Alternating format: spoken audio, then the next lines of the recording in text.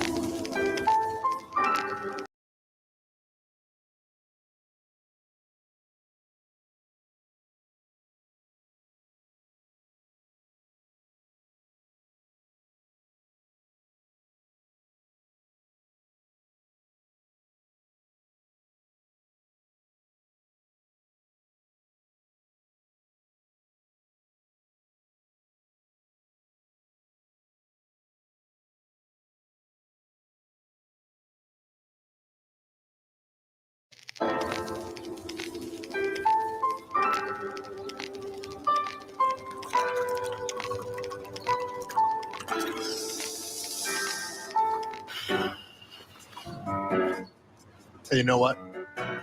Let me hit that. Really? I can handle it. I am certain that you cannot. Oh, come on. I smoked a ton of weed in the 90s. Right, the 90s.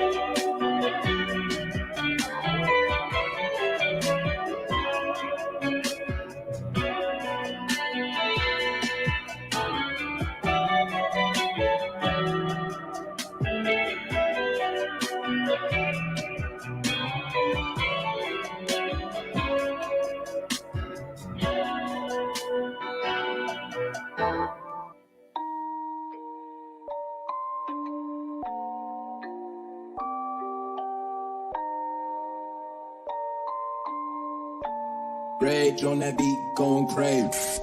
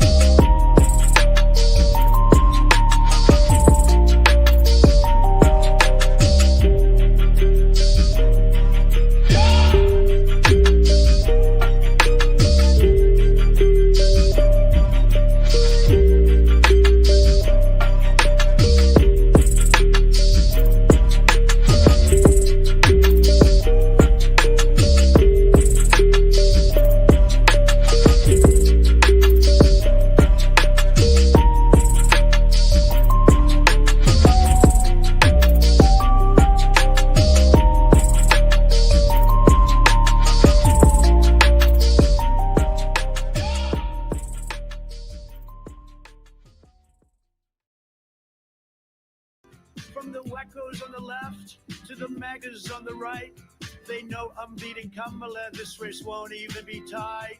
Her policies are nutso. She's out her goddamn mind. She just repeats the same thing, regurgitating her lines. She thinks that immigration without paperwork is good. Clearly not too much power underneath Kamala's hood. Borders are, it's what you are. Borders are. Cackling Kamala, you're dumb. Mass inflation imminent if she weasels herself in. If that don't sound like fun to you, then you better help me win. I promise I'll secure you, you'll be in better hands. It'd be a flippin' free-for-all with what Kamala plans. Borders are, it's what you are. Borders are. Laugh it up, Kamala. This lady, she's cackling crazy.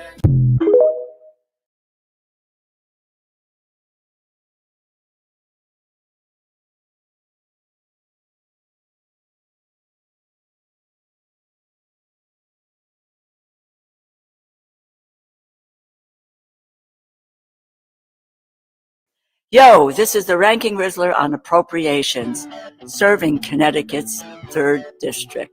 It's time to enter your dark academia Congress era. All right, besties, House Appropriation is the money moves in Congress. We are not chasing the bag, we are the bag. Democrats are making life smoother through government funding. It's giving, it's giving. So Sigma, main character energy. But Republicans' Project 2025 is mad sus. Eliminating the Department of Education? Negative aura points. Basically, the biggest phantom tax on the environment, on your education, and your rights. Big L posting it online, buddy. Democrats understood the assignment, but go off. See how I keep you informed? Very cutesy, very demure. Yo, this is the Ranking Rizzler on Appropriations, serving Connecticut's. The Director of Immigration and Customs Enforcement confirms that more than 13,000 illegal immigrants convicted of murder have been caught at the border and then released into the United States. The letter here tells the tale. Hello, I'm John Roberts in Washington. You believe this, Sandra? Which means they are here. And this is just an unbelievable development. I'm Sandra Smith in New York. Good to be with you, John. This is America Reports. Let's get right to Bill Malugin. He's got this news for us. He's live out of Douglas, Arizona right now, where Vice President Kamala Harris is set to visit later this afternoon. Bill, the details of this news, what do you have? Yeah, and Sandra, bear with me. We just got these numbers moments ago, but it's a jaw dropper to say the least. So to set the stage here, let me just explain what these numbers mean. ICE has something called a non-detained docket. Essentially what that is it means migrants who were encountered by DHS but are no longer in federal custody. So who's on this non-detained docket? It's illegal immigrants who were caught and released at the border, released with the court date years away. They're in immigration proceedings, combined with illegal immigrants who have already been ordered, deported from the country by a judge, but are still here roaming the country. So keep that in mind, this non-detained docket. According to a letter that the acting director of ICE just sent to Texas Congressman Tony Gonzalez, on ICE's non-detained docket, they're currently tracking 425,000 non-citizens who have been convicted of a crime. Of that number, over 13,000 non-citizens have convictions for homicide and are on the non-detained docket, meaning they're roaming the country right now. On top of that, there are another 15,811 non-citizens convicted of sexual assault who are roaming the country right now on ICE's non-detained docket. It doesn't stop there. Those are convictions. The ICE director also says there are currently just under 1,900 non-citizens on the non-detained docket who have pending homicide charges who are roaming the country, and another 4,250 non-citizens who have pending sexual assault charges who are roaming the country on the non-detained docket. So people's eyes might be glazing over right now with all the numbers we just threw at you. Just to put it in a nutshell right here, what we've learned from the acting ICE director via this letter to Congressman Tony Gonzalez is right now, there are over 13,000 illegal aliens convicted of homicide who are roaming the United States right now. There are another 15,811 illegal aliens roaming the country right now who have been convicted of sexual assault. And there are even more who are facing charges for homicide and charges for sexual assault. So this just goes to show, guys, the non-detained docket has exploded under the Biden administration to over, I believe it's 7.3 million. They're anticipating it could hit 8 million by the end of the year. But looking at the numbers on this letter right here, there are currently over 600,000 non-citizens on ICE's non-detained docket who are either convicted, 600,000 non-citizens on this non-detained docket who are roaming the country right now. Of that, 425,000 have already been convicted of crimes. 222,000 are pending crimes. And again, the most serious crimes we just told you about.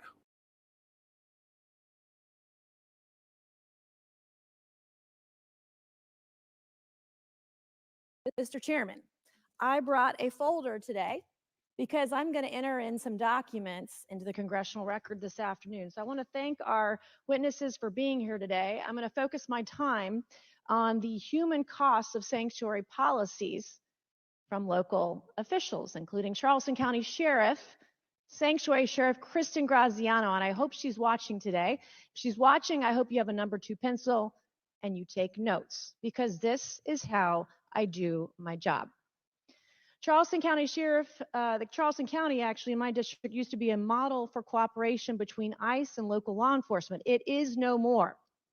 Charleston County had a 287G cooperation agreement in place with ICE, acted as an over 72-hour detention facility for aliens apprehended by ICE, and worked together to enforce our nation's laws and keep our community safe.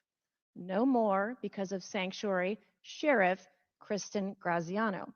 Unfortunately, in early 2021, the new sheriff of Charleston County, Sanctuary Sheriff Kristen Graziano, began a systematic effort to dismantle immigration enforcement in Charleston County. Sheriff Graziano, on her first day in office, terminated Charleston County's 287G cooperation agreement with ICE. She announced this in front of a taco shop. I don't know why. So, Mr. Chairman, I would like to ask unanimous consent to enter this picture of Sheriff Graziano terminating her 287G agreement in front of El Pincho Taco into the record. Without objection. Thank you. I also would like to request unanimous consent to enter this photo. It's Sanctuary Sheriff Kristen Graziano's Twitter header. Here she is with wide open borders are Kamala Harris. Here she is with Joe Biden, who often loved to walk away from the podium and not take questions from press, just like Sanctuary Sheriff Kristen Graziano did today at her own press conference. I'm not sure who did it better, her or Joe Biden. Mr. Chairman, I would like to enter this. Without objection. Thank you. I would like to she refuses to notify, Sheriff Graziano refuses to notify ICE when a criminal illegal alien is in custody and refuses to provide adequate hold time for ICE to assume custody. I'm going to request unanimous consent, Mr. Chairman, to enter her statement yesterday where she says, our policy clearly states on our public website, we only hold residents for ICE if they have a I-247, a detainer immigration center signed by an immigration judge. That's per her office policy. I would like to enter her statement into the record, Mr. Chairman. Without objection.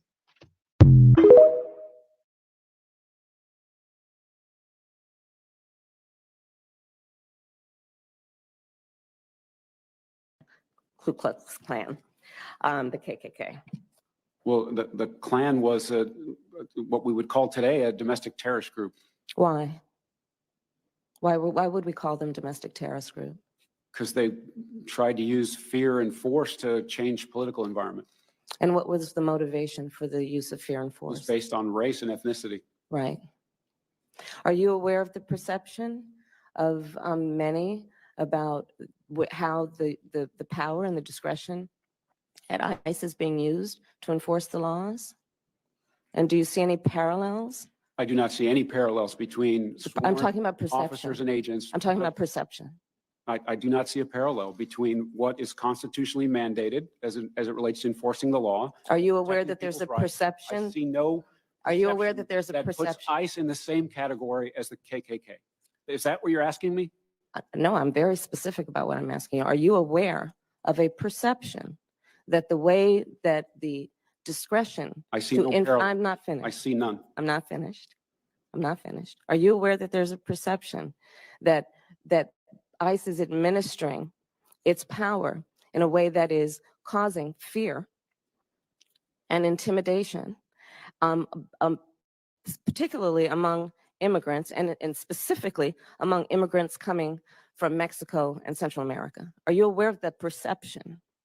I do not see a parallel between the power and the authority that ICE has to do its job and the agents and officers who do it professionally and excellently with lots of compassion. Sir, how can you be the head of an agency and be unaware? And it is harmful in terms of leading those who are innocent people arriving at our border, fleeing harm. It is harmful to them. Ku Klux Klan. Ku Klux.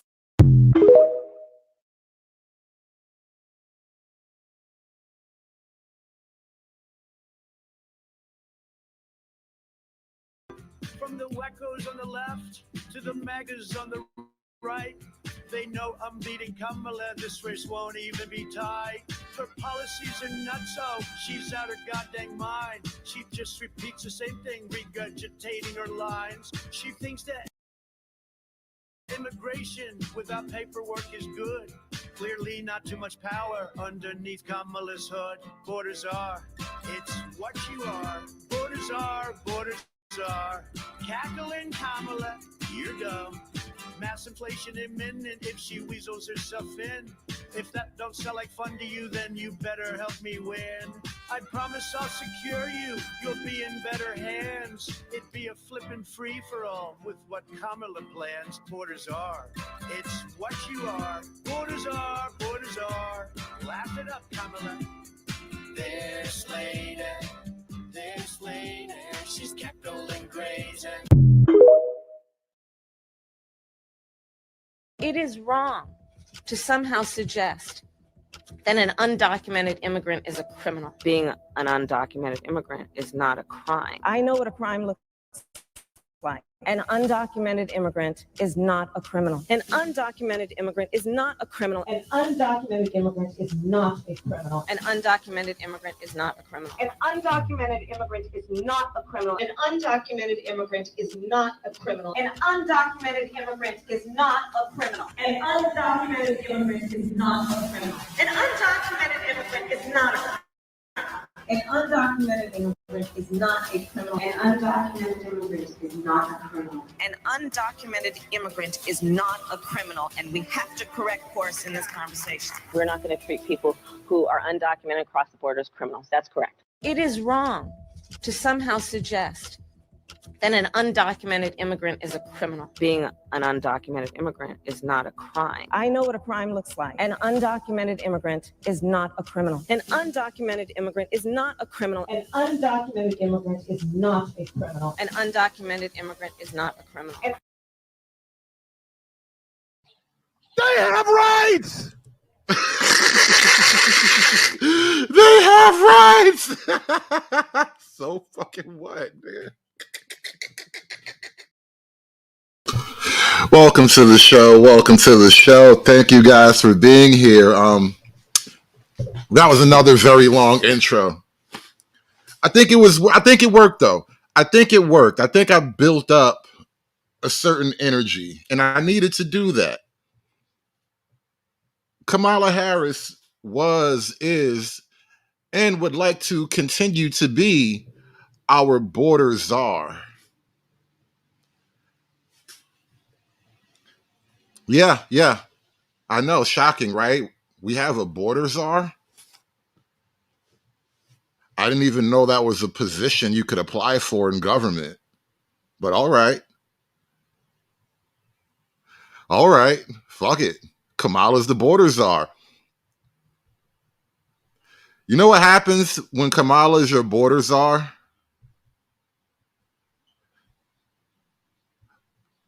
Many, many strange things. Let's just put it mildly, all right? Strange things begin to happen once Kamala becomes the border czar. The Minneapolis Police Department swore in new officers. And that includes its first ever female Somali officer. Ben Henry was there and shares what she and other recruits hope to accomplish. Lots of hope there tonight, Ben. There is. The department now has its first ever Somali woman officer and permanent resident, which is a non-citizen who's lived in the community since she was a child. Lindsay, you said it, one word that was used a lot tonight. Three major takeaways from this. Somali resident, female, non-citizen. A female, non-citizen Somalian resident can now arrest and potentially shoot and kill an American citizen. Because why not? Fuck it. Can a nigga live? Can a nigga live? Please. Hope. Mayor Jacob Fry says he sees and feels the department building back up, not just in numbers, but in culture.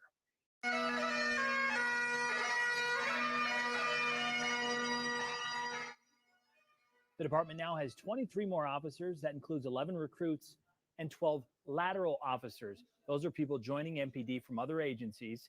Some have more than a decade of experience. Just as they're about to take their oaths today before all of you and before God, I know that. See, Chief Brian O'Hara, he sounds like real police. You know what I mean? Chief O'Hara, Brian, Officer O'Hara, Captain O'Hara, Lieutenant O'Hara. Sounds like real police, right? He even looks like real police. Look at that guy. Square jaw, broad shoulders, wide arms. He looks like he can arrest 3 niggas single-handedly. No gun. Just nigga, don't make me chauvin you. That I have a sacred obligation to do that all I can for them. And I pledge to you tonight that I will do everything within my power to take care of them. Joining the department, the first ever Somali woman officer, Ikram Muhammad. And why she look like she kind of fat? God damn it. God damn it. You got a Muslim BBW. Jesus Christ.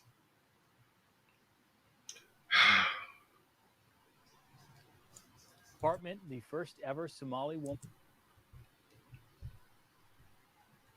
All right, both these women look somewhat chubs. But both of the POC women look just a bit chubs, all right? Just a little bit chubs. I mean, hell, even the white woman next to her, and I'm not a supporter of any female police, but the white woman next to her is a little less chubs. That white lady looks like she's built of anger and muscle mass. It's about 170 pounds of feminism and a tinge of racism. Woman officer Ikram Muhammad and permanent resident officer Leslie Barra.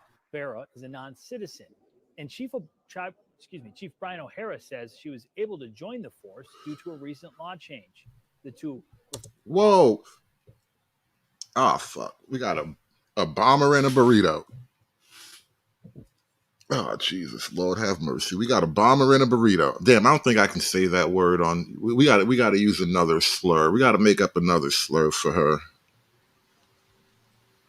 We got a burqa and a burrito. God damn it, we got a burqa and a burrito. Do you feel the safety rising? Everybody, I just, maybe it's just me. Maybe I'm out of touch. I don't feel it, but I got to ask the chat. We have a burqa and a burrito policing Minneapolis. Do you feel the safety rising? And they're both chubs. We have a chubby burqa and a chubby burrito policing Minneapolis. Do you feel the safety rising?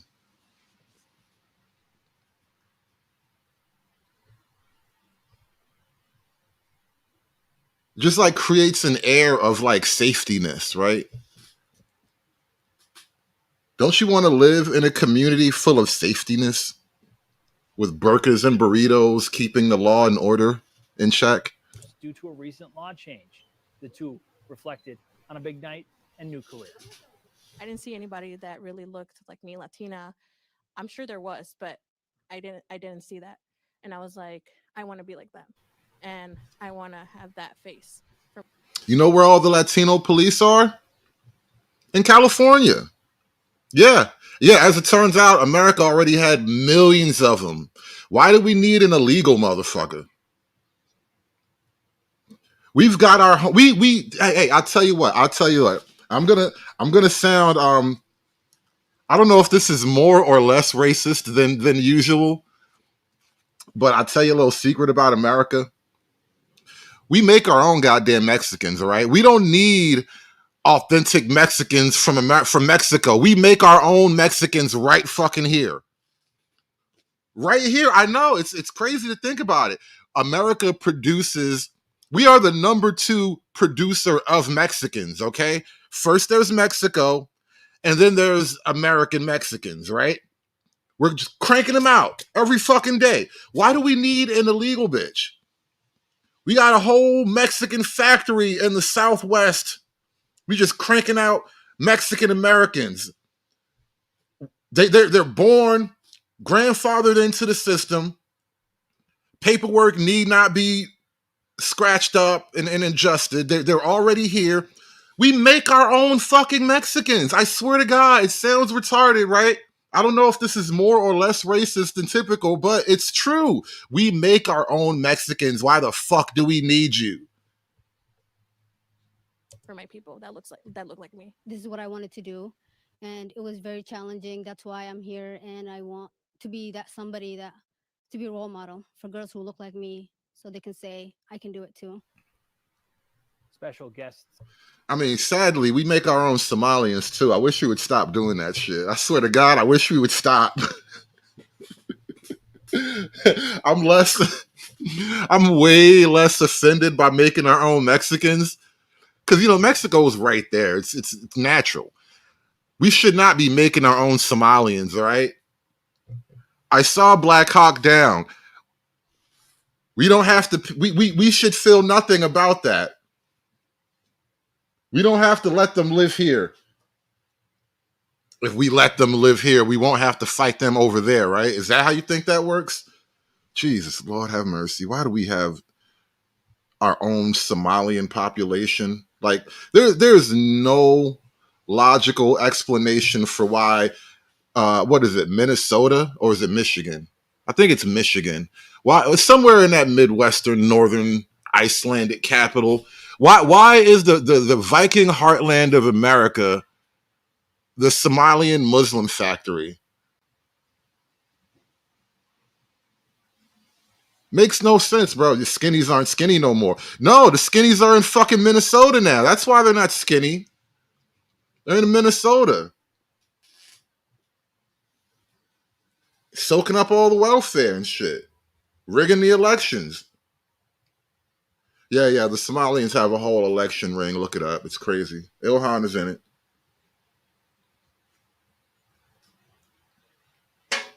Nobody does door-to-door electioneering, I guess is the term for it. Nobody does door-to-door electioneering like the Somali Muslim community. Quiet as kept. I'm not the guy breaking the news. I've watched the stories on it. They got little clicks that, you know, we make sure the votes get counted for they supposed to count for. Like they make sure their elections go exactly how they want them to. It's crazy. It's crazy out there. Now they're police too. That shit's wild. But I didn't see that. And I was like, I want to be like them. And I want to have that face for my people that look like me. This is what I wanted to do, and it was very challenging. That's why I'm here, and I want to be that somebody that to be a role model for girls who look like me, so they can say I can do it too. Yeah, F Holiday, you caught that one. I didn't even think of that. Pants, authority, and makeup. Haram. We need to drop her off in Iran, teach her a lesson. The Iranians would never. pants, authority, and makeup, man. Well, I swear to God, she got to pull over a really based Muslim for a routine traffic stop, and he gonna honor kill her. He's gonna honor kill her at a routine traffic stop. He's gonna be like, "Oh, Muhammadullah, this Muslim fat makeup wearing, pants wearing, obese woman is trying to tell him what to do." He's gonna honor kill her right on the side of a highway somewhere in Minnesota, and it's gonna be tragic. And then they're gonna be like, "White male violence is a scourge across America."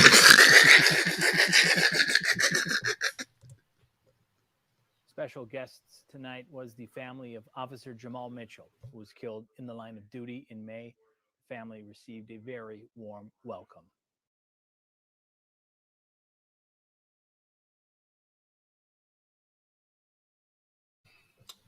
So much going on with this immigration thing. So apparently Kamala went down to the border recently, like yesterday or something. And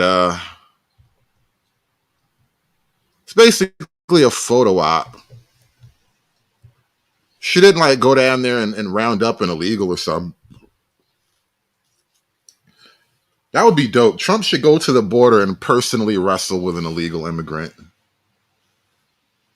And then obviously it can't be a fair fight because the Secret Service got to go beat him up now. And so Trump will lead the charge as like 6 angry pantsuit wearing female Secret Service agents now have to beat up this illegal immigrant because he got into a fight with Trump. Trump should go down there. He should start some shit at the border. That would be so gangster if Trump just went to the border and just picked a fight with a random migrant. What you say to me, Jose? And as president, I will work with Congress to create, at long last, a pathway to citizenship for hardworking immigrants who have been here for years. For years. You mean people that have been lying and stealing from us for years? You just want to make them valid now? You making them police and you making them valid? Bruh. And as president, I will work with Congress to create, at long last, a pathway to citizenship for hardworking immigrants who have been here for years. For years. And deserve to have a system that works. And as president, I will work with Congress to create, at long last, a pathway to citizenship. They already have a pathway to citizenship. It's called the Democrat Party. The Democrats are their pathway to citizenship. You don't really need to write a bunch of new laws. It's not like you'll ever get rid of them once they get here. New laws need not be written. It's not like everybody on the left goes out of their way to defend the very idea of immigration like there's nothing bad about it ever. I'm going to try not to comment on his ethnicity, but he looks very hobbitish. He looks like a hobbit who likes gold coins, though. It's very rare for a hobbit. Immigrants are good for the economy and our society. Don't let anyone tell you otherwise. For centuries, immigration has been America's secret sauce for economic growth and prosperity. But for just as long, immigrants have been an easy scapegoat. One of the oldest, ugliest lies is to falsely smear immigrants as criminals.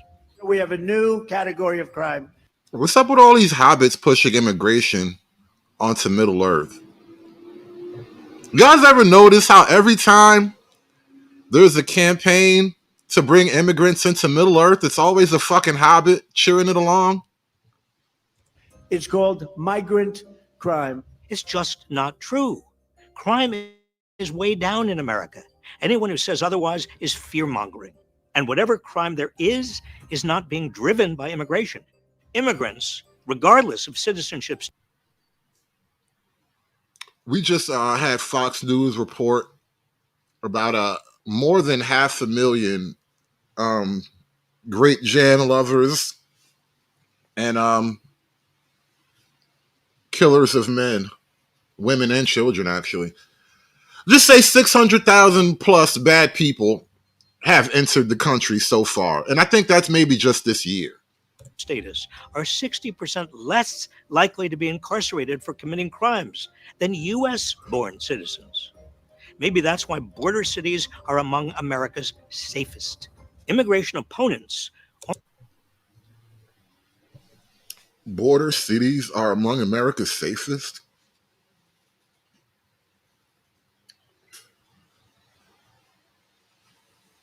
Next, he's going to tell us that the projects are a great place to park your car. Also claim immigrants are a drag on the economy and a drain on government resources. They want the free stuff and they're coming here to get it, and it's not right. Rubbish. Quite the opposite. The major reason immigrants are coming to America is to build a better life for themselves and their. I thought all these people at the border were seeking asylum. They were not coming here to build a better life. I thought they were coming here because life was terrible.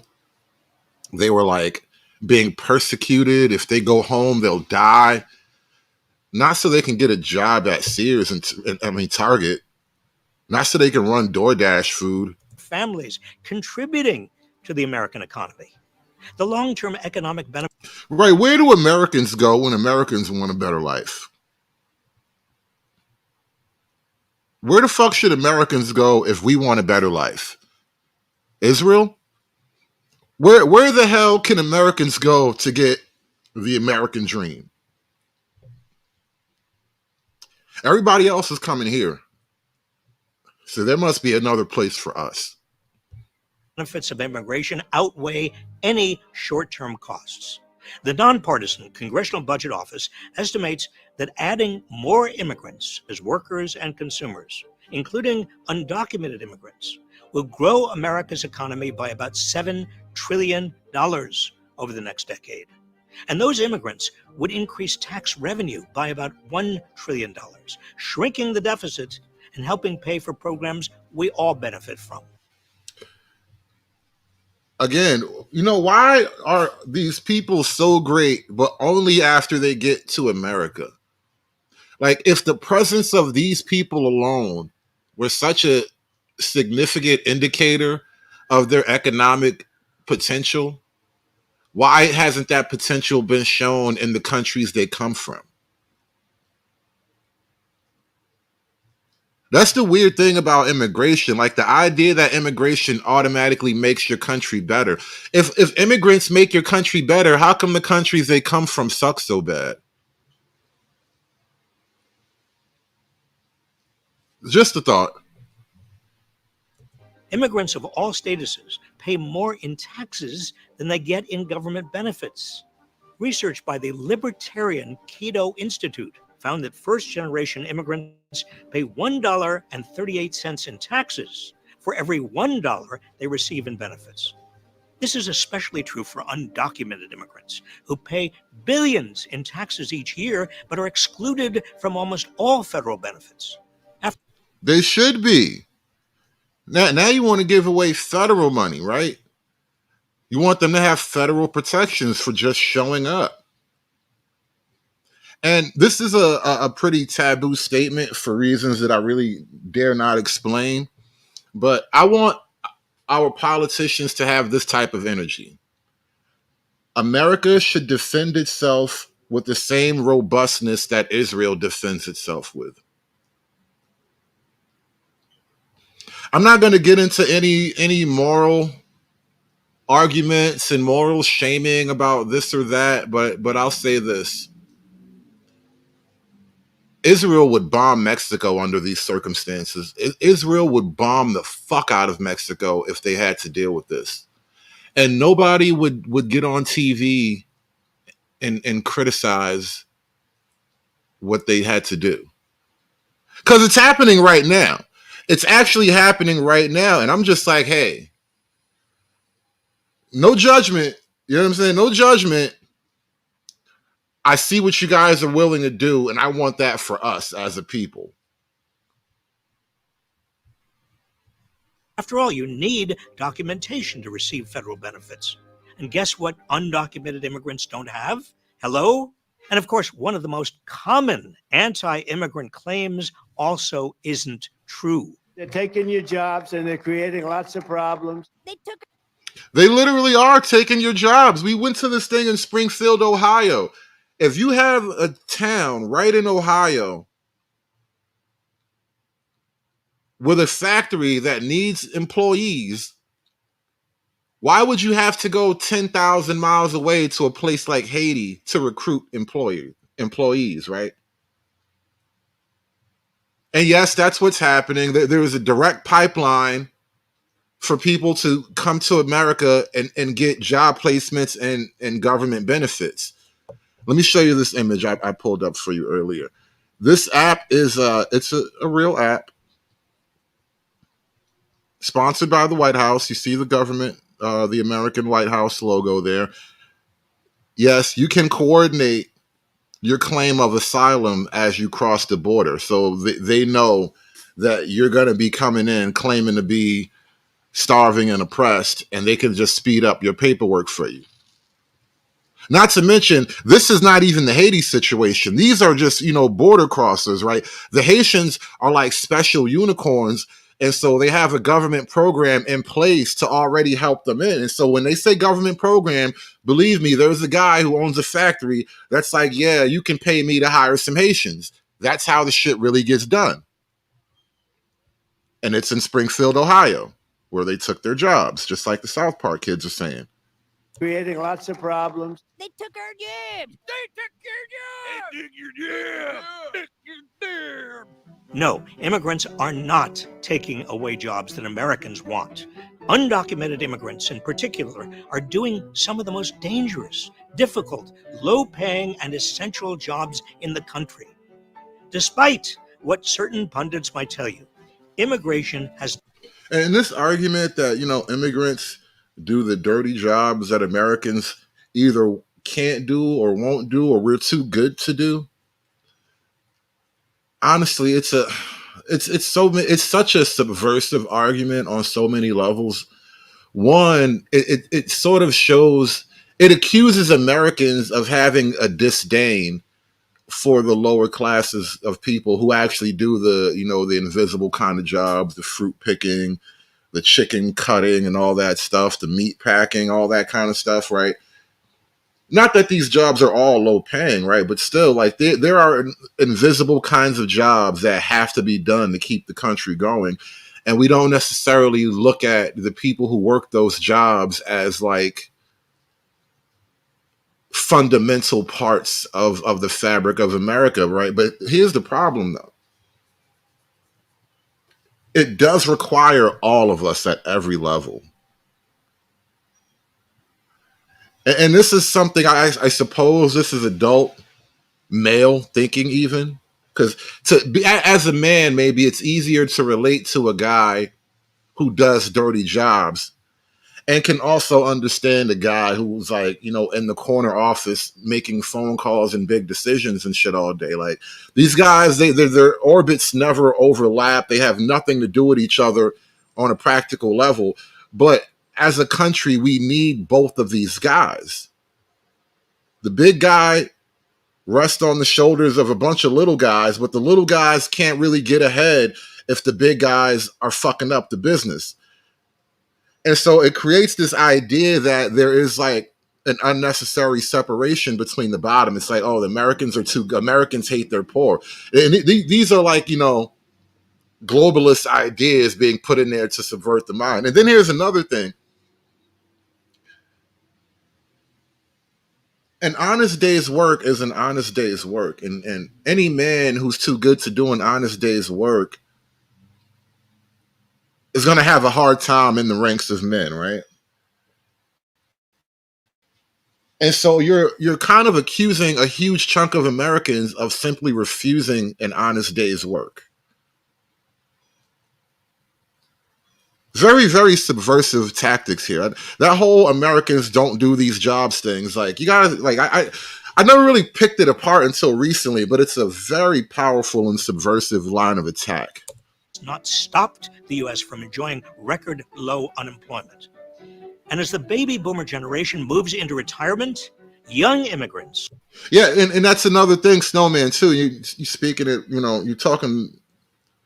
you're right on the target, Snowman. Tell me anyone who really likes poor people. Let's be honest with ourselves, right? This is a thing that came up. I was on True's channel, and then Gabe A was getting into some kind of argument with somebody else. And they probably had some personal shit between them on top of that, but I noticed a huge class-based disdain from Gabe A toward the other guy. Just in the arguments Gabe was making and the lines of attack he was going down. And I realized how much of black politics is like the wealthy class black people trying to solve their little boutique issues while at the same time manipulating the lower class blacks into getting caught up in boutique issues that are never intended to better the position of the lower class blacks, right? They make life easier for the upper class boutique niggas, but you will always be a nigga suffering. Will help support Social Security by providing a thriving base of younger workers who are paying into the system. The fact that so many immigrants want to come here gives America an advantage over other countries with aging populations, like Germany and Japan. What's more, immigrants are particularly ambitious and hardworking. They're 80% more likely to start a new business than U.S.-born citizens.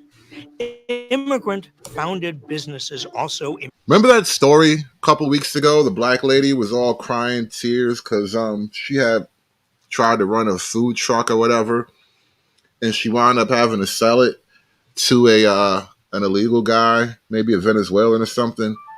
And the dude flat out said, you just tell me how much it costs and the bank's going to put the money up. Bro, of course they start businesses at a higher clip if you're just going to give them money. Impressively comprise 103 companies in last year's Fortune 500. And immigrants continue to add immeasurably to the richness of American culture. We should be celebrating them, not denigrating them.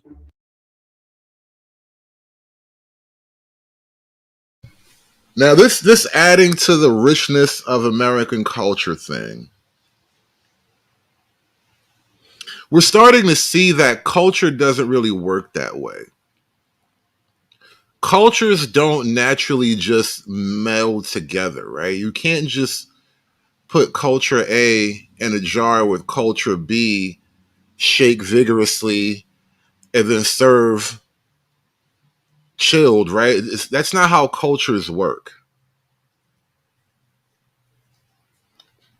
Cultures naturally oppose one another because if you come from a particular culture and you have the general level of love and respect for your culture that most people typically have, you will resist efforts to change and to alter your culture, especially for the benefit of outsiders who are more than likely opposed to your culture, right? And so what you find happening in America is instead of adding to American culture, the various immigrant groups collectively, once they reach a critical mass in any given area, what they do is displace American culture. And that's the nature of culture. This is why culture war is a concept, because one culture always seeks to dominate and then ultimately displace another culture. And then at that point, it becomes like a test of wills. Whatever culture can ultimately overpower the other. We should be opening legal pathways to citizenship, not closing them. It's time to speak the facts and the truth. We need immigrants to keep our economy and our country vibrant and growing. They're not poisoning the blood of our nation. They're renewing and restoring it.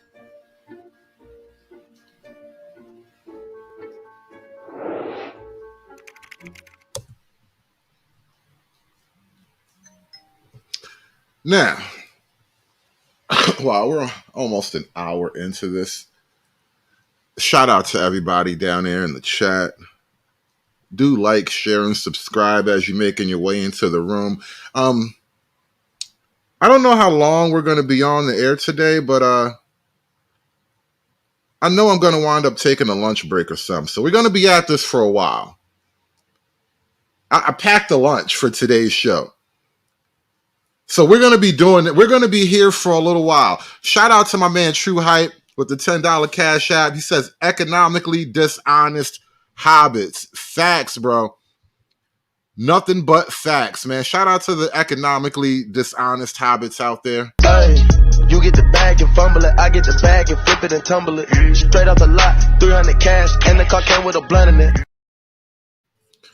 Like I said before, ladies and gentlemen, welcome to the show. Like, share, and subscribe, and also be exactly like True Hype and smash that cash app button for me. Hulk! Smash!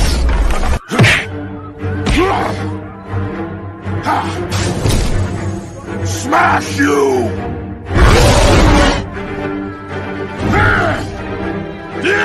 You make Hulk angry. You not like Hulk angry. Hulk no like fighting girls. Now, I want to kind of black things up just a little bit. We're going to get to the blacker side of the discussion now with this immigration issue. And when we do get to the panel, I already know this is what I want to talk about. I'm just throwing this out here now. Prepare your arguments, please, especially if you have any opposing, any contradictory arguments. If you want to call me a bad person, a coon, all that stuff, we'll entertain such arguments, but please get them together. Start preparing your arguments now. Does mass deportation help or hurt the Black community? Should Black America fear or support the idea of mass deportation? Because immigration is a Black issue, apparently. And so now that it's a Black issue, I got to decide which side of the issue I want to put my Black ass on. The American Immigration Lawyers Association is pleased to present this ALA University video roundtable entitled Immigration is a Black Issue, a conversation about Black immigrants in the United States. I'm here today as a proud Afro-Latina of Panamanian descent. My parents and grandparents were born and raised in Panama. My great-grandparents hailed from Jamaica and Barbados. I was born and raised in Brooklyn, New York. And based on what I saw around me, I thought that everyone was like me from somewhere else. I love the name of this event, that immigration is a Black. True story. One of the darkest skinned people I've ever met and known personally, interacted with on a regular basis. Security guard I knew in a place I used to work. Fucking Panamanian. Charcoal black. Panamanian. I did not know. Black issue. It's actually on DocuBlack's tagline. It's usually what we put on our t-shirts and merch and other things. And I think it's such a simple concept, but it's one that I think many of the folks on this call and other Black immigrant rights organizations have really fought to solidify as something that we don't just say, but that's something that is substantive in its meaning, right? This idea that immigration is a Black issue. This year, Black History Month's theme is Black resilience. Black history is celebrated in Canada and in the United Kingdom this month as well. So it's more than just a United States celebration of who and where we are. So Canada, United States, and United Kingdom have Black History Month.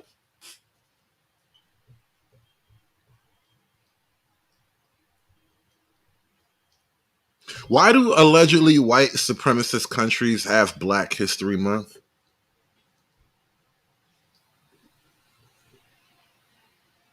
Having a hard time trying to understand why that would be. Wait, what? Great. Now, what's our motto? We was Kang. We was Kang. we don't just say, but that's something that is substantive in its meaning, right? This idea that immigration is a Black issue. This year, Black History Month's theme is Black resilience. Black history is celebrated in Canada and in the United Kingdom this month as well. So it's more than just a United States celebration of who and where we are. Why does the United Kingdom need Black History Month when they only started importing niggas in like the 50s? Like, seriously, you know, America and in Canada to a lesser extent, we've been importing niggas since like the 1500s, right?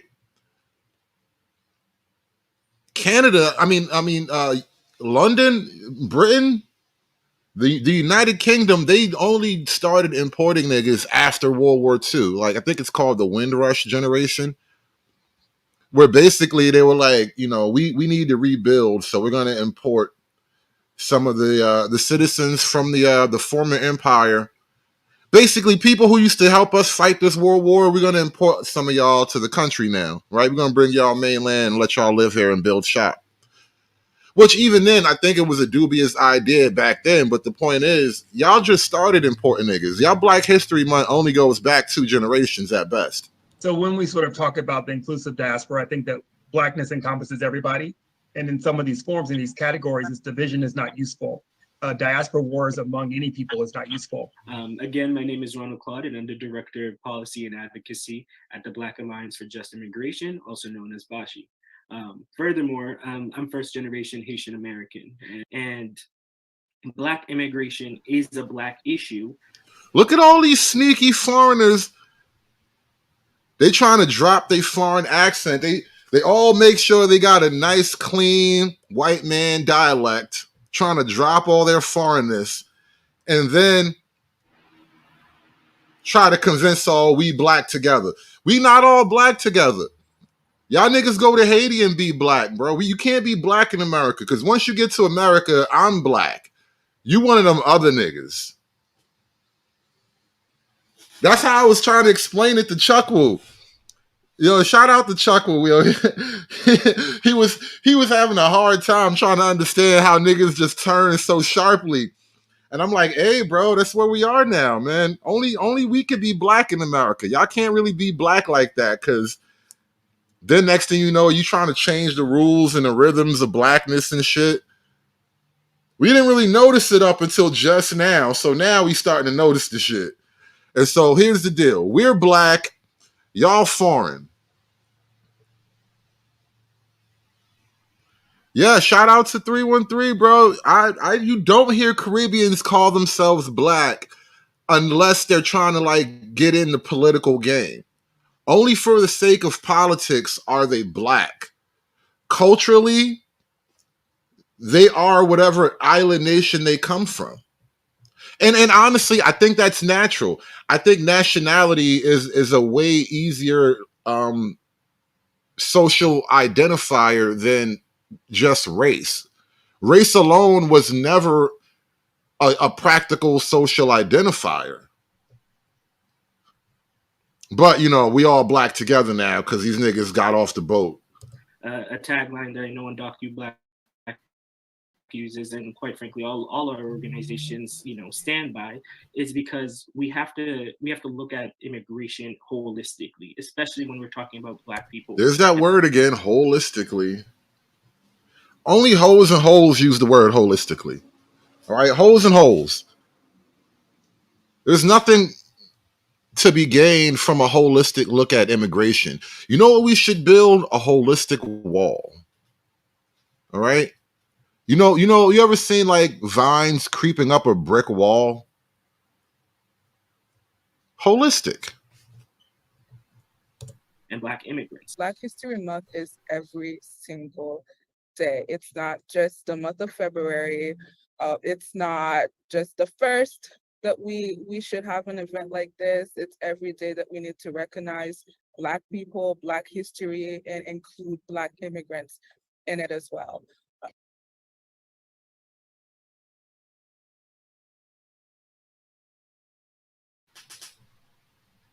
So immigration is a Black issue.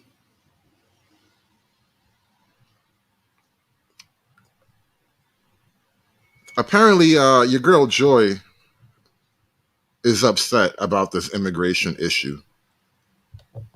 I imagine she's going to call Trump and like-minded people racist several times in this clip.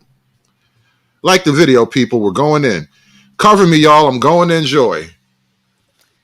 So, hey, fam.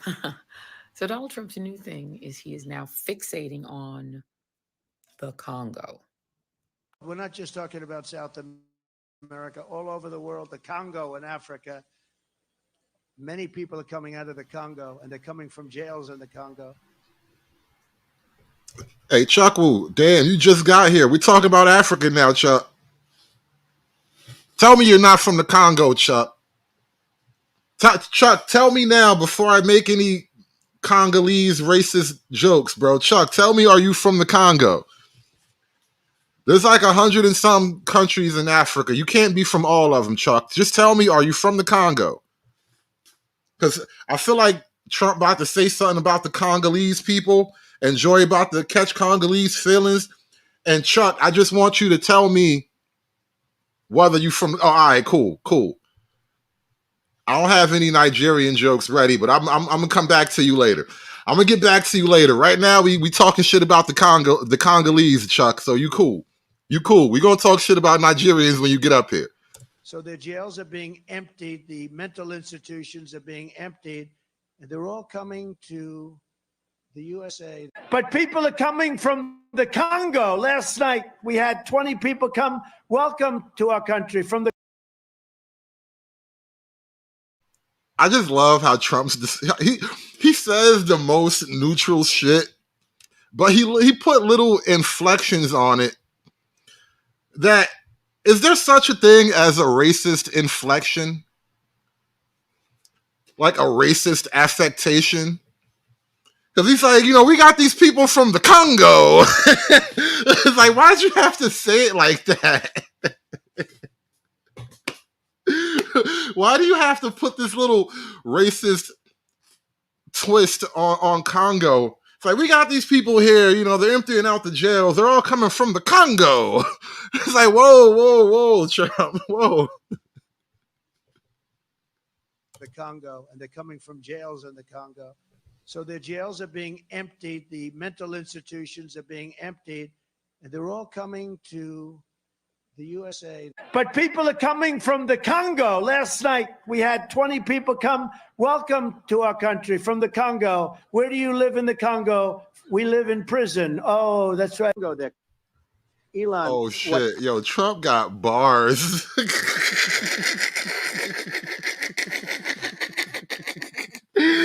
Oh, Trump got bars. This nigga. We got 20 people from the Congo. They come here. They just got here last night. I asked them, where do you live in the Congo? They said, oh, we live in prison. Oh, fuck me, bro. Why he got bars, though? We had 20 people come. Welcome to our country from the Congo. Where do you live in the Congo? We live in prison. Oh, that's right. Go there. Elon, what happened is unbelievable. You have from Africa, from the Congo, they're coming, from the Congo. And 22 people came in from the Congo recently, and they're murderers. And they drop them. They drop them. They take them out of jails, which is very expensive. You're just dropping Congolese murderers into Vermont, New Hampshire and shit. That feels like a spiteful thing. Like you just take a handful of random Congolese murderers and you just drop them in a random majority white town. And then you give them money. Expensive, to maintain the jails. So they don't do too much maintaining, I can tell you. But they take them out of jails, prisons. They take them out and they bring them to the United States. They deposit them in the United States and say, don't ever come back or you're going to be executed. And they're coming from the Congo. They're coming from Africa. They're coming from the Middle East. They're coming from all over the world. Asia. A lot of it coming from Asia. And what's happening to our country is we're just destroying the fabric of life in our country. And we're not going to take it any longer. And you got to get rid of these people. So why do you suppose he's doing that? That's an interesting thought thought experiment, AT aliens. How bad do you have to be to get evicted from the Congo? I mean, think about what we're talking about here, right? I guess this is the part where I start making racist jokes about the Congo. But you realize when people talk about like Africa, you know, the darkness of the jungle and all that stuff, the Congo is basically the heart of African darkness. Like when we talk about advanced darkness, this is the center. This is the epicenter. This is the nucleus of advanced darkness here. And I said it from the start. This is advanced darkness. This is heart of darkness. This is the jungle drum. This is the fertility goddess of chaos. They're literally going to eat your balls. They're going to cut your fucking nuts off and eat them. Whoa, what? They're gonna what? And, you know, so the question is, how bad does one have to be for everybody in that place to be like, no, you are tearing apart the fabric of our little jungle community here? You know, we might kill and eat a few people every now and then because shit's bad, but you like it. It's like, how bad do you have to be for the Congo, for the heart of darkness to evict you? Like, what kind of black soul do you have for the heart of darkness to say, you know what? We just can't have you here. We just don't do that around here.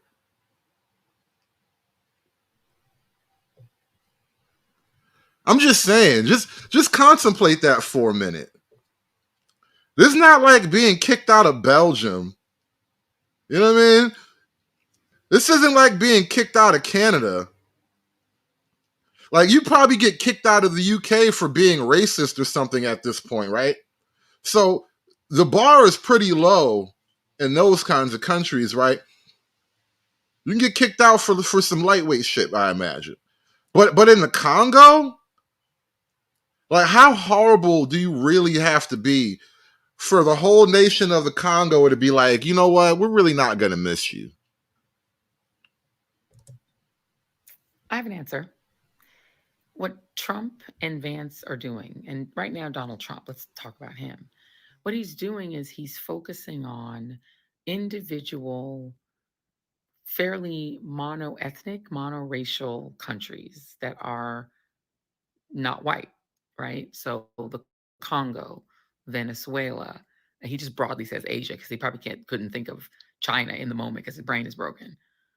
But he's fixating on these individual countries the same way he did with Mexico when he was running in 2016, and demonizing those people as a way of simply saying that Black and brown and non-white people in general are monsters, are savages, are brutes, are violent, are terrifying, are criminals who came out of a mental institution.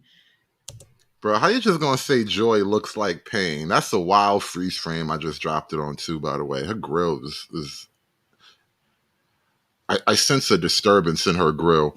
How you just gonna say she looks like pain?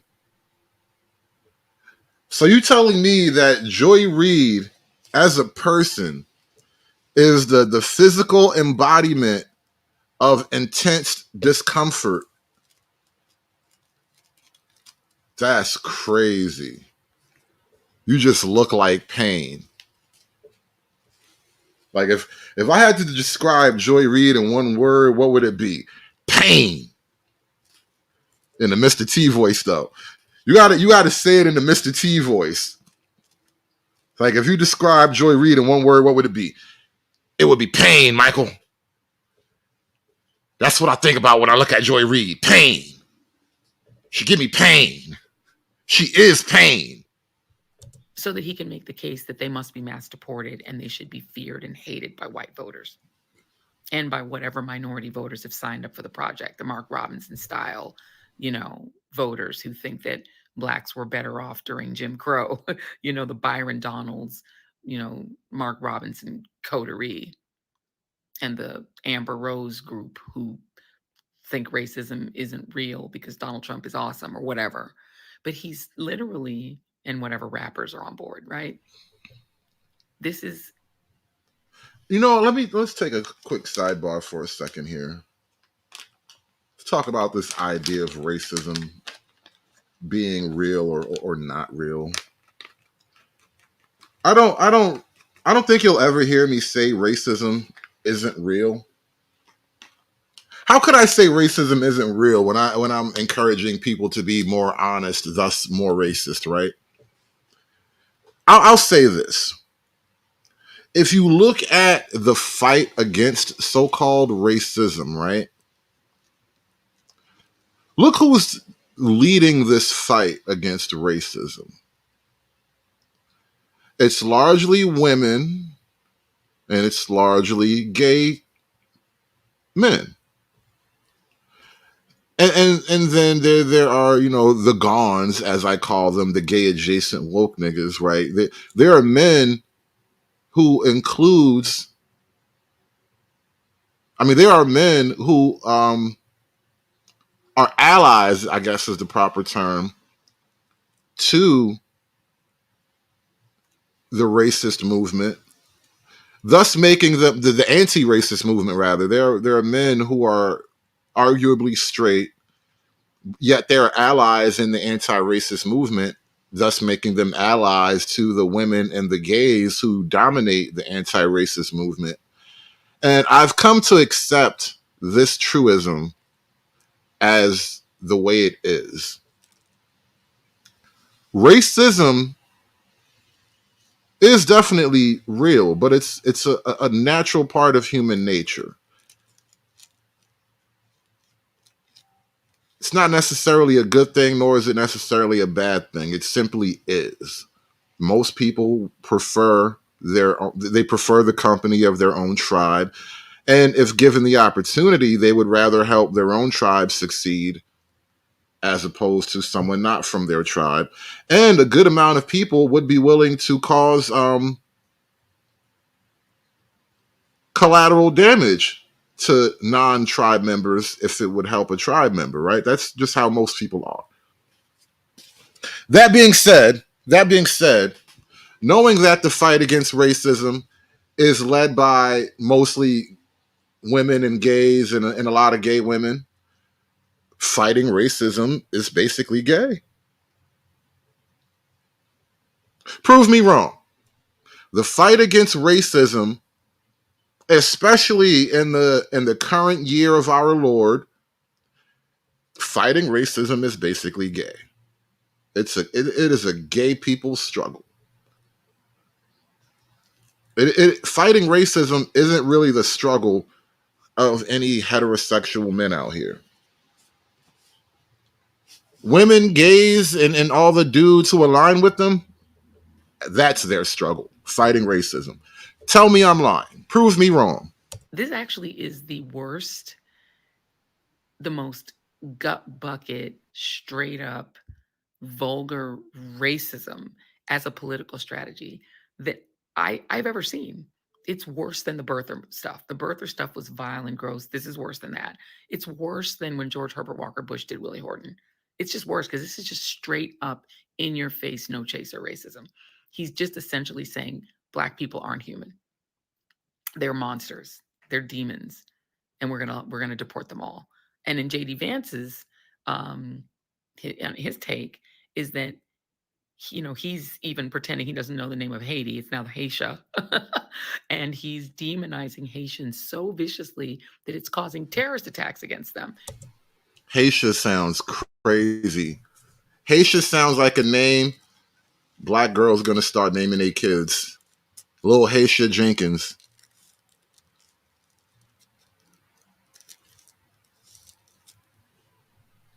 The first one gonna be cute too. That's how they gonna fuck it up. The first girl named Haitian, she gonna be cute and it's gonna set a trend. It's causing bomb threats against them. But he's like, fine, no problem. We're gonna just demonize this whole collective group of people, put them at risk and jeopardy so that he can have a case for deportation, even though these people are here with green cards. But he's like pretending he doesn't even know that.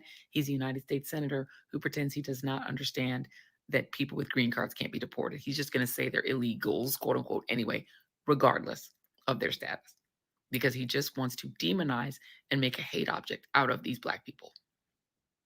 And Donald Trump is now joining in and upping the ante and adding the Congo. That's all they're doing. This is not creative racism. You know, at least birtherism was creative racism. This isn't even creative. This is just gut bucket, gross, straight up racism. You don't know shit about racism. Don't come over here critiquing my racism, you fucking foreigner. You don't know shit about this racism. America hasn't even begun to be racisms yet. You don't know shit. You just hustling right now. I'll let you know when the racism starts, all right?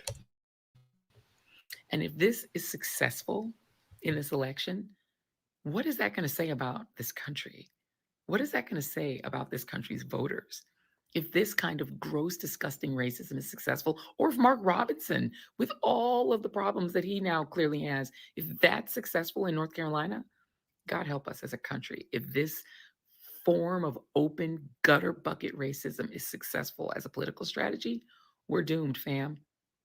So if you are a person of color, because you're being targeted, or if you are a white person with morals and who doesn't want to be associated with this hot garbage, and you're offended by the assumption that you're so silly and racist that you'll jump on board with this, all of y'all normies need to get your voter registration together and get to voting.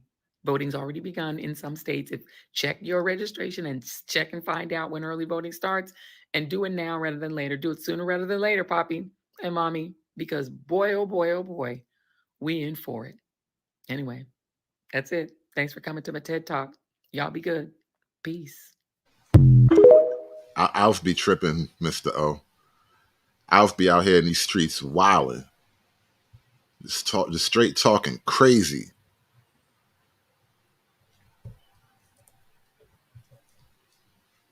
Going to fix that. I don't know if you all have seen the video. There's this amazing video of her from a couple of years ago out chanting, down with mass deportation. Doug was right behind her chanting along. I mean, her views on this are so obvious. Going to rallies and chanting, running on it in 2019, 2020. I mean, we know. Deportation, up with education, down with deportation, up with education, down with deportation, up with education, down with deportation, up with education, down with deportation, up with education, down with deportation. Alongside of the typical racial issues, I think immigration is probably the biggest issue for Black voters right now. And maybe there's a split, and I see the split shaping up along these lines. Because men have a heightened threat response system that's just worked into our psyche. We perceive dangers a lot quicker and a lot sharper than the women do. So we see the racism thing. For men, the racism thing is our issue. I mean, not racism, I'm sorry. Immigration. For men, the immigration thing is our issue. It triggers all kinds of danger, threat responses in us psychologically. For women, their major issue isn't immigration. In fact, immigration triggers the opposite of our threat response in women. Women, look, Democrats are immigrating. Democrats are bringing in voters, and women are bringing in lovers, right? So the immigration issue for women, it hits a completely different part of their brain. And so I suspect that in Black America, there's a lot more men who are on the side of, deportations and walls, and, they side with Trump because of immigration. Whereas there are a lot more women who side with Kamala and the Democrats because of so-called healthcare, reproductive rights. Up with education, down with deportation. Up with education, down with deportation. deportation. Up with education. Down with deportation. Up with education. Down with deportation. Up with education. Down with deportation.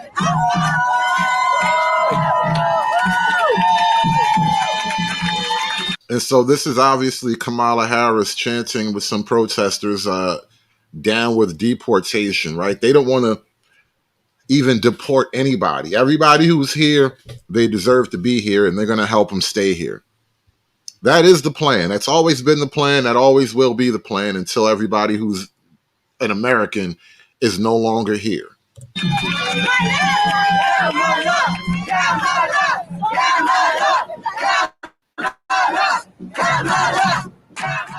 We know where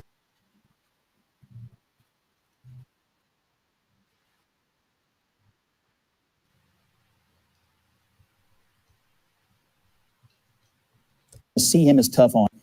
The American people are going to see him as tough on it, tougher than she will ever want to be on it. They don't trust Democrats on this issue because of the last 3.5 years, the day one executive orders, and then waiting until the shadow of an election to try to pay some lip service to it. It's not going to work.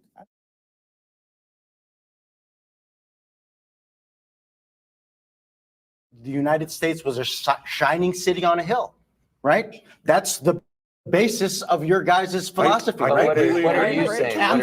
I'm saying that this has been and has been forever a country of immigrants. Why can't they stop at the other countries they stopped at to get here? That is my only point. Why can't they just go back to where they came from? Is that what you're saying? Let's go to Zion. Okay, I'm going to start out with saying that immigration is not my biggest issue. It's not. I think people have a right to come to this country. I think our country was founded off of immigrants, slaves even. But if we want to actually talk about it, right, we can all agree that something at the end of the day does need to be done about immigration, whether it means it becomes more humane, whether it means we have a better vetting process, whether it means any of those things. But what you guys are failing to acknowledge is that the bipartisan bill was presented and they voted no, strictly, genuinely, because they didn't want to give Biden the W on that. That would be fine and all, like cool, whatever, but this isn't a game. This isn't like, you don't get to play with people's lives and where they live and what they're escaping from. You don't know what they're coming from. That ain't none of your business. Honestly, they don't owe you that. If they pass the paperwork and the test or whatever it is, they don't owe you an explanation on why they came here. So I think Girls, bro.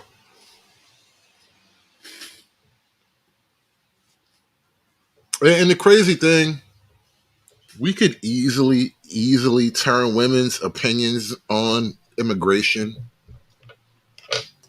It's just that the media is complicit.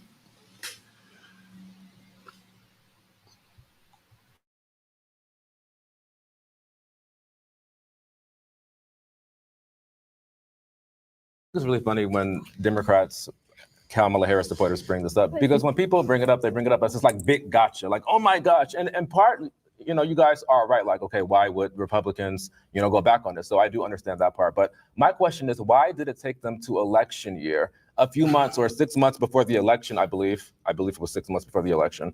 Now they want to put forth this bill. Definitely if the Biden administration and now Kamala Harris wants to be president, I think it's completely legitimate to say, you were in office since 2021, Biden and Kamala. That's when they came in office. You waited until 2024 to put together this Republican bill. And might I just add, since Democrats are moving on the right on immigration, does it mean that us Trump supporters were right all along? If you want to talk about when we were in office, then why is it when Trump was in office in his first year, his first 2 years in office, when he had a Republican Congress and a Republican Senate, and he had been raging about the immigration bill, and Mexico was going to pay for the wall, remember? Why didn't he do it? The only legislation that he passed was a huge tax cut for billionaires, and he made sure that people with mental illnesses could still get And when he was presented with those are literally the only two legislations. All right. I got to cut you off. Let's hear from Sheila. So imagine the level of gaslighting that you've let in 16 million people already. They're here. And then you say, and we want a border solution now. They are already here. It has already happened. And now you're claiming to say you want to solve it. They're already here.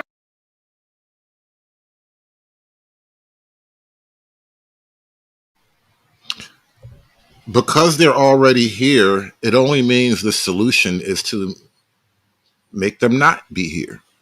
They have to go back. And frankly, back is a relative term. I just say they have to leave.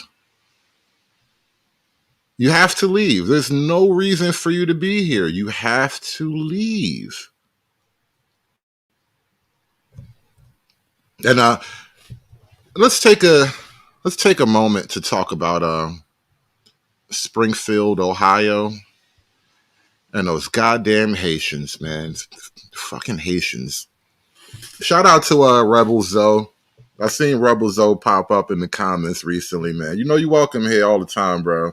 I don't erase your comments. Whatever you typed in the comment section on a video, YouTube would delete it for whatever YouTube reasons are. But you know, you always welcome to come up here and defend your people, man. Rep your set. We on the opposite sides of this disagreement here, but you know, you allowed to rep your set. Shout out to Rebel Zoe, our resident Gulag Haitian. But we gotta talk about Springfield, Ohio, and these fucking Haitians and shit, man. Don't think we forgot. Hi, Springfield, Ohio resident here. I just need to say my piece. I personally have witnessed two Haitians walk into the park on my Her audio is so low. from Springfield. You know what the splash pad is. They had one had a dead duck, one had a dead duck, one had a machete. Walking through the park like it was no big thing. Hey, middle-aged white woman, next time don't record in your convertible with the top down. You have to put the top up if you're going to record in your convertible for audio, for acoustic reasons, okay? Because now all the sound waves that we would need to be captured by your microphone, that little teeny tiny microphone on your cell phone, all the sound waves are going everywhere but into the microphone. So next time, keep the top up when you record in your convertible. Nice car, by the way. People are gonna say, "Why didn't you call the cops?" Call the cops and tell them about the situation they've known about for months and months and months. Call the city and tell them about the situation they've known for months and months and months. What's the point? They already know what's going on. I have a friend who lost her. There's many people who've lost their homes, but my best friend, she lost her home. Her landlord didn't even give her a chance because they knew she couldn't afford $1,800 a month. She was paying like $600 a month for her little house. Lived there for years. All of a sudden, the Haitians offered $1,800. Bam, she's out. She went and bought a little mobile home just so she could own her own little place. I have a friend who's a pest control man here in Springfield. I'm not gonna say his name or who he works for. I'm gonna bring him in, put him in like that, put him out like that. But he said he personally walked into an apartment. They had a dead dog, skinned, hanging beside the refrigerator. He said he let the landlord know. He went to management, let them know, and they laughed at him and told him, "Huh, you don't see me straight thrown around." All right, for those of you who don't have some headphones on, she just said, according to a friend of hers who works in pest control, they went into an apartment to whatever pest control call they had. They went into an apartment and there were dead dogs hanging up in the apartment, and the skins were being stretched out to dry, also hanging up in the apartment. Because dead dogs make leather. Oh my goodness. Me personally, I've seen the wrecks. I've seen this every other day. Someone's complaining to me about they got their car hit or someone knocked their meat. You know what I mean? Someone's always getting hit by these Haitians. And my question to Mike DeWine is, if they can't read the road signs, how are they passing their test to the DMV? Because they're not passing their test at the DMV. I've seen it personally. I've heard it and seen it at the DMV. The lines are outrageous at the DMV, but they're giving them the answers. I've heard them say A, that's an E, that's an O. Nobody's ever gave me the answers. Must be nice. You know what I mean? And of course, the Springfield mayor doesn't want Trump to come here because he knows that all this is going on. He wants it out of the spotlight and done. I'm glad Trump brought it to the spotlight. This town has some really nice people, some great places, great people, some of the nicest people you'll ever meet. But it's being torn apart slowly but surely. You know what I mean? So many people are losing their homes, losing the car they drive. You know what I mean? Like losing their pets. I haven't seen the dogs and cats personally myself, but I have seen the ducks. So I know the ducks that I've been swerving around my whole life, making sure we don't hit them and waiting for them across the road. These guys are eating them for Sunday dinner. And nobody's going to convince me otherwise because I've seen it with my eyes. Nobody's going to tell. Anyways, that's my piece. Springfield, Ohio.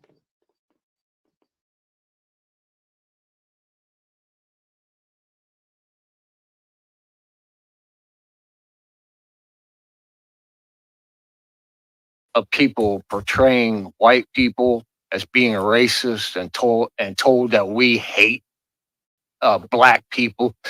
One thing right now, they're trying to misconstrue things here, and the Haitian people are trying to act like they're African Americans that have been here and born and raised here. They're trying to portray themselves as a black American. They're not black Americans, you know. And I want to know why are these people being coddled and pampered and given us a beautiful life, a life better than I live, off my tax dollars? You know, what's going on with that? And there's a couple of things, a couple of rumors I want to know about Haitians buying guns in pawn shops around here, having people, citizens, go into shops and buy a bunch of guns and distribute them out. I don't know if that's true or not, but if that's true, that needs to be stopped. You know, I don't know, why do they need guns? What are they scared of? Man, they getting the red carpet treatment, man. This is wrong. You know, we are second class citizens. The citizens that were born here, we become second class to a bunch of people that don't even belong here. A bunch of chaos has come to our city because of the immigrant situation. If we took on a problem from a third world country that is not our problem, why are we taking care of this and supporting this? You know, why don't these people go home and fight for their own countries they seem so proud of? You know, instead of coming over here crying and getting a bunch of free shit. You know, that's wrong. Off all the people that pay taxes, and then they want to turn around and start hating on us and calling us racist. There's something really wrong with that picture. And what else? Please. Oh, and there was a whole bunch of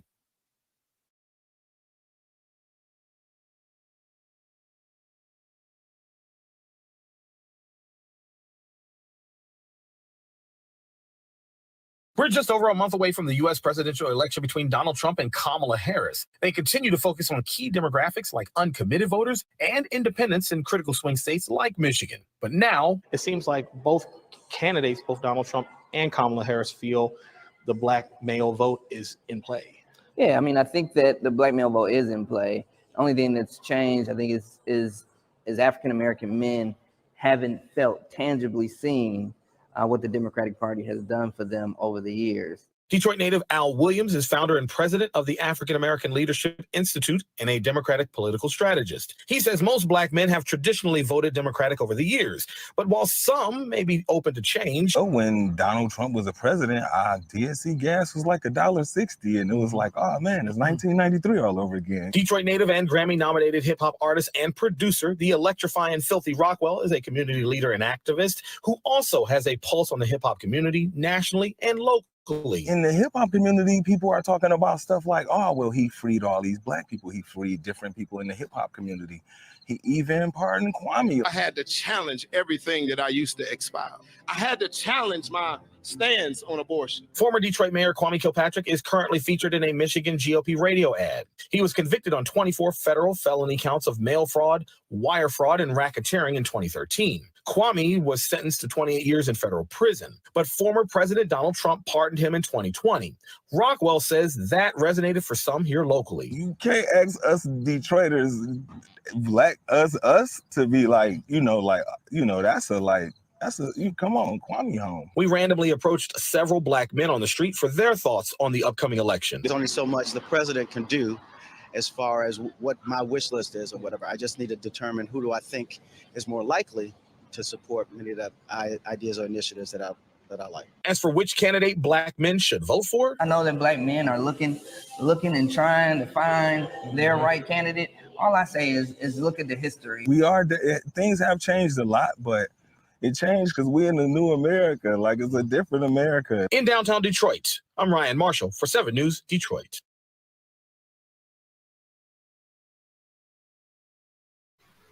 And like I was saying, black men and black women, we have completely different energies right now in this election cycle, almost opposing energies in this election cycle. Clay Higgins is a racist and has been his entire career, all the way back to when he admitted he voted for David Duke, who at the time was a known Grand Wizard of the KKK, and he admitted that he voted for him. He's a homeboy and all, which is what he said. Google it, it's in an article. And he also, in 2007, assaulted an unarmed Black man and lied about it. The man is a racist, and he put it on paper, and he's unapologetic for it. So let's call a spade here with that, and not let him get away with it, and not let the Republican speaker and Republican members of Congress brush it off as if he just, made a comment that's no big deal. This is a big deal because people are threatened by the entire community. Fighting racism with the white woman's blonde hair, and who's a better blonde? I want the chat. I don't even know if I want to rate the face per se. I'm just looking at the blonde hair. Does the white woman have better blonde hair than the Black woman? Who's a better blonde right now? I'm suddenly struck by this question. I see 2 blondes on TV in front of me, and now I'm suddenly compelled to judge the blondness and rank them against one another. Who is the better blonde? God, how do I determine this? You want me on that wall. You need me on that wall. Somebody help me out here. Which blonde is the better blonde?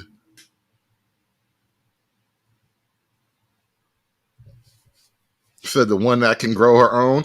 That is an interesting. So she does get 11 aura points for her self-generating blondness, because Black women can't self-generate blonde hair. That's sir. She's got blonde aura. I don't know if the Black woman has blonde aura. She does have blonde hair.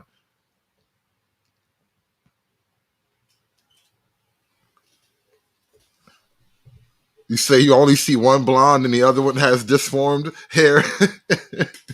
Are you saying her hair color is like a disformity? Her follicles have been disfigured, Mel? Is that what you're telling me? She got crippled, disfigured blonde follicles. Like, her hair not supposed to naturally look like that? Like Black people's hair only looks that way when we're sick or something's wrong with us? Like, why are you calling it a deformity? She got a blonde hair deformity? That's crazy. Smarty Pants says blonde hair makes you whiter. That's racist. Some people would argue that blonde hair makes you blacker.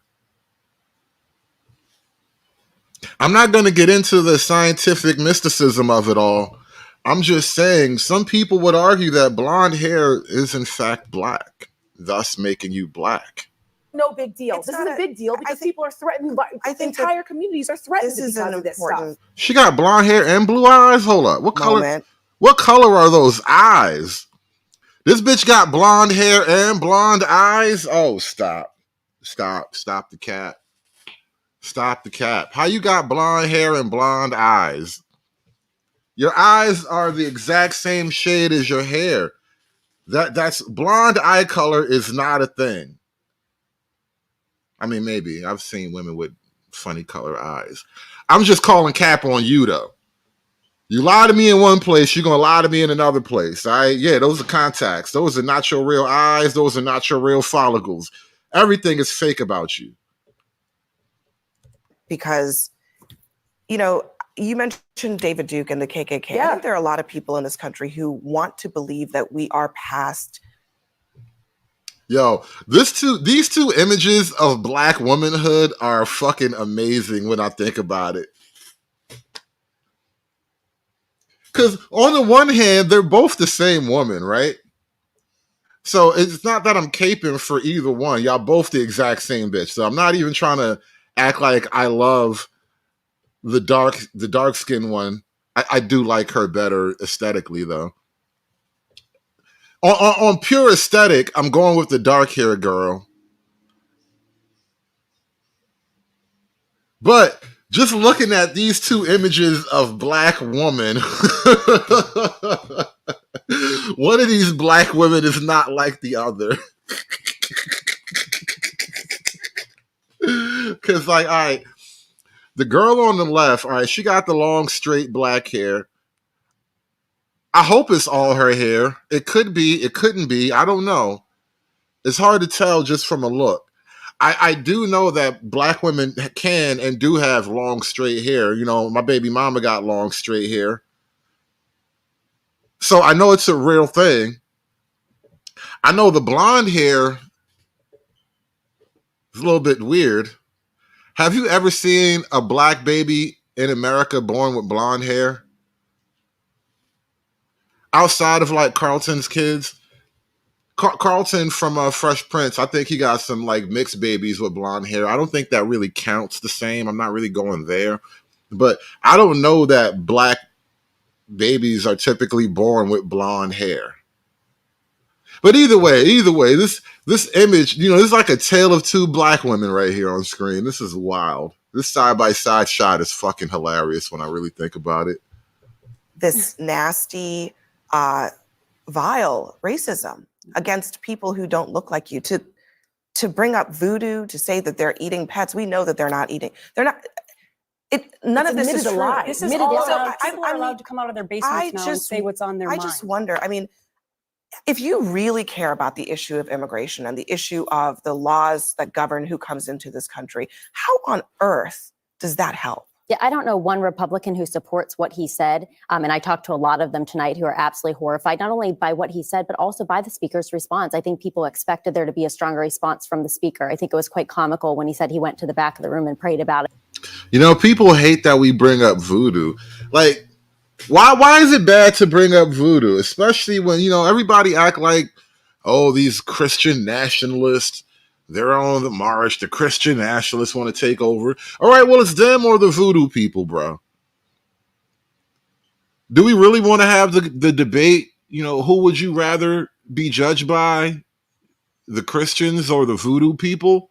Who would you rather have as a neighbor, all right?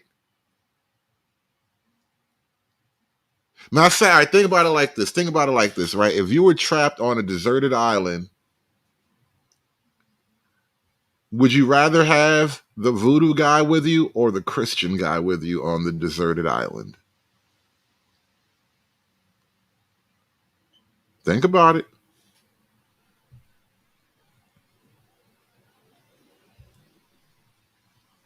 And came forward. Obviously, we see that the comicalness of it was true because now he gives that statement to CNN, which was quite ignorant. And again, ignorance at best, racism at worst. But no matter what you view this comment to be, I view it to be quite racist. It's wrong, and we can't sit back and say it's okay because it's simply Are they not. on record? Did those people come out publicly and say that? Because otherwise, it's useless. Well, they're not elected officials. I'm sure if you called them, they'd love to come on and talk about it. But I wasn't talking specifically. I swear, she looks like there's a white woman just beneath the surface, like just fighting to come out. You ever see like when Hulk is trapped inside a Banner, but he's fighting to break out? He wants to take over Banner, and Banner just won't let him. That's what she looks like. She has a white woman inside of her just fighting to break out. There is a white woman inside of her like, give us free. Give us free. There is a white woman just below the surface of her soul trying to break free. I swear to God. Make it stop. Make the hurt stop, please. Like, specifically Let them about come elected out. officials, but I guarantee you there's a lot of elected officials that we Really? could call that But would there weren't a support lot of that elected either. officials that came out against Barack Well, they- Robinson Brian- either, or against Trump. So why would they do it now? Well, they should come out against this tonight because it was wrong. Just this though? Brian, If we've talked. You've been here at this table. We talked so much about where this has all come from. You can't ignore the fact that what started this was a lie that has not been retracted by J.D. Vance, a lie that was repeated again, actually, by Donald Trump this week, and that he was telling his supporters at a rally, "Get him out."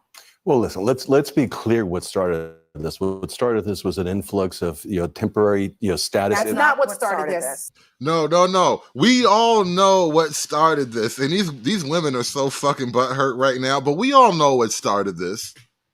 They're eating the dogs. They're eating the cats. Eat the cat. Eat the cat. They're eating the dogs. They're eating the cats. Eat the cat. Eat the cat. They're eating the cats. They're eating the dogs. Eat the cat.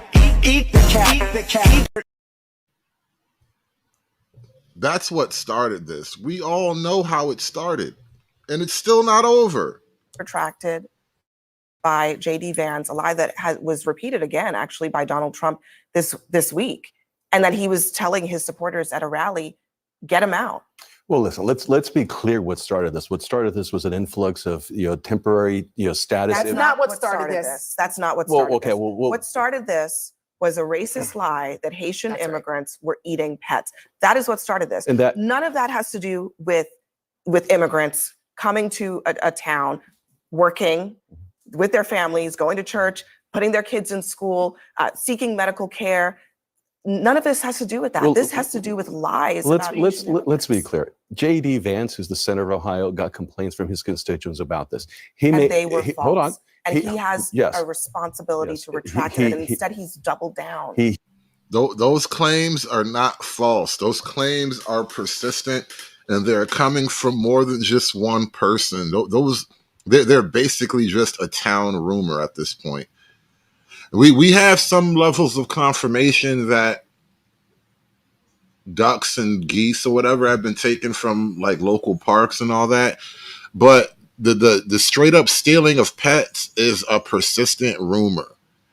And these are miles apart in terms of like egregiousness, like taking a duck or a goose or whatever out the pond. It's a little shocking, but it's not that crazy. Kill it and eat it. It's food still. Technically, they are food. Stealing somebody's pet and eating it, that is something like cannibalism in the minds of Americans, because we tend to treat our pets as members of the family. And so these are egregious claims that are miles apart, right? So the ducks and the geese or whatever, all right, fine. Shit's crazy, but all right, fine. The pet thing,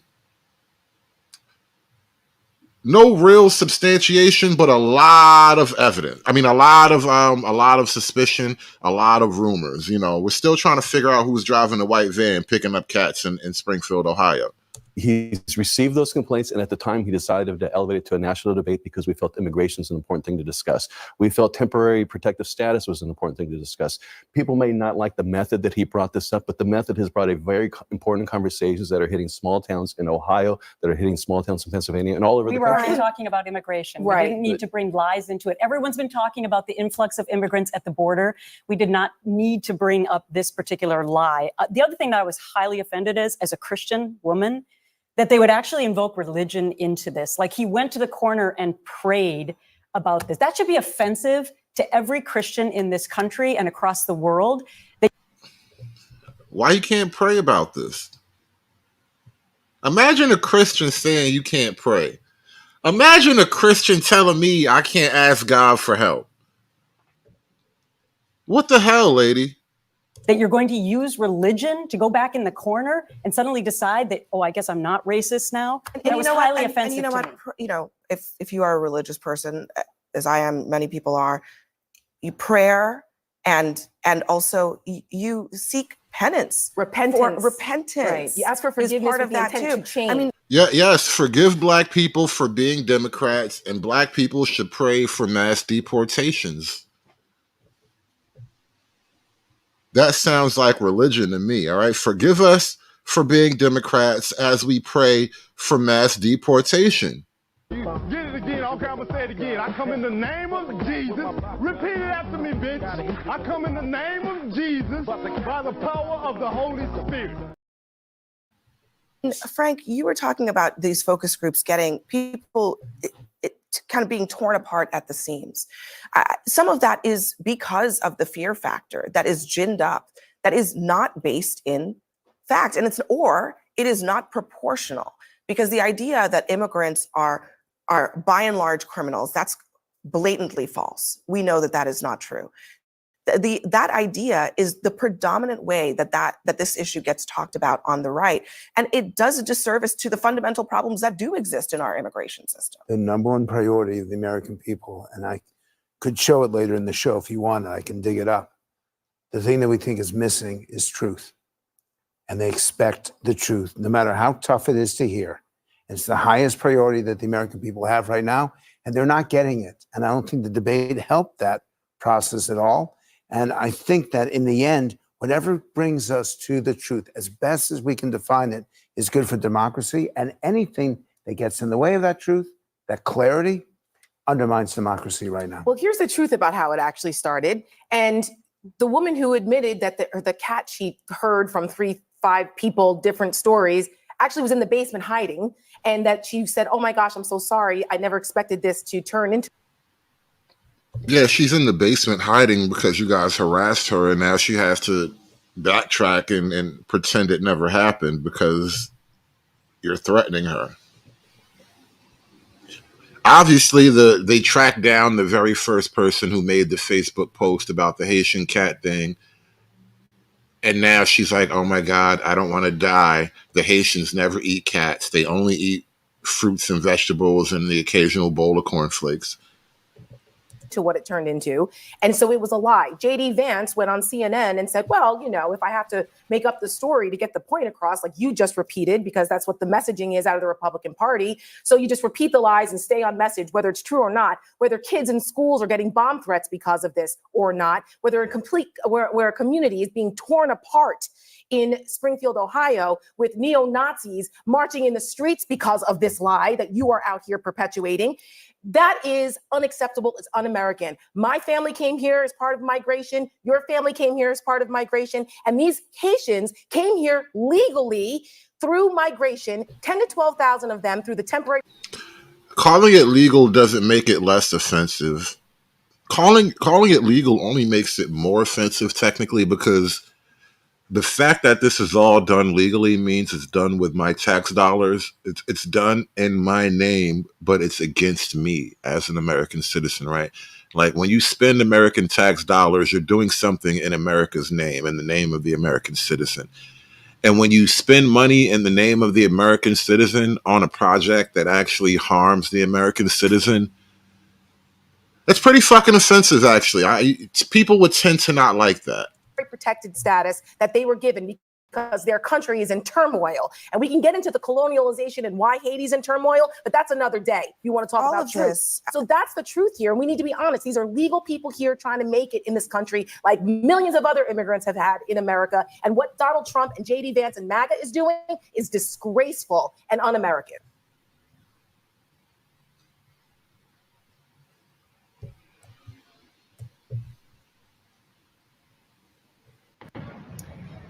So I just left the CNN set, and tonight I got lectured by a man about my passion concerning some issues and the lies of MAGA, particularly about what's happening in Springfield, Ohio, and what's happening to the Haitian community there. And I'm going to say this: I will not be lectured by someone who doesn't have a lived experience like people of color do in this country, or as women. I will not be lectured about speaking truth to power. I don't like how this, I don't like this idea that being brown or being non-white or being a woman gives you some automatic moral authority. This is a very dangerous game to play. I don't like this whole posture at all. Power. Because passion is powerful. Passion has started movements. Passion has changed the world. So never apologize for your passion, ladies, ever. Just like the ladies of Seneca Falls, just like the ladies, the suffragists, they were told the same thing. And they said no. And their passion is what helped women get the right to vote. Passion is what helped get civil rights in this country. Passion has moved mountains. So never apologize for speaking truth to power. I sure won't.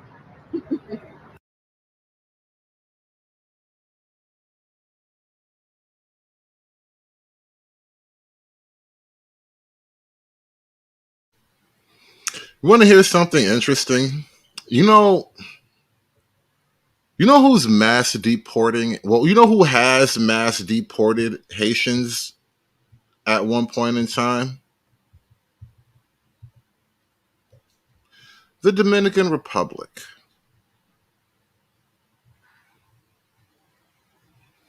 Now, this is an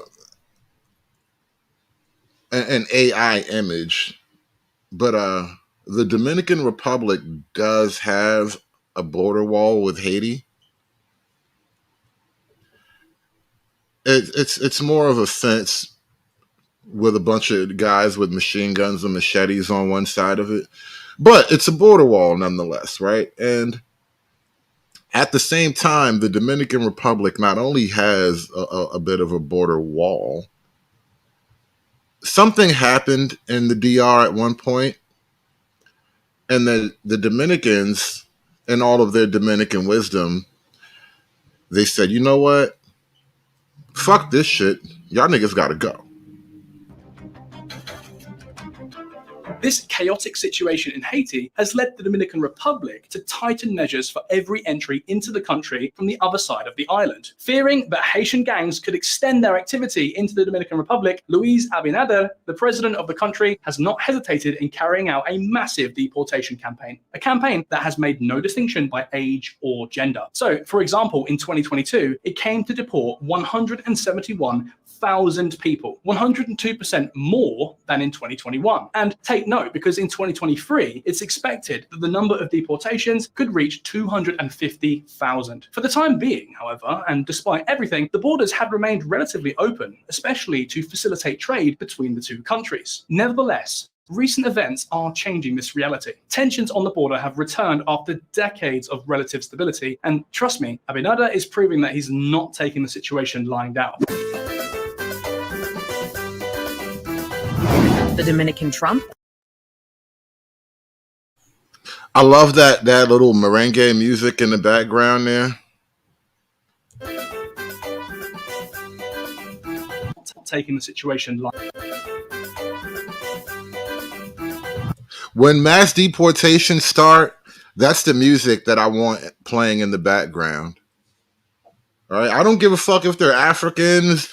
I don't care if they're going back to China. That's the music. That is the anthem to our deportation, to our mass deportation. All right, salsa, merengue, whatever, motherfucker. Just because you dance burrito doesn't mean I know what the fuck it is. That's what we gonna dance to. That's the music we gonna play when we start mass deportations. The Dominican Trump.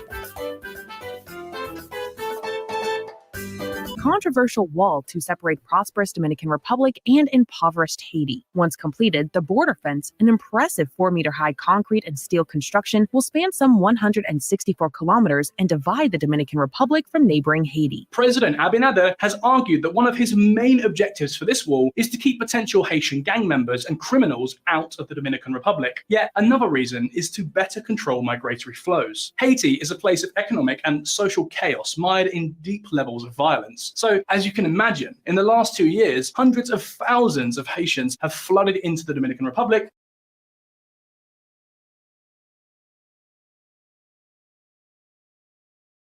Hey everyone, so take a listen to this Kamala clip and come right back.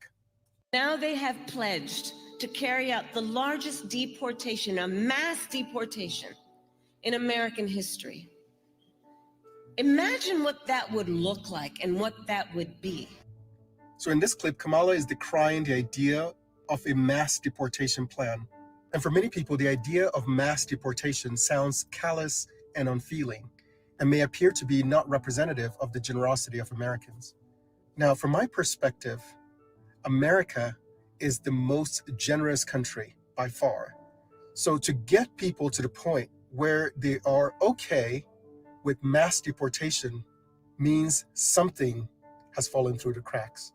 And the thing that has fallen through the cracks is the consent of the people. I remember when Hurricane Katrina hit in 2005, many people were displaced. And I remember Americans opening their homes, especially in Texas, to strangers who had been displaced by the hurricane in Louisiana. Many people opened their homes because of their own generosity, not because the government ordered them to. And every time there's a natural disaster in America or anywhere in the world, Americans rally together and show their generosity. So to get Americans to the point where they're open to mass deportation, that tells you that the government did not seek the consent of the people in allowing the mass influx of immigrants, illegal immigrants in many cases. Imagine waking up in your town and seeing that the government overnight has dropped thousands of people onto your streets without any care on the pressure that puts on the infrastructure of the city. Imagine waking up and finding your community centers, your hotels, your schools overrun with migrants without your consent. This is how you manufacture hate. This is how you manufacture racism. This is how you manufacture bigotry, because most people will not be okay with waking up in the morning and finding their home filled with strangers, placed there without their consent. So the question is, if the government and the Democrats who have allowed this understand that by doing this, by bringing in thousands of migrants without the consent of the people, they will engender dissatisfaction. Why are they doing it? Unless it is their plan to sow chaos. And then they turn around and accuse the people who have been displaced of being xenophobic. Americans are generous, but the generosity of Americans has never been due to government diktat or coercion. It has always been voluntary and genuine. The fastest way to create hate, the fastest way to turn people against their fellow man, is to force them into a corner. And over the last 3.5 years, Kamala Harris, the border czar, has forced Americans into a corner. And come November 5th, it is my hope that Americans pay her back by helping her pack her bags out of the White House, send her back home to California, so she can reap the consequences of the policy she has imposed on the rest of us.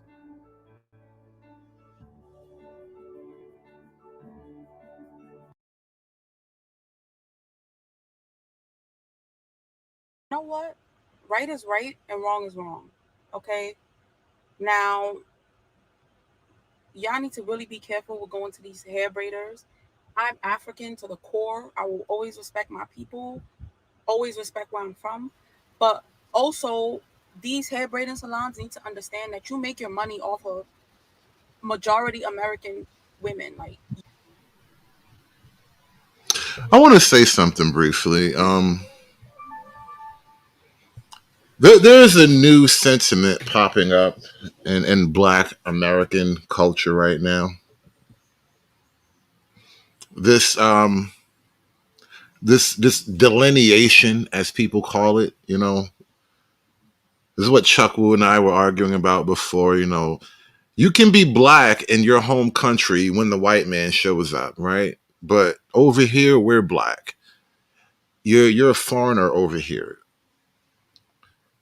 And the traditional response to that kind of attitude is, oh, you're being just like the white man. That's white supremacy.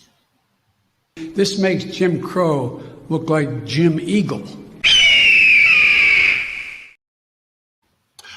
And now I think Black Americans, we have sort of, we have been Pan-African for so long, to such an extent that the outside Black ethnic identities have reached what we can call a critical mass, where now they begin to exert their own ethnic interest, sometimes even at the expense of your own native Black American interest.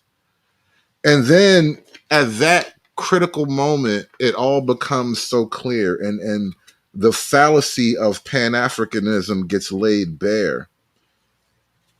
And now the question becomes, are you a Black American or are you a foreigner that's Black? Are you FBA? ADOS? Do you have blood and soil invested into this country? Or are you just a nigga who allegedly looks like me? These are deep existential questions, bro. You're in America. You make your money here.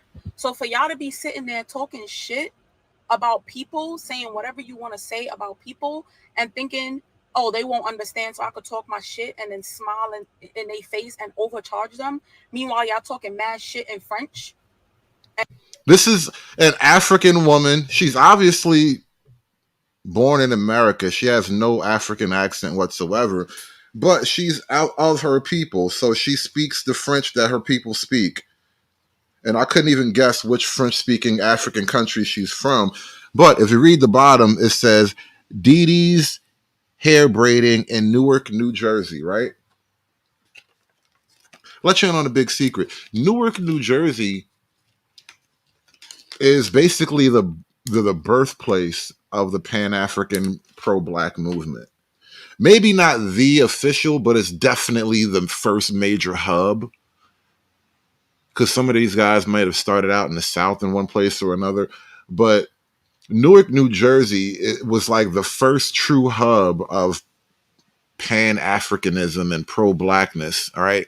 There's a lot of history in this place. And the irony that Newark, New Jersey is giving way to a huge African population. A lot of the Black people in Newark now are Africans in one way or another, either, new or they've been here for a generation or so.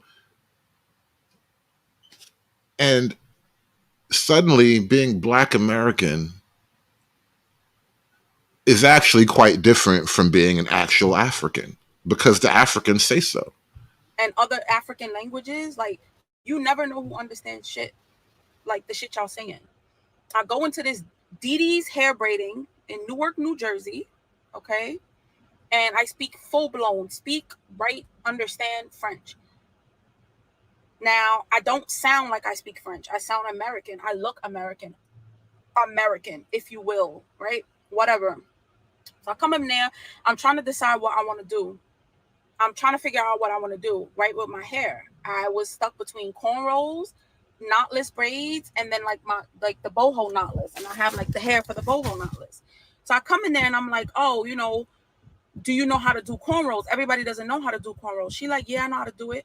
And I show her picture on the Instagram. She like, yeah, I did that. One of the girls is like, yeah, I did that. I'm like, oh, you did this? She's like, yeah.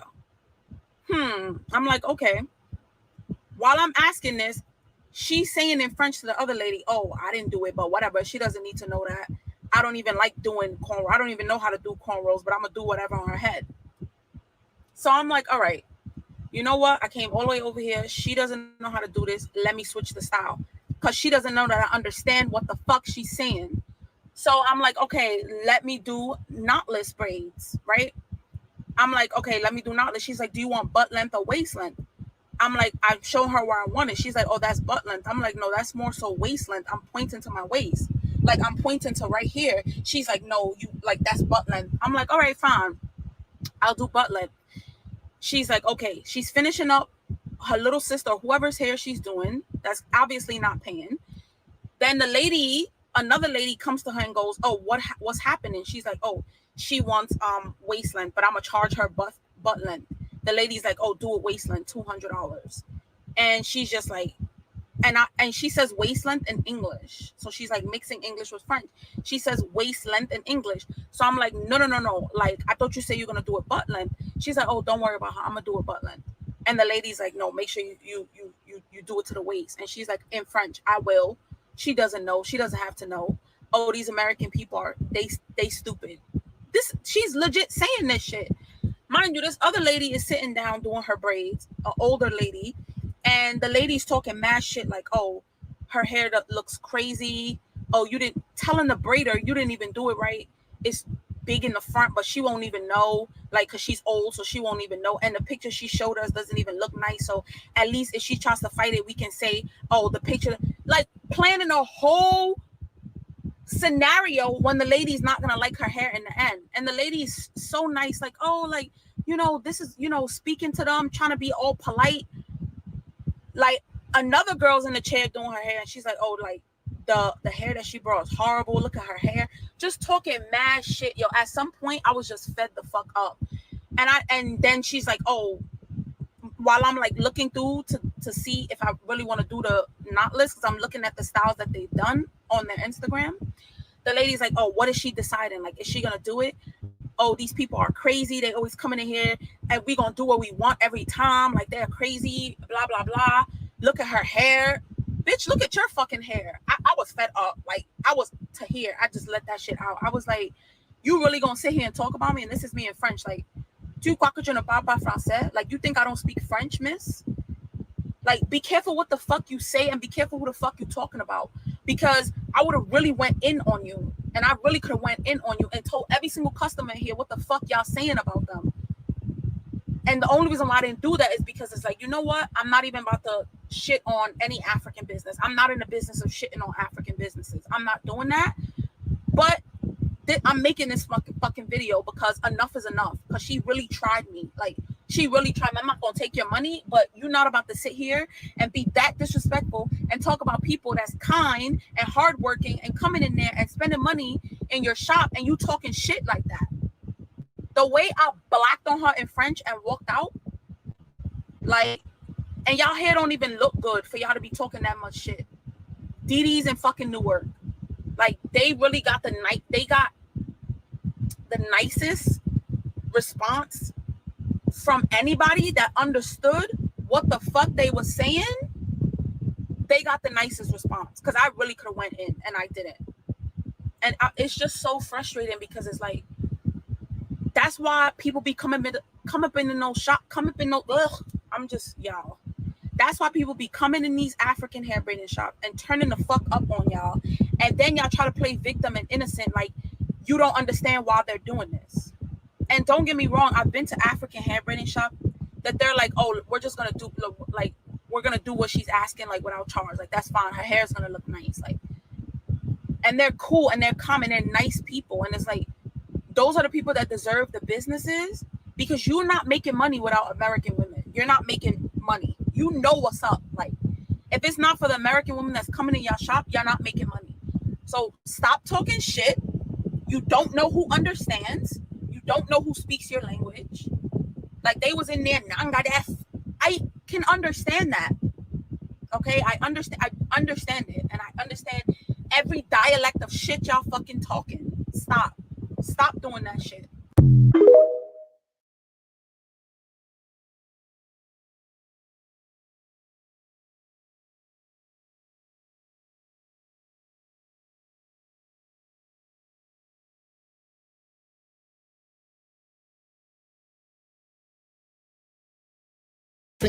There is such thing as Black American. So I'm saying that's the ignorance. You're ignorant about it. No. Do you know the definition of ignorance? Do you know the definition of ignorance? Definition of ignorance, what you in right now? No. Do you know the definition of ignorance? I just told you. It's what the fuck you did right now. All right, but give me the definition so I understand exactly what you're saying. What is the definition of ignorance? Somebody that doesn't actually want to listen to reason, yeah, and has got his own point of view and doesn't want to expect nothing else and wants his own way all the time. That is not the definition of ignorance. I'm not talking about the dictionary definition. I'm talking about what being ignorant is. No, it's not dictionary. It's just common knowledge. It's to not know. The definition of ignorance is literally not to know. That's the definition. So that's what you're being because you're saying that because you don't know where you're from. That's where it is. You think that you saying this is going to prove your point. All you're saying is you don't know where you're from. I'm telling you I do. And now you're arguing. You can't even articulate where you're from or prove any facts to what you're saying. You're struggling to comprehend a simple ass conversation. And I'm pulling in fact after fact after fact. And you can't even consume it.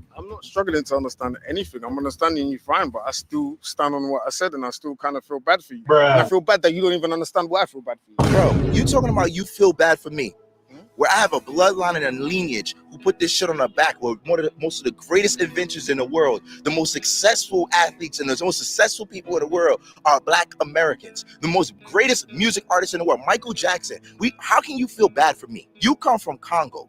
Now I'm not. Okay. We strictly gang shit. Yeah, point gang gang. Look at who you came with. Yeah, point gang gang. Point gang. Point gang. Point gang gang.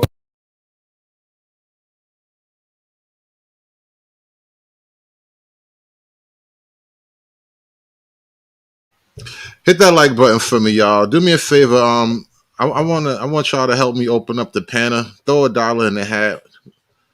We got to get this panel opened up. I need y'all to drop $1 in the hat for the pan attacks. I want to talk about Black people and mass deportation. And, you know, we're going to have some uncomfortable conversations in a minute. But I want Charleston White to drop some words on y'all. Tell me how y'all think about this idea. As much as we don't want to believe this, the white man is our only ally in this world. The white American man is our only ally in this world because he will unite with us under our constitutional rights to help save his country. He's our real brother. The white man taught us how to read, homie. The Mexicans didn't. The white man died with us, homie, to help us get out of slavery. The Chinese didn't. The white man fought alongside the white Jewish man with Dr. King to help us get civil rights. The Mexican didn't, the Latin didn't, the Chinese didn't, the Cuban didn't. So he's really our only friend in the world. Because as much as y'all want to believe, if y'all leave this country, nigga, they gonna kick you worse in your ass. You go somewhere. Go to Africa and watch how the Africans treat y'all. Nigga, go somewhere. Nigga, man, don't nobody like us but the white boy and his white woman. They our only real friend, my nigga. I swear to God.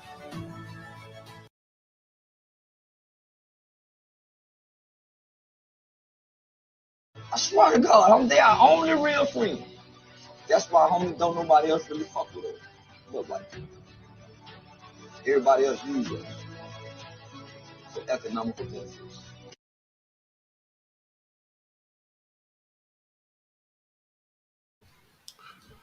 I want to bring that clip back up for the panel, but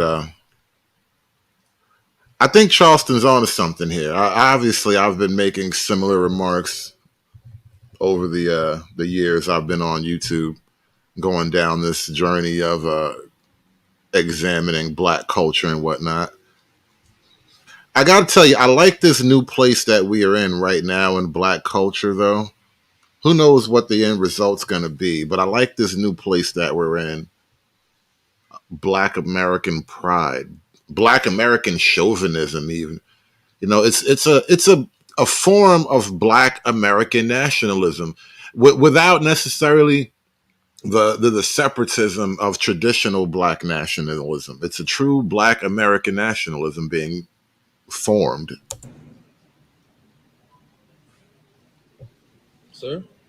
Hey, stealing. I wasn't going to catch him. What are you doing, sir? Do you have your receipt?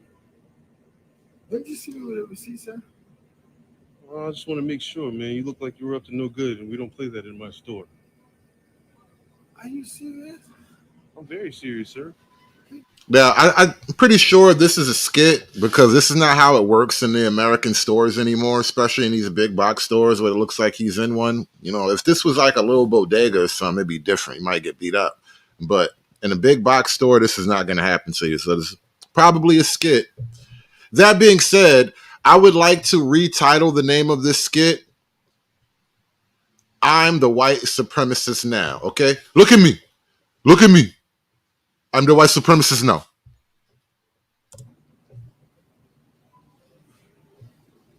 Sir? Hey, stealing. I wasn't going to catch him. What are you doing, sir? Do you have your receipt? When did you see me with a receipt, sir? Well, I just want to make sure, man. You look like you were up to no good, and we don't play that in my store. Are you serious? I'm very serious, sir. Can you take a look at my receipt? Let me see this. Open the bag, please. Open the bag. Jesus Christ. All right. Okay, you check out, man. Listen, you look like you're up to no good, and we don't play that around here. So you actually thought that I would come to steal here? Yeah, man. Why? Yeah, you look like one of them suspicious foreign niggas. You don't look like a native homegrown nigga. You know what the funny thing? You can play this game on Mexicans too. You look like one of those foreign-born Latinos. You don't look like one of the Latinos we make right here in America. We make our own Latinos here in the good old U.S. of A. And you don't look like an American-made Latino. You look like one of them suspicious foreign Latinos. Why? Huh? Yes, I do. Well, why do you think I was cheap? Because you were walking around only for one item, man. You could have gone to the gas station for that. Why'd you have to come to Walmart? No, you actually stopped me because of my color. Because you think I'm a black person, so I could probably be a thief. I'm the same color, man. But I don't Exactly. care. You look That's like why you should be ashamed of yourself. well, but you look like you're up to no good, man. I know you're kind. I've seen you around. So you think our people? Yeah, yes, yeah. I know you're kind. Yeah, motherfucker. I know you're kind. I've seen you around before, all right? Walking around this black American man's country like you got all my rights and shit. Where you going with all my rights? This is a black American man's country. Those rights don't belong to you, Mr. Zimbabwe. Give me my rights back, nigga. Those are not your rights. It's not our people, man. It's your people. My people are here at Walmart. So you make it worse. Say it's not my people, it's your people. Yes. I'm just. You heard them? It's not my people, it's your people. My people are here at Walmart. So you make it worse. My people, African. Like you're up to no good, man. I know you're kind. I've seen you around. So you think our people are up to no It's good? not our people, man. It's your people. My people are here at Walmart. So you make it worse. My people, African. Yes. I'm just like you, bro. You're nothing like me. You're not like me. You're not like me. We are Americans, motherfucker, all right? You call me what you want. I don't give a fuck how you feel. I will say it with my chest. Look at me. I'm the white supremacist now. How you like that, nigga? My people, African. Yes. I'm just like you, bro. You're nothing like me. We're nothing alike, so don't even compare us. Bro. Hey, I checked your receipt. You're good. Now get out of here. Before I call the cops, man. Do you want problems? Yeah, I checked your receipt. You good. Get the fuck on, nigga. Get the fuck on, nigga. Listen, man. We gonna be good at this racism shit, bro. We just got to believe in ourselves, bro. We just really have to believe in ourselves, man. We gonna be good at this racism shit. I've been trying to tell y'all for a while, this is the way to go. Say it with your chest, St. Nick's, bro. I'm not your brother. My brother's from Detroit, all right? All right, real shit. My brother lives in South Carolina, all right? I am not your brother, nigga. I got brothers all over this country. And you are none of them, all right? We're going to be good at this racism shit. Dig Thug, racism training. There you go. There you go. I like your spirit, Dig. I like your spirit. We got to get in on the spirit of this shit. And then it's not like we got to go far for any pointers, any guidance, you know? If we need racism training, I mean, all you got to do is drive a couple counties away. You want me on that wall. You need me on that wall.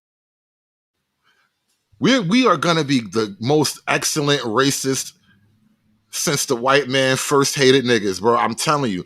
We are going to make the most excellent racist in like 300 years, bro. All you got to do is just believe in yourself and believe in America. That's all it takes for the black man to achieve supreme racism, y'all. Just believe in yourself and believe in America. Everything else will start to make sense after that, I promise you. Why? Hey, you're going to stop talking to me like that, okay? Take your seat and get on out of here. Get on out of here. It's sad. You got to the count of three. Everybody 1, talking about you 2. guys. Nigga said you got to the count of 3? Yeah. Yeah, boy. say you got to the count of 3. That's what the fuck I'm talking about. Yo, I tell you, listen, we gonna be good. We gonna be all right. We gonna take this racism to places you ain't never been before. I'm telling you.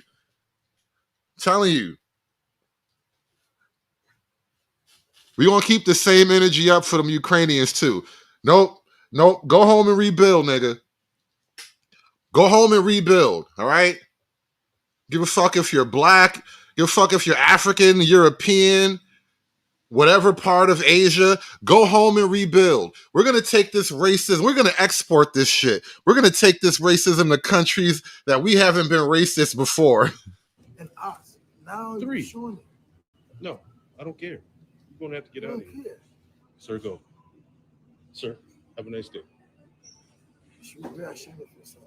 This motherfucker come in our store stealing. We'll follow you out. Make sure you don't do nothing else, man. So I'm gonna follow you out and make sure you don't do nothing else.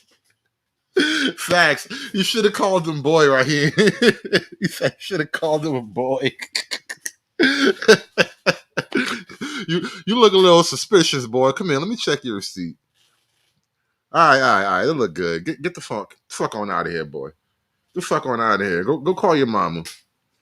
I know your mama's probably outside waiting to drive you back home, boy. Go and get.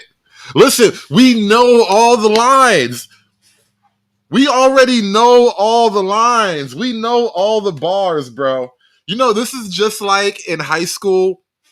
Listen. This is the order of life. This is like every group has like its hazing period or whatever. We can be like prospects in the racism club.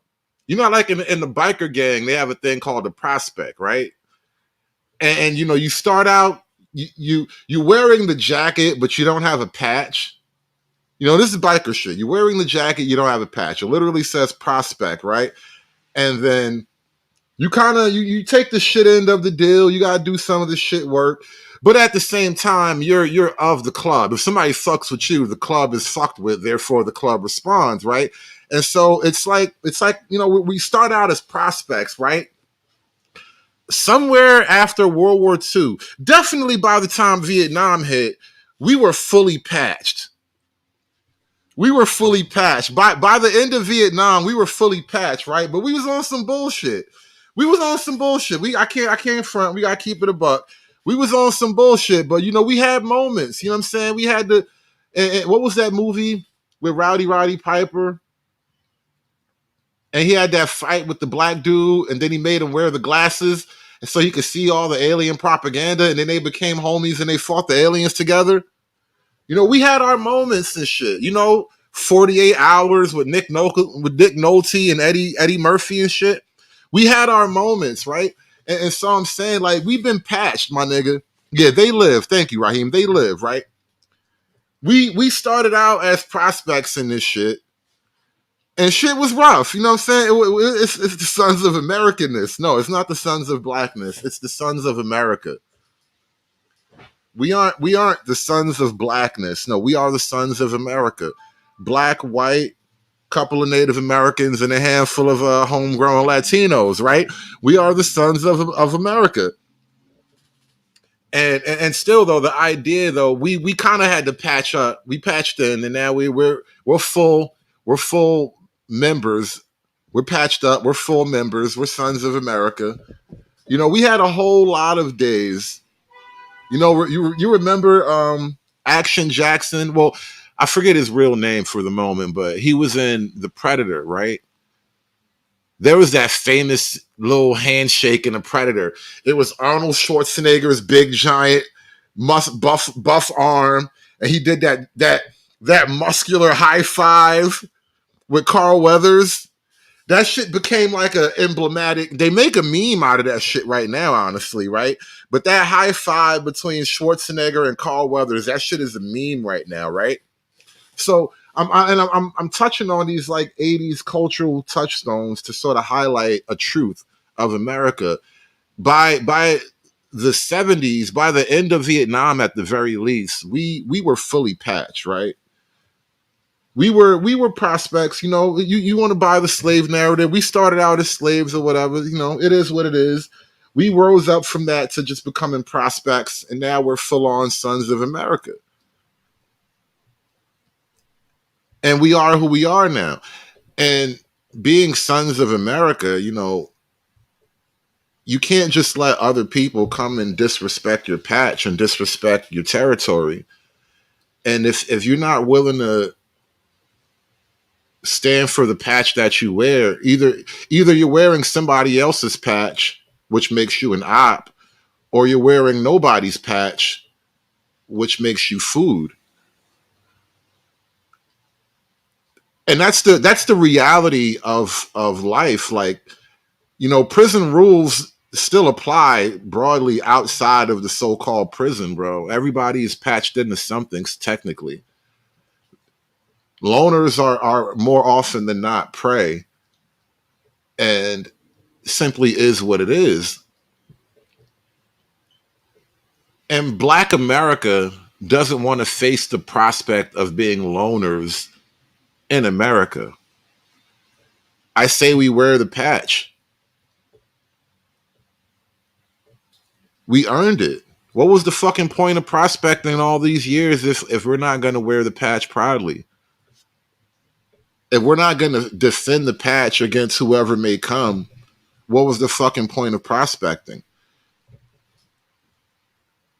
Like, what's the point of grandstanding on all of the slavery? What was the point of slavery if we're going to just give it away now? Because now it's like our ancestors, you know, whether or not you believe they were African, whether you believe they were indigenous and they just got captured, what was the point of it all if you're not going to defend the patch that they slaved away for? Because now you're here, and this is a strong-ass patch to wear. And now after we get patched into like the strongest army in the history of strength, not just in the history of armies, we're the strongest army in the history of anything that was strong. And we had to earn our way. We fought our way into this shit. Slavery, Jim Crow, war after war, countless personal interactions. And now for what? For what? So some fucking foreigner can have it? So a various person of color can have it? I say no, fuck that. Look at me. I'm the white supremacist now, and all of you POCs around the world can suck my big Black American dick. That being said, we are going to drop the link in a hot second. Shout out to Mr. Cash App with the $5 donation for the pan attacks. Real nigga shit. Oh, KP from KC, my bad. Shout out to KP from KC. Dig Thug with the $5 Cash App. A girl from Uganda told me how bad the Congo is. Dig Thug, now imagine how bad you gotta be for them to kick a nigga out. For them to be like, you can never come back here again, right? Ask your girl from Uganda, Dick Dog. She knows how bad these niggas gotta be. Shout out to my man Joey Montega with the $5 Cash App. Said Trump made niggas American, and I'm here for it. Niggas for Trump. Facts. Facts. Listen, Latinos for Trump. We got our own Mexicans. We got our own Cubans. We have our own Latinos. We don't really need any more. We don't really need more, bro. We got enough taco truck. We got taco trucks and taco aficionados. We have burrito baristas for generations, bro. We don't need more. We got our own everything. America, we are a giant country. Just on some cubic shit, we are a giant landmass. We make our own everything. We got enough. Asians, we got that. Africans, we got that. Haitians, we got that. Latino, we got so many fucking Latinos, you're gonna get sick of them if I start showing you the catalog, my nigga. We got all of our own everything. We don't need a drop more of anything else, bro. We don't need anything else. We're good. We are fucking good. The doors are closed. The truck is moving along, and we just got to suck it up and say we don't need no more people. We don't need any more people. We got our own everything. We can reproduce our own ethnic everything. Fucking Ukrainians, Russians, Germans, Swedes, we have our own everything. We can reproduce pockets of all the world's cultures right here, right now. All you got to do is believe in it. All you got to do is want it. That's all you got to do. We can reproduce it all right here, right now. And so I got all this rant off my chest just to say this. And as I drop the link, the question now reasserts itself. Does mass deportation help or hurt Black America? That is the question. Should Black America support mass deportations? Shout out to Mr. O with the $5 Cash App. And shout out to my man Steven with the $20 Cash App. Shout out to everybody. Thank y'all for supporting the show. We're going to drop this link in a hot second. But, I appreciate y'all all, everybody, each and every one of y'all for smashing that Cash App button. It was a lot of y'all, so I wasn't going to do it all individually. I need that money. But I appreciate y'all all. Thank y'all so much. Count that money, man. Count that fucking money, man. Count the money. And as I throw the link in the chat, don't forget, you guys, please, feed the panda, y'all. Feed the panda. These niggas gonna Hulk! Smash!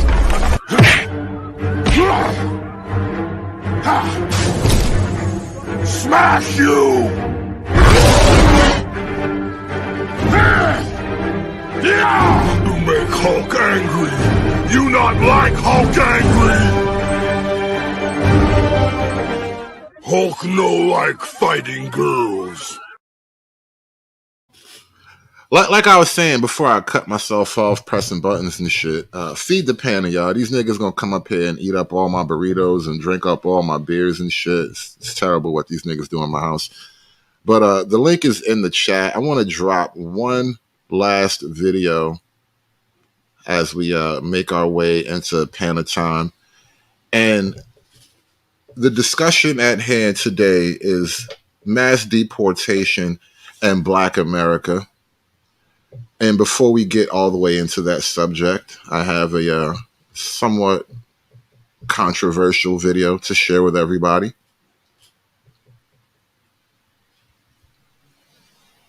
Thank you all once again for supporting the show. Appreciate you being here. Like, share, and subscribe, everybody.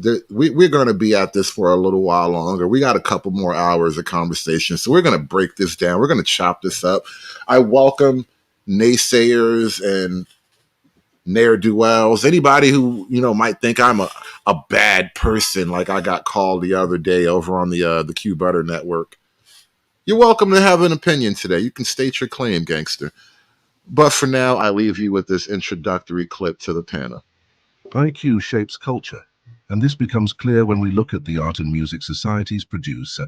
Higher IQ individuals tend to appreciate complex, thoughtful forms of art like classical music, which challenges the mind and requires patience and understanding. These forms foster intellectual development, creativity, and critical thinking. In contrast, lower IQ cultures often gravitate towards simpler, repetitive forms of music, like hip-hop, which lacks the depth of classical art. As multiculturalism rises, we see a shift away from the intellectual depth that defined European heritage. Instead, we're being fed entertainment that requires little thought, and this cultural shift reflects the lowering intellectual standards of society. The decline in high culture is no accident. As the average IQ drops due to the invasion of non-Europeans, so does the complexity of the art that's consumed. True European culture, which thrives on depth, intelligence, and creativity, is being eroded, replaced by shallow, easily digestible forms of non-European entertainment that weaken critical thinking and our cultural foundations. If we want to preserve our heritage and elevate our people, we must restore an appreciation for the art and music that demand intellectual engagement. The culture that grows from high IQs is one of enlightenment, while low IQ culture pulls us into mediocrity and passivity.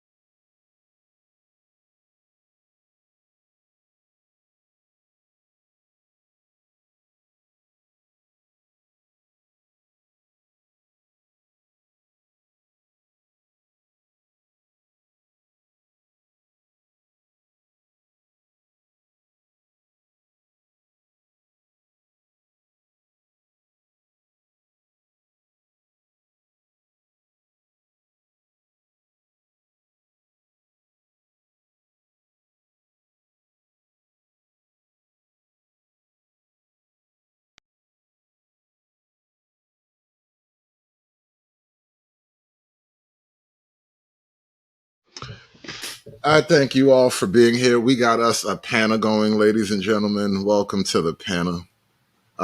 True Hype, what is going on, bro? Dumb it down. Dumb it down. I shall not.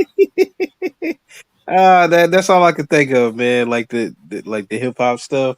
I like Lupe Fiasco's "Dumb It Down." That was a very great concept. Lupe is still one of my faves. You know, I listen to Lupe tracks every now and then because he had a lot to say and it was good music. Except when he said the wrong thing, then he had to quote unquote sell out.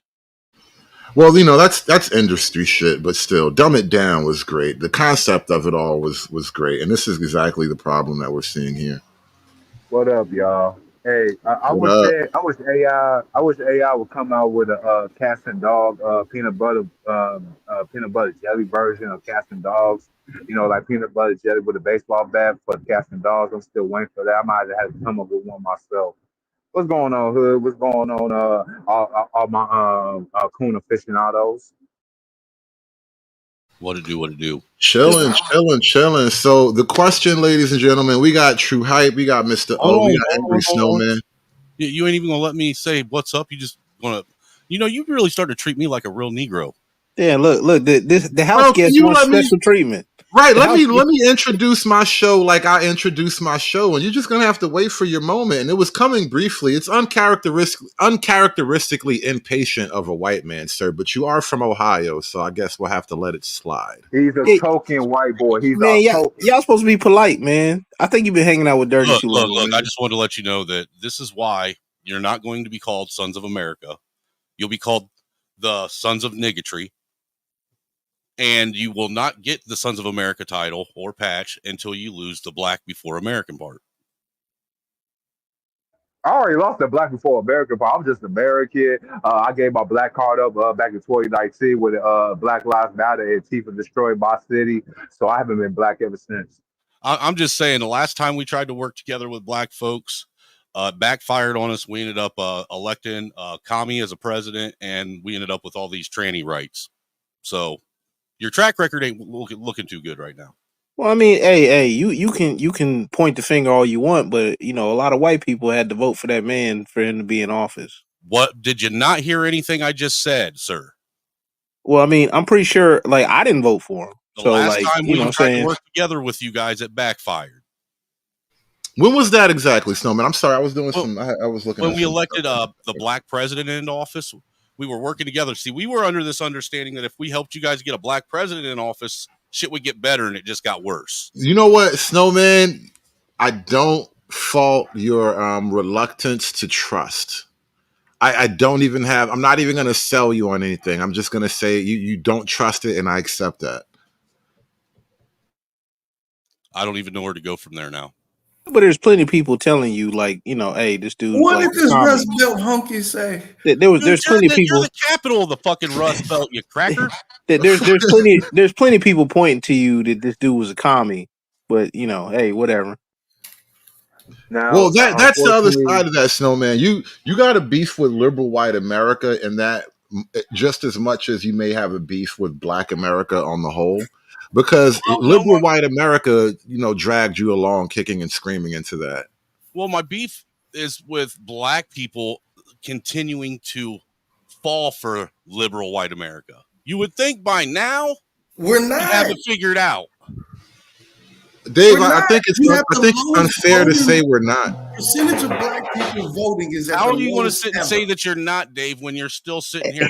half of black America is still advocating for a communist. How can you blame a group where only 20% votes?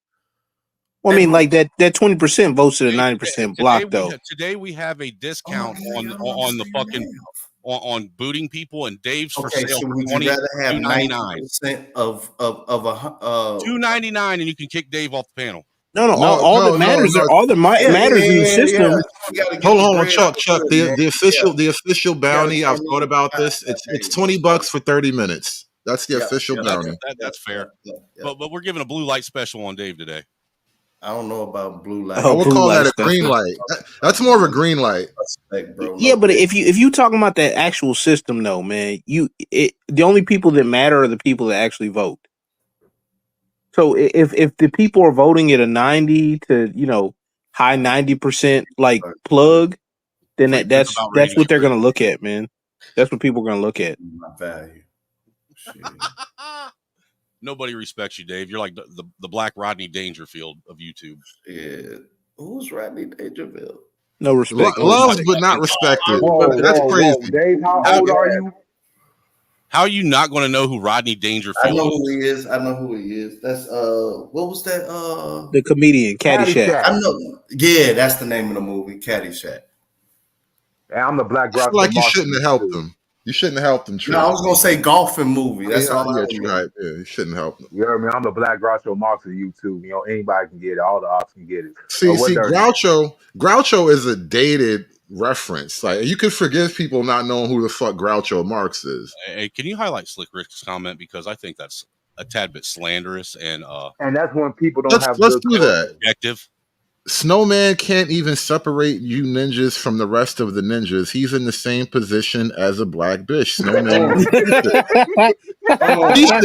Snowman Keisha, that's dirty work right there. That's nasty business right there. Dude, that shit right there. That last statement is some bullshit play on American fucking English that shouldn't happen.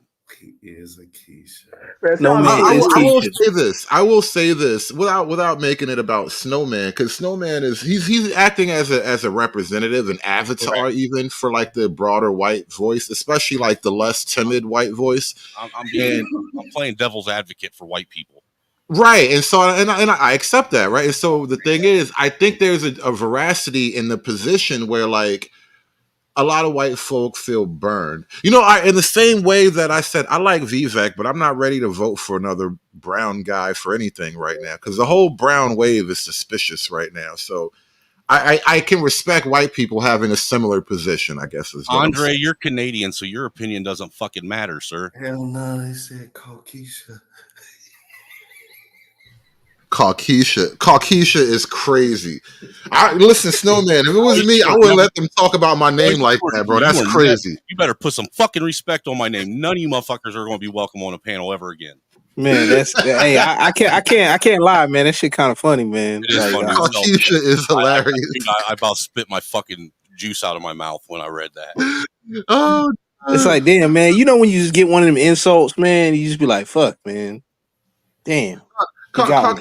Keisha feels like it has a place in reality, though. Outside of Snowman, it feels like a real thing. There's truthiness to it. I think we should start referring to all white liberal women as Caucasians.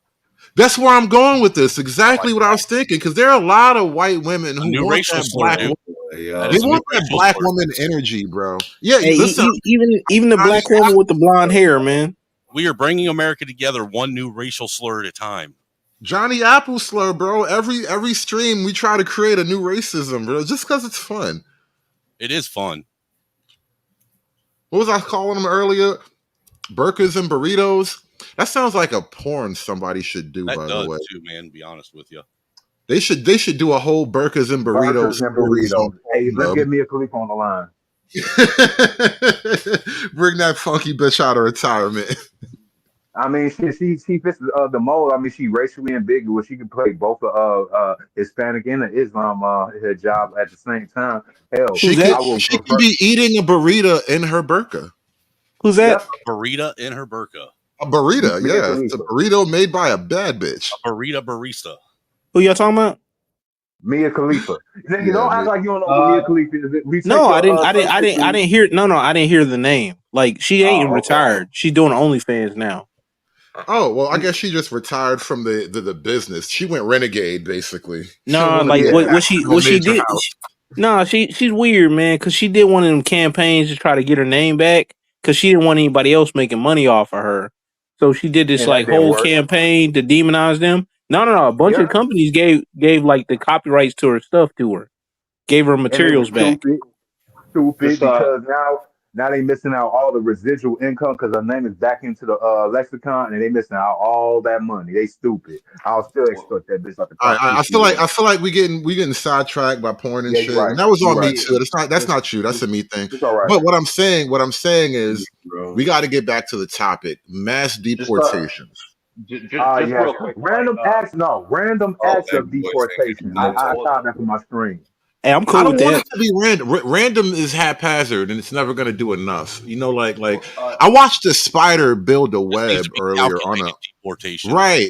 Like I was watching a spider build a web from scratch on a video, and it's not random. It's very meticulous and calculated, and that's how you have to catch immigrants with a net, like spiders.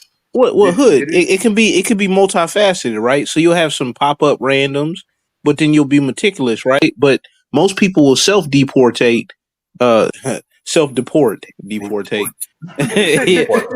most people self deport, right? If the environment is not inviting like it is You now. say that. You say that. I don't know how true that is because a bad day in America still beats most good days in South America. Depends. If they're on Skid Row, if you force them to be on Skid Row, I don't know. I don't know if that's the best thing. Skid Row in Los Angeles versus Skid Row in say Caracas, bro. Are you really want to compare the two? Yeah, but I mean, you're saying that I'm not comparing the two, but say like some parts of Honduras or whatever, it ain't that bad. Yo, take Caracas. I'll take the what's next from Caracas and put them right there on Kensington Street in Philadelphia. Well, just real quick, like, has anybody seen Trump's? Yeah, Philadelphia had a portal to hell open up too on that one street. That's what I said, Kensington Street. I know exactly what I'm talking about. A lot of portals opening up on East Coast, man. Oh, that's why I called being hood, man. See, that's the reason, man. You kind of need to move to Chicago with all that because you was rolling real good. Hey, Dave, you stepped on Andre, man. But then you started saying he's a Canadian, so he doesn't matter. Everything, man. You're a coalition. Fuck you, Caucasian. Now, I'd rather be Caucasian than a Canadian. That's still Andre. I mean, that's kind of true. I'm tripping on that. Who's jump back in there, Andre? Yeah. I was asking if anybody. Tell us about the rainbow Nazi up there.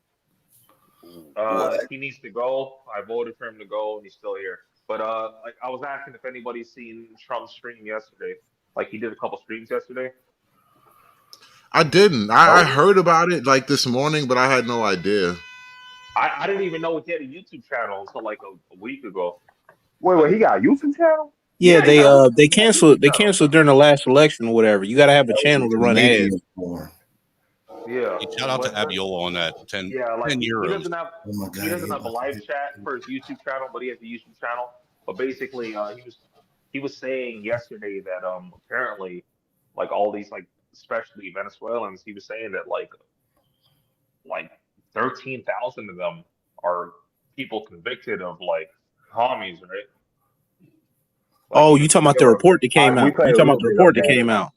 Oh, he was talking about the report that came out. Yeah, like the numbers are astounding, man. You talking about? He said 13,000 of them were like convicted, like of like murder, commies. Thank you, Ariola. I'm not trying to go into detail, but like Ariola. I mean, Abiola. Abiola. Dave, you need to mute up more. Abiola goes to fucking Chicago and finds you and bitch slaps the hell out of you for calling him Ariola. And Andre, you need to buy an American mic. I figured out the problem. All this time, I had no idea you were on a Canadian mic, and that's why we're having these issues. Yeah. You need to get that full chested American microphone. I'm gonna come back to you in a second. Yeah, you sound too much. I'm gonna come back to you in a second, Dre. Yeah, hey. I'm gonna come back to you in a hot second, bro. Chill. Stop fucking with my Canadian homie. But yeah, I want to go to the video. Shout out to Freeman's Journal though. I actually had this. I saw this video pop up earlier, and I wanted to comment on this, and I'm glad you reminded me, Freeman. So in Pennsylvania, they're having an immigrant takeover problem too, and this is why I'm talking about. And we'll see. This is why I'm talking about the mass deportations, honestly, because I'm not a monster, bro. I'm just ahead of the curve. There is no haphazard way out of this. You have to send them all home in giant batches, bro. The boat that you leave on is going to be way better than the boat that you got here on, is all I'm saying. I think they should have to leave in the same boat they came in. No, that boat was like a one-way. It was a single-use Haitian craft. It wasn't made for a return trip. Now, as a libertarian right on to this the border channel, and kick them. Go right to the border and kick them. Now, since you are conservative, hold on, Mr. O. I'll go. Mr. Go O, ahead. you were saying, Mr. O? I was saying, as a libertarian on this on this panel, you know what I'm saying? I'm like a moderate contrarian to a degree. To a degree, I only ride off of logic and common sense. I can't speak for the other 99.9% of population with their rhetoric, but some of us libertarians try to stay in the middle. So with this mass deportation, I get that these normie conformies want free, cheap slave labor disguised as an immigration problem. You know what I'm saying, to curb our so-called shortness in the workforce, but send them to places like Pennsylvania. Like what's the Ohio. purpose in Pennsylvania? It's all to The places check where Mr. O, I don't exactly what the understand. number is saying. Hold on. Let me talk to Mr. O for just a minute. well, There's Mr. something you Oakley, said here. you may- Something you said I want to focus on, Mr. O. You said, and correct me if I'm wrong. I'm just going to condense a little part of what you said. You linked your libertarianism, and then you said that you try to be in the middle. Is that correct, sir, Mr. O? I try to hear both arguments from the liberal and the conservative. I lean more to the conservative because y'all actually got good more logic and common sense versus them liberal assholes over there with their all the isms and near divergent mindsets. But sometimes they do. Sometimes a clock is right twice a day. A broken one. That's Let probably me that. let me tell you why that jumped out in my mind. And it's not Go a ahead. wrong, it's not a wrong per se. Like, I don't think it's you saying something wrong, but you highlighted something I think I want to talk about. I got the The middle is never a target. You understand that, right? Yes. Whether Yes. whether I know. it's whether you're hunting, you don't shoot an animal in the middle of the body. You aim for, like, just below the head or something. Like, if you want a trophy, you shoot them in the neck. You don't center really mass. aim for the middle, right? Now, You're aiming for the heart for a trophy shot. Yeah. okay, yeah, for the trophy, right? And I get, because the Yeah. heart from the front. I understand that. I think the idea that I'm trying to make is, like, from a political standpoint, there isn't necessarily truth in the middle. Damn. You should aim for truth. If the truth Okay. happens to be in the middle of two polar positions, so be it. But aiming for the middle is to seek a falsehood, I think. But I can't think two you should polar always positions aim for hold on. I can't think you should always aim for truth. And if truth lands where it lands, so be it. But you got Snowman. I was just going to say, can't two polar positions though have a bit of truth that can be found in the middle of their ideology? No, Sometimes. that is a thing you may determine. All I'm saying is aiming for the middle in and of itself troubles me. So when I heard him say that, I started thinking, I think aiming for the middle is problematic. We shouldn't aim for the middle. If you land in the middle, so be it, but aim for the truth. Okay. The truth isn't, particular to the middle of any struggle. Right. Okay, Actually, I get where Hood trying to come from. See, he taking a position like I'm just gonna be a fence sitter and I'm just gonna tiptoe. Like, no. I already said before, I lean more towards conservative. Like, I'll go ahead and kick my legs over to the conservative side. But if the liberals actually come up with something that's congruent, actually logical, and that actually could play out in reality, I might actually give them a listen. But no, not wholeheartedly. I'm gonna agree with them. I just want to hear them out. hey, Libertarians are That's too it. much like hippies, though. no, Well, and well, this is the thing. I'm not a hippie. I'm not trying to pick at the libertarian position. I just, like I said, I heard you say, aiming for the middle of an argument, and something about it I took issue with, and I had to talk it through. Yeah, aiming for the I middle know. isn't aiming for One truth other per thing that he se. brought up that I thought was interesting too is when he brought up the fact that they're dropping them off in all these like Midwestern states like Pennsylvania, Michigan, Ohio. And what's interesting about that is the states that they're dropping them off in, if you look at it, economically, they've been pretty much decimated since the yes. NAFTA The thing. 80s? So Since the fucking it's 80s. kind of wild that they're dropping all these illegals and all these mass, numbers of immigrants in places where they're already having issues with having any kind of real job wealth or revenue coming into the state. Yeah, That's so a great intro. they That's a put great pressure intro. on the bottom. Let me say this. I'm gonna give it to you guys one last second, and then we're gonna get to the clip. But I want us to review. Immigrants are taking over Pennsylvania now. Everyone here is freaking out. This is a video by Nick Johnson, another on the ground series of interviews in Pennsylvania. All right, one last round of commentary, and then we're going to go to the video. No, look at Dig Thug. Yo, highlight Dig Thug comment. That is kind of funny, like what Dig Dug said. But I mean, the biggest thing is that they're doing this, man, to jack with the numbers, because most of those places or whatever, like they basically been ceded to Democrats, and a la flyover country. Even Hillary Clinton last week, pretty much doubling down on the deplorable thing. And I'm like, are y'all trying to lose the election? Wait a minute, did you say Allah? I said Allah. The French word, not the Arabic word. Yes. Jesus Christ, Dave. One more time, Dave. I'm gonna send that damn $10, man. Watching NFL. No, it's 20. You said 20 hood. You don't need that work. $20, 30 minutes. Kind of job. You don't want to do it? I'll do it. Yep. That's a Haitian migrant calling us out, saying it's our own fault he's in Pennsylvania. That was wow. I don't even know where to start with this report, but that seemed like a good way to get your attention. So in case you're not aware, migrants from the poorest countries in the world are entering our country with mysterious large sums of money, and they're overwhelming our small towns. And it's getting worse. And it's coming to your small town too, if you vote to keep the borders open. This is little Charleroi, Pennsylvania. So I came up here to follow up on a report that I did in Springfield, Ohio the week before. After I talked to residents there about their Haitian invasion, a lot of people reached out to me from Pennsylvania. They said, Nick, it's happening over here too. So I thought, okay, let me pack my stuff and go up there and see what's going on. And what the damn hell, y'all?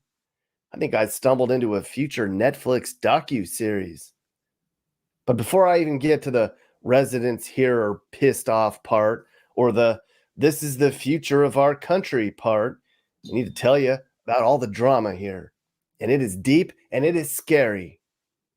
I guess when you come to a small town to figure out what's going on, it's all about who you talk to. I think I talked to the right people.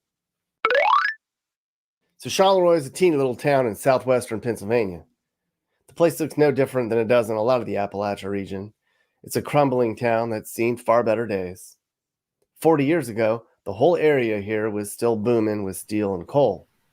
But the last 20 years has been especially rough here. So Southwest Pennsylvania is damn near the Midwest, right? So the Midwest kind of starts with Ohio. And so it's like they're kind of dumping all of these immigrants into America's quote unquote heartland. I object. It's really just Chicago and then the rest of the Midwest.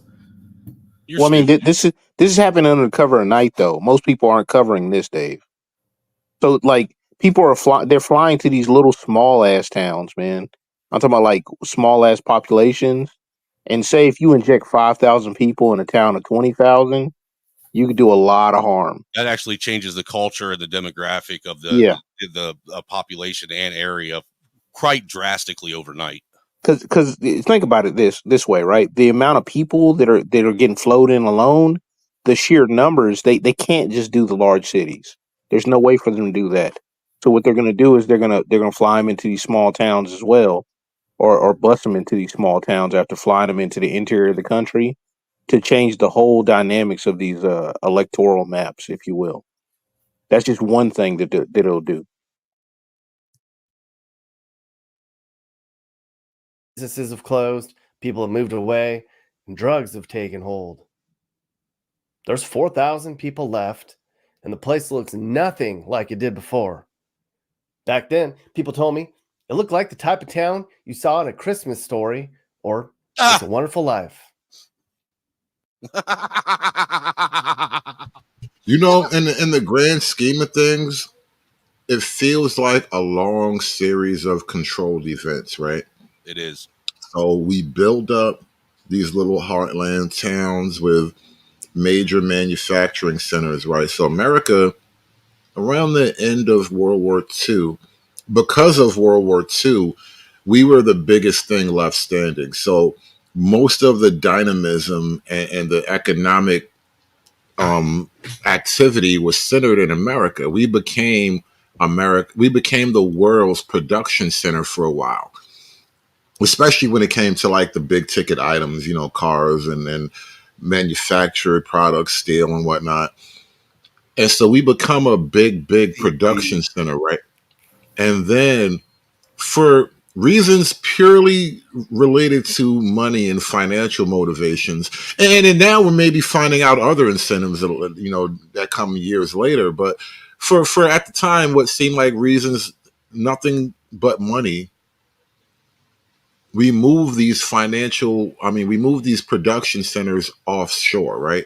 And this was the beginning of the hollowing out of America, where a lot of our production capabilities get handed over to developing nations. And so we start to shift to what they call the service economy, where, or the gig economy, what people have right now. But basically, we don't make stuff anymore. And so now you have this town that was built on America's capacity to make things, and they've hollowed it out. And now the solution is to bring in non-Americans to, quote, make things. It all feels kind of weird and odd when you start to big picture the whole thing, but maybe I'm just tripping. What do you guys say? Well, if you want to be able to still have some kind of revenue in a once first world nation, now third world nation, what do? You bring in a bunch of third world morons that sit and think we're idiots because we have these nice houses and big yards and multiple cars and all this stuff that they wish they had. We're claiming we're poor having all that, and they're sitting there saying, if you guys only knew what poor really was. Hey, I'm also with Freeman. Or if you want to turn a first world nation into a third world nation, you just import unlimited third world people. Right? Yep. They're going to come in, and to them, it's business as usual. Well, I mean, like you're also making and they still have the positive of living in America, where even though they're poor, they're still not poor and in Guatemala or poor and in Honduras or poor and in Haiti. Well, so it's easier to make a second or third class citizen that's coming up to a possible like life upgrading standard, because the standard is not going to be like bad. But eventually, you'll have the same issues you'll have in Sweden, where people will see the other people after being born here, maybe 1 to 2 generations, and then they'll start like actually getting angry. But I'm with Freedman's in the chat. If anything, if you have a job that's not going to make X amount of dollars, immediately like eliminate the federal loan guarantee for that job, because economically it doesn't make any sense. So like you're gonna be a social worker and you got to get $80,000 worth of debt, and your job only pays 30 grand a year. What caps out about maybe in the 40s, like the low 40s. Hey, guess what? You can't get no loan for this. You're gonna have to work it. You're gonna have to figure it out.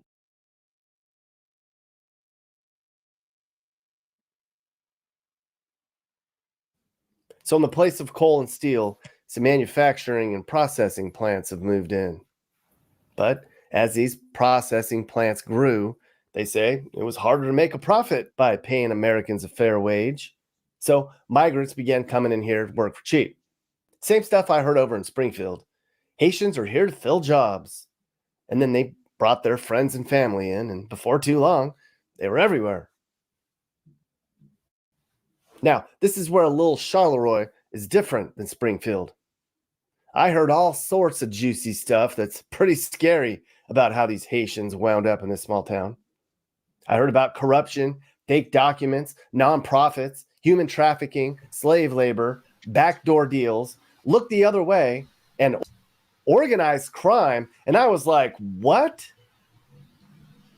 Yeah, these are all the ingredients to our illegal immigration crisis.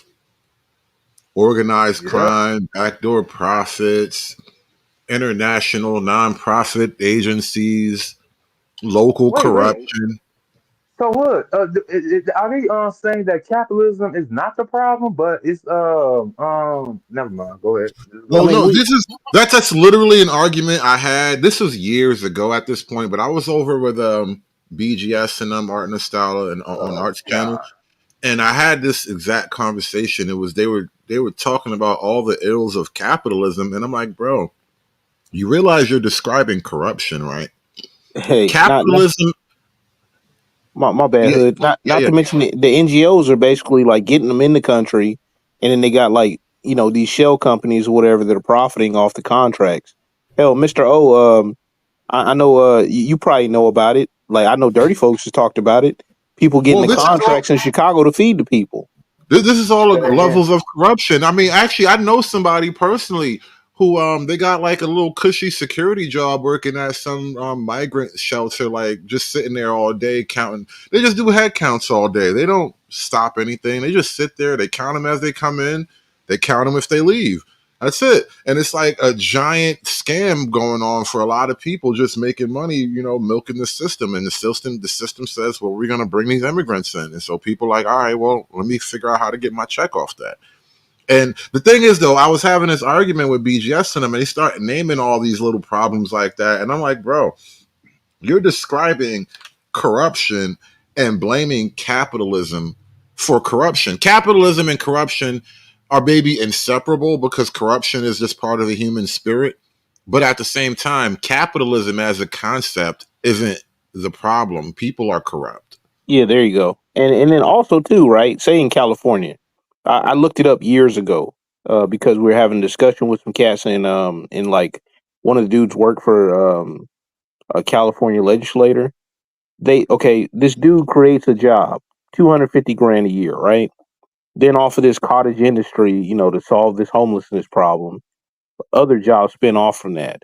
Now you got like, say 20 250 grand a year jobs. You know what I'm saying? Like if you solve the problem, wouldn't that get rid of your job? I mean, you're creating this stuff with these government agencies and all this stuff. It People would. are benefiting off of this It stuff. would. I'm sorry. I'm sorry to cut you off. I just caught something. Just like popped up late, and then I realized it's been a minute. But Freeman's Journal just made the $20 Dave donation. That's what I'm talking about, boy. People know my worth. See you, retard. Peace out. Dave, it is 3:35. You have 20 minutes to return. No, 30. 30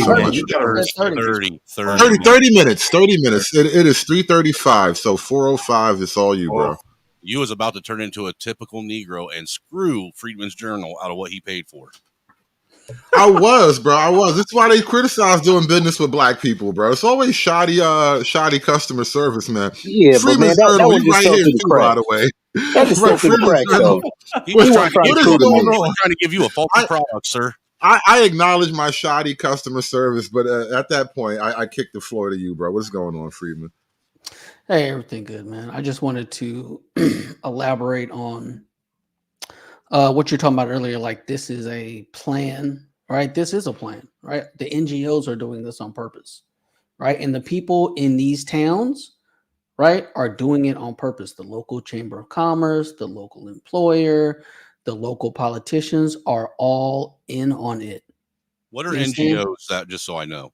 Non-governmental organizations, or like they are literally in Haiti organizing people to get them over here, and they're doing it with the help of the federal government. The Border Patrol has a freaking app they're using, right? Yeah, Hood had a picture of it earlier. Hey, check this out. Check this out. This just popped up on my radar, man. An Oregon mom and daughter just got indicted on trafficking Haitians to indentured servitude at adult care home. Wow. Go figure. Listen, shout out to Haitian slavery. I'm almost not mad at that. You get what you fucking deserve. Dirty was here. He'd be capitalizing on that. And this is all happening after that fake black bitch went down to the damn border, acting like she was doing her job, despite she ain't been down there 3.5 years. And she's trying, and the people, the Border Patrol called her goofy ass out, saying that like she was only here for a couple of hours and she didn't even give us no fucking raise. Fuck this bitch. And look, this is a long-term strategy, right? This did not happen yesterday. It didn't happen with Kamala. It didn't happen with Biden. Rush Limbaugh, peace be upon him, in his show, he had when under Obama's admin, they had the Central American crisis, right? So he was able to go back and look up the advertisement from the federal government for bus transportation, right? The government was soliciting bids for bus transportation because they knew they were going to ship them into the interior of America, right? And this was 6 months prior before the quote unquote crisis started. This is a long-term plan. It has been going on for a long time. And the only hope you have is that Trump wins with enough authority to set it off and get rid of everybody. Because look, if they don't, the black lower class is toast. And I mean, the middle class altogether is toast. All the way toast. No, it's not just the black lower class. Black people happen to dominate a lot of the lower class, but it's the lower class broadly speaking. I mean, the lower class, the lower class blacks live in cities, though, right? Yeah, that's a huge hit. That is way different than my dollar doesn't go as far as it used to. Your free ride in a large city is done. Now you have to live next to poor whites. Well, I'm looking at it like this, Friedman. If you got no more money for you. It's lazy. You lazy. You lazy. No more money for you. Angry Snowman, before you go, hey, look, I literally live in Inglewood, right? I think I told this y'all on the last panel. I have the poor whites and Venezuelans and the poor blacks in my neighborhood, literally on my block now. 10 years ago, it was all black. Now I have poor trailer park trash white people and Venezuelans. Man, that's crazy having a bunch of properties that look like junkyards in the hood. That's why I said, listen, black folk, we got to get with this Sons of America shit, man. Don't nobody love us but us. And white folk is us too, bro. I don't love y'all. Y'all cool, but I know y'all, but I don't love y'all. To what Friedman was saying, though, earlier, if you got a bunch of illegal immigrants coming in, and they're coming in being welcomed in by the government with, these $10,000 and $20,000 and $100,000 checks, what do you think that's going to do to the middle class? Because now they have the capital to be able to start their own businesses and literally put middle class America right out of not just like that. It's not only that, they will politically disenfranchise black and white America. That's what's really happening right now. That's what all this money amounts to. You are being politically disenfranchised, and because it's allegedly legal, it's perfectly fine. We can rob you of your children's future. We can rob you of your American legacy because it's fucking legal. And honestly, legalities like this are why America is America in the first place. You know what I'm saying? We wouldn't let a king do this shit to us. Why would we let a president and some billionaire faggots do this to us? And to that, now one of the new arguments that they're having with Kamala being nominated as the Democratic nominee. Have you heard the new argument that the DNC and the RNC are now private corporations and they can do what they want? Look at that. They've always been such. They've always been such, but they have to admit it now because so many people are talking about for the people and all that stuff. No, what I'm saying is if you listen to people that usually are trying to counter any argument that we might have or try and throw at them about what's going on politically, that this is a new argument they're throwing out just to try and make heads or tails of how they got screwed over and legitimize it. No. This is them actually admitting, because the mask slipped. No, I'm talking, dude. You're talking about the actual DNC itself. I'm talking about the people, the constituents, us. Yes. Go on. Yeah, but it's like the Federal Reserve, man. It's not an actual a government agency. No shit. We know this, but I'm saying the mask is slipped. And then they're not hiding it anymore, though. There's operatives that say there's some of this stuff as well. They'll say this stuff on CNN live, and you'd be like, "Oh wow, I can't believe they just admitted to that."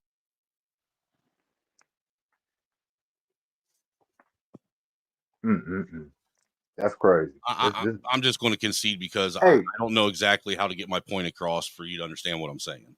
I get you after the fact. But I'm saying I have heard some of this stuff on the mainstream media. It's also in the white pages, and if you look at some of this WEF documents, and this is probably like a 30 to 50 year plan, because like they got multi pages of stuff that tell you what's going on right now. This is just a plan that's implemented to perfection in some ways. I want to get back to the clip now because this is a long clip. We're going to be talking about this for a while. Look, I didn't sign up for all of that. I'm not that guy. I'm not a documentary filmmaker or an investigative reporter. Plus, I don't want a bullet in my head. So I'm not going down that road. I just came up here to talk about how a town's been changed by immigration and make another case that we need to close the border. That's all. But one thing everybody here agrees on is one day, a few years ago, 3 big unmarked buses showed up in town filled with Haitians, all dressed nicely with matching luggage and money to spend. And they immediately went to work at a factory in town. Of all the things I heard about, one thing I will talk about is greed. There's people in town here who are making a lot of money on the backs of these Haitians. I'm going to say something at the risk of sounding like dare I say, a white supremacist. This makes Jim Crow look like Jim Eagle. I'm rooting for you, Hood. I'm rooting for you. At the risk of sounding like a white supremacist, I got to tell you. And then also in my recent years driving around and dropping off, because as a truck driver driving up and down the East Coast and passing through and stopping in a lot of small towns, I got to tell you, one of the things I noticed about a lot of small towns in America on the East Coast, I don't know how far this spreads. I know it's an East Coast thing. You'll see a lot of towns with the little banners on the light post with their local town heroes who died in combat, like their military veterans going back from like World War II up until recently. And I just noticed this. And so every town has their own local heroes. So every flag is literally different, right? And so I noticed these little things, and these little towns with like little American flags hanging out most of the front lawns or on the most of the houses or whatever. And I like these places. These are like little small town heartland America. It's mostly white people. There's a handful of black people here and there, but it's mostly little white towns in America. And I kind of like these towns as I pass through and I visit them here and there. And I got to tell you, there's something visually jarring about seeing a bunch of just random Haitians just hanging about, just lounging about small town America. It's out of place. It does feel so out of place. And again, it's not the blackness of it all, it's the foreignness of their blackness, if that makes sense. Yes, it does. You niggas don't belong here. We got our own niggas, and you're not one of us. You don't see us rotisserie, a husky over an open fire in our backyard. Yeah, that wasn't black culture until you got here. Now, because you guys are black, all of a sudden that has to be black culture now. And I reject all of that shit. See, Hood, that's the thing is, if you notice, it's only the left that's pushing that's black culture now. Nobody from the right or anybody that's actually saying anything about what's going on with these illegal immigrants is saying that that's black culture. Nobody, except for the left. In fact, you're actually get called racist if you actually admit that, hey, some people are saying that, this stuff is happening or that stuff is happening. You're like, you're racist, but you're calling all black people or people of dark skin black. And we're like, wait, hold on. There has to be a delineation. There has to. You can't just put everybody in one. People of color. Like, I hate shit like that, man. I was gonna say the sneak 2008. Just click the StreamYard link and drop the video in the back chat, bro. Look, True Hype, you're gonna have to get your women in charge of that because they're the ones that started saying that all black people are. Man, I was just about to say. Everybody, I got a question. Go ahead. First of all, what's up, everybody? What's up, Hood? What up? So I listened to the whole stream. Black Socrates, right? Yeah, Black Socrates. Like, I'm 100% for border control. Obviously, we should know who's coming to the country. But as someone who has a wide experience with working in this country in different fields, especially construction, I have a conundrum. So here's the question. If we really truly deported everyone who is not native born American, how would, and I know you touched on this before, Hood, you say that Americans not willing to take certain jobs. As someone who's traveled across this country and worked in various fields, I'm going to have to say that that might be the case. In fact, there was a, go ahead. Finish your introduction, Black Soccer. Sure. That in many places, like right now, I'm in Pennsylvania, something called the Rust Belt. You have countless native-born Americans, both white and black, who have no interest in working hard, getting skills. They're on what's called SSI, which is Social Security Disability Insurance, and just posting up. When I travel to Texas, it's a similar situation. When I travel to Georgia, similar situation. Utah, Arizona, North Carolina, South Carolina. No matter where I go, all you see is Hispanics or Mexicans, migrants who are really working these jobs. Now, that's not to say that they're not causing problems too, but my question is, if you were to get rid of them, who's going to do the landscaping? Who's going to do the construction? I just did a roof job this week. They did it in 48 hours, man. And the only two guys who were white on the team were just sitting around, just watching the Mexicans work. I want to take a stab at that. Hold on, Snowman. Hold on, Snowman. I want to take a stab at that. I'm going to take a stab at that. I'll give it to you next. I'm going to take a stab at that before I open up the floor to everyone else's answer. And I'll say this. The short-term problem is going to be tough, but in the long term, I think the solution, you have to face the solution in a longer term sense. So we'll sacrifice the short term discomfort. That means certain things won't get done right away. It is what it is.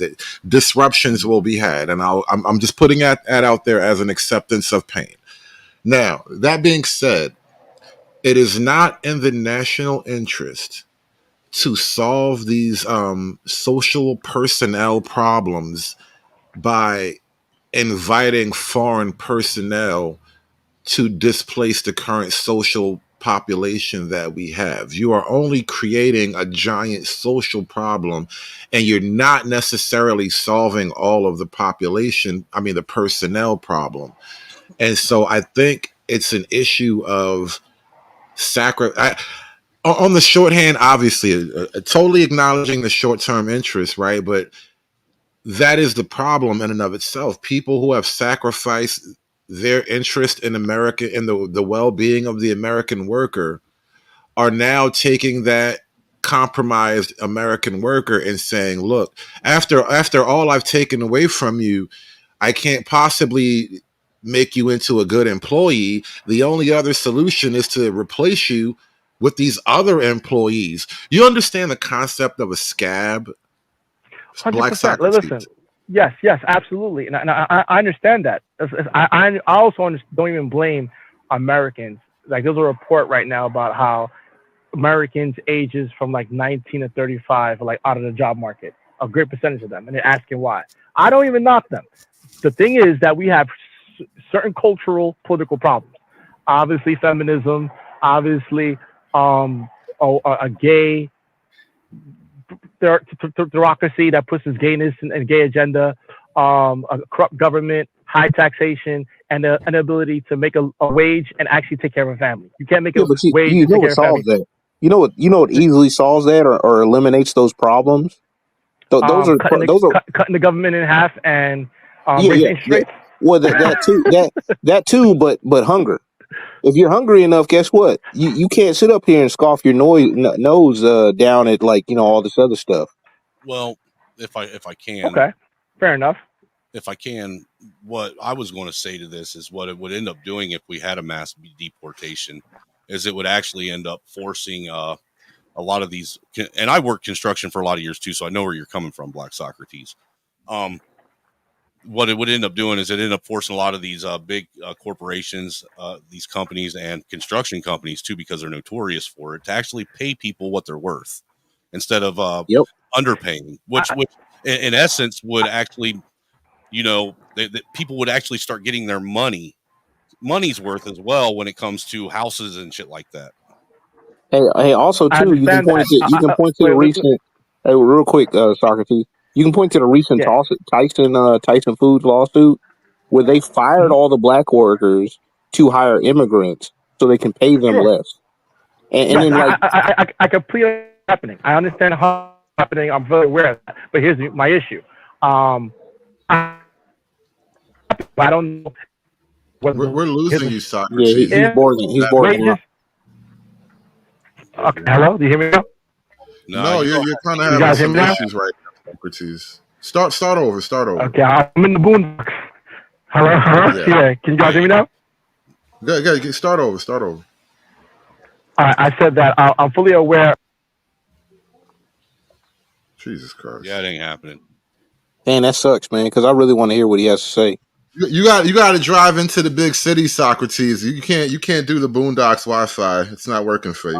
I'm just saying with the mass deportation, though, it's again, I believe that it'll drive if they're gone. And look, you got to look at it like this: a lot of these people and companies that benefit from this mass illegal immigration problem, they're doing it because hiring these people, paying them less, and then having to pay the fucking fines of the federal government for them are still less than if they hired Americans. Right. Let's get back to this clip. One day, people woke up and hundreds of Haitians just showed up, and then eventually it became thousands. And this is a town of about 4,200 people. Within a few months, over 2,000 Haitians came. And the question is, how'd they get here? Where'd they come from? We don't know the exact answer. The best we can get is that there are NGOs that go out and recruit these people. Okay, the federal government pays for all of this. Shit, we're gonna get a train. The federal government pays for all of this.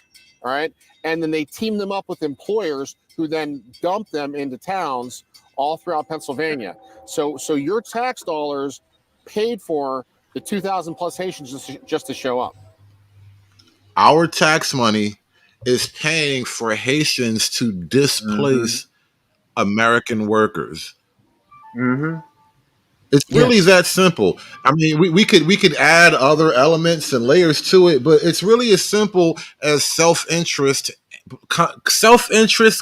combined with an anti-American spirit. You really must hate us to do this to us. Remember, John, I think you in Sub-Zero chat earlier, you know what I'm saying, when him and Sir Tyson was talking to a very low IQ individual. That dude was crazy. Bro, I'm doing a show on that later because you can't make this shit up. Them type of niggas that vote Democrat or have that type of ideology will tell you that this is not happening. Like with the Republicans and other people are just making this shit up.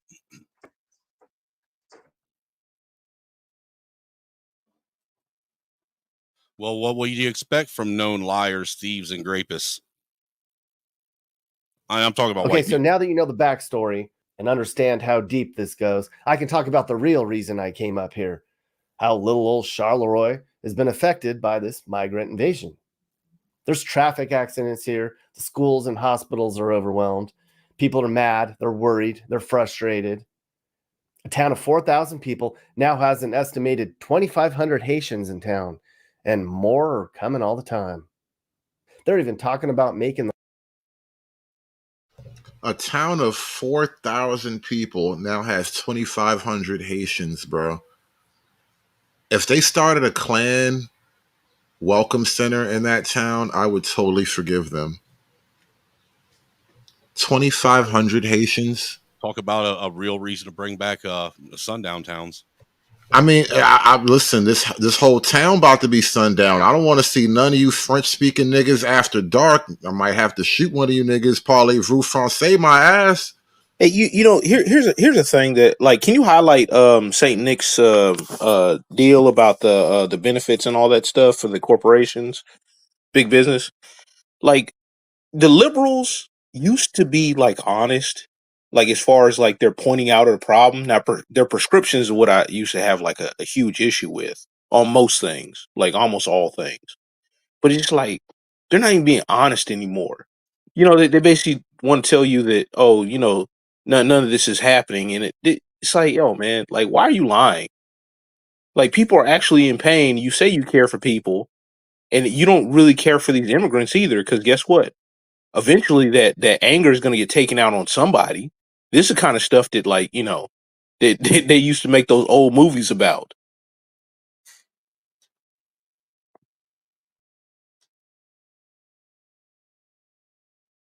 You know, Slick Rick says this is the same talk that northern white boys had when black men were moving out of the South and working for cheaper rates. I told y'all Snowman is a Keisha. No, I kind of reject that comparison, but I reject the Snowman as a Keisha, but at the same time, I actually looked at that comparison. I didn't know what we might get to that documentary today because I actually have located the what do you call it? The what's that? The Levittown documentary where the white people were complaining about the black people moving into their neighborhood. And I remember months ago, I actually commented on a clip from that where it was these three old white ladies. I call them the racist old ladies. They were sweet racist old ladies, by the way. I say racist with all warmth and affection, but they were racist old white ladies. But really, they were just like, I don't really have any particular feelings against the Negro, but I don't understand why they're all just trying to move here all of a sudden. I like my white neighborhood living around other white people, and I don't know why that has to change. Like, that was the general sentiment of all those like sweet old racist ladies. And I understood that because it was a human sentiment. It wasn't really about them being white. It's, you know, people prefer their own group. And knowing what I know, how that whole thing was, you know, orchestrated, you know, because Levittown was named after a guy named Levi, and Levi tends to the people named Levi tend to extend from the tribe of Levites, named after the book of Leviticus in the Bible. You know, do the knowledge, nigga, do the knowledge. All I'm saying is, once you learn all these extra things, I start to respect their grievance a little more. Well, Hood, I would like to. Well, okay, so from my perspective, this is, you know, it's going to take Reconstruction era racism, right? Because black people actually fought for their spot. Like Levittown is fine. That was in the 50s, but like 1870, 1880, 1890, right? The early 1900s, there were localized labor riots all over the place, right? Because black people were free and competing for jobs. So there were real fighting and real deaths that occurred to get that spot. And the fact that these people want to, black people, mind you, are sitting here wanting this to happen as if they'll somehow get more power if a bunch of a bunch of immigrants seize control. Right? They're not. They get flushed down the toilet, and they're the first to go. So, you know, it's gonna take that something among other black people who aren't, you know what I mean, hypnotized and say, look, this is our spot and we're not giving it up. Yeah, but anybody on the ground though, they're pushing back. It's the people on TV or whatever that have those quote unquote black jobs, the professionals and the boulets, as some would call. Those are the ones that are trying to shovel this down regular people's throat. Well, that's the weird thing about pro-blackness, right?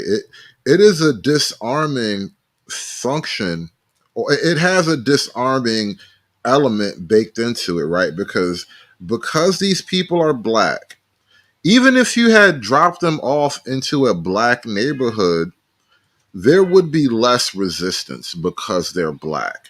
They won't see it as an inherent invasive threat. They will just see it as, well, we got to do something for these black people. And that is kind of missing a huge point in and of itself. And it's like pro-blackness has kind of crippled black people. We're not spiritually on the proper footing to even see this threat properly, to defend against it properly. But back to the clip. The road signs in French. But I couldn't find as many people here to speak out against the Haitians like I did over in Springfield.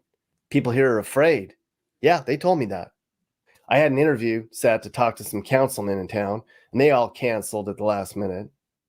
One resident here told me she feared for her life, and she didn't want to talk to me. Then I was getting all these weird messages in town from people here. Stuff like, go home. This is too deep. You're at risk. One guy said, pay him $5,000 for 2 hours of his time, and he'd tell me everything. What? What is happening here in this place? This little town? Are you kidding me? But I found some people to talk to. So we're sitting here with Kevin. Kevin, how do you feel about what's been going on in Charleroi with all the immigrants in town? It's a shame, man. They live better than we do. You know what I mean? They drive around in brand new pearl white BMWs. I mean, go up to any grocery store, you'll see them just piled up with 3-4 buggies at a time. Who can afford to do that? I can't. I make a good living. You know what I mean? I can't afford to do that. So where are they getting their money from? From the government. It's all coming. This really does sound like some good old fashioned 1920s racism. Look at that nigger riding around in a goddamn Model T. My pappy been working for years, and I've been working for years, and I ain't never gonna be able to drive me no Model T. This does sound like some good old fashioned classic 1920 racism, though. He's got that Model T on them big ass wooden spinner rims, dude. That's the problem. I'm telling you, man, there were a lot of nice middle-class black people in the Allegheny area back in the 20s and 40s. You can look up pictures. You'll see it. I've seen it. I actually got a little piece on that I could play in a second. Black folk before the civil rights era, we had to get it from the mud, as they say, and we became quite good at that. You know, not everyone, but a lot of us, we carved out a middle-class existence on our own the way it's supposed to be. And absolutely got it with guns and with fists. It's funny how things change, isn't it? Now I'm the white supremacist. Like, if you don't get these colors up out of here, driving around in all these fancy cars, like, I feel him now. I identify in his classic white supremacism. Yeah, but Hood, I understand, like, you know, the leaning into and kind of playing with that. But I'm like, what's white supremacist about being leery of military age men? Where you can look at other countries like France, for example, or Sweden with their issues, and you'd be like, okay, that's a precursor of what's going to happen here. It's not from an objective standpoint, and really what I'm actually speaking to is a sense of pure nationalism that has no true racial like locus to it. It's a national thing, but I'm also understanding like the common black psyche. So they equate American nationalism to white supremacy. And I'm like, well, okay, look at me. I'm the white supremacist now. That's because a lot of them that you're talking about think everything is white supremacy. They don't even know what white supremacy is. It's anything anti-black. Well, I don't be like. I mean, I have with my racism. Fuck that. I don't be like. I have a working definition for proper white supremacy, but I don't want to get banned for anti-Semitism or nothing. Your working white definition is totally, different compared to what the rest of the black community thinks what white supremacy is. I almost guarantee it. Sure is. From the government. They get food stamps, they get cash assistance, all that. How has your town changed by having this many people here from another country? It's not the same town. I mean, you can walk downtown and there's millions. Not millions. There's a lot of them. You know what I mean? You can't go a block without seeing probably 100 of them. I mean, just hanging out. They're walking in groups, all on a cell phone. I think I was talking to a counselor the other day. He said there's 83 pregnant women in this town. So we literally ran kids out of the streets and told them they weren't allowed to solicit, so we could bust in a bunch of illegal immigrants and let them solicit. Yep. Crazy. You borged, homie. What happened? You borged. That was you. I heard him. Say it again. No, I heard him. I said so. We literally banned kids from being able to stay outside and do things outside because of soliciting and loitering laws. But then we're going to bus in and fly in hundreds, if not thousands, of illegal immigrants to allow them to do the very thing that we told kids they can't do. Yeah. No, and here's the thing: got to take care of birthright citizenship too, right? That's why Trump has to win. So Clarence Thomas can be replaced by an equally prudent jurist. Yeah, I Like, think there's a birthright lot on the line here. citizenship seems to be a relic of our slave legacy, and we're so far removed from that. We don't really need laws to address our slave legacy anymore. As a matter of fact, if that was on the books, then Kamala wouldn't be able to run. Or Barack Obama. Both of them motherfuckers. Bro, I just was thinking about that the other night when I was talking about Candace Owens doing all this deep dive expose work on Kamala's background. And it's even shadier than where we left off, bro. It's darker. She actually may have a white grandmother. The whole thing's crazy. But real quick, can I yeah, shout out got it. my dude David Harvey? Thanks for the cash app you sent, brother. Greatly appreciate it. Yeah, thank you to everybody who's been donating to the extra streams out there. I see you niggas stealing streams, but you know it's all good. I appreciate everybody donating to the stream right here. Dave. Oh shit, I do need to let you back up, Dave. Your time has been only by 4 Dave. minutes. Only by 4 minutes. Your time is elapsed. Dave actually dropped totally off the panel, but your death has been your death is expired, Dave. You can come back to life now. Damn, that was short lived. Yeah, we need Man, we to don't respawn them. We respawn Dave. Real Daves don't die. They respawn and multiply. So he's literally like Bebe kids. Wow. But yeah, like I was saying, everybody, thank y'all for supporting all the streams out there going right now on this topic. Everybody must eat. Everybody must eat. Everybody must eat. Everybody must eat. Yes. I heard Meatball's knocked up, by the way. One of you niggas is terrible and disgusting, but you know, that's the nature of the jungle.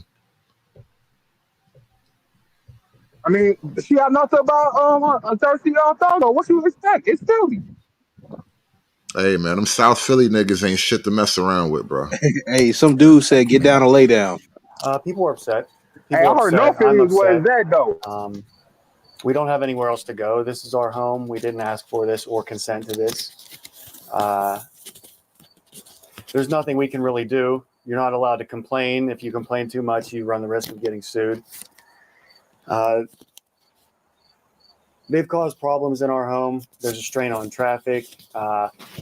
They're wrecking their vehicles. They don't have insurance. They're getting free vehicles somehow from somewhere. That's not explained to any of us. I have lived here since the mid-'80s. And of course, there's been a progressive deterioration of the town. I mean, it used to be where you could go downtown for anything you needed.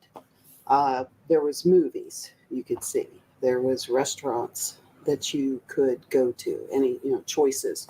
There were shops, lots of shops, shoe stores, and things of that sort. And I mean, it was nothing for our kids to run around, and we let them go, like if there was a group, and they could walk around, go down to the park and all those kinds of things. And that has drastically changed. How has the immigration surge changed your town? I think that every person that had the smallest amount of racism in them is booming out now. Hallelujah. Look at that. Wow. Just out there, just open and out front with this shit. Yes, I use nigga. I've used it. I admit it. I put the H on it to emphasize it's nigga. Nigga this, nigga please, nigga. Can you lend a nigga a pencil?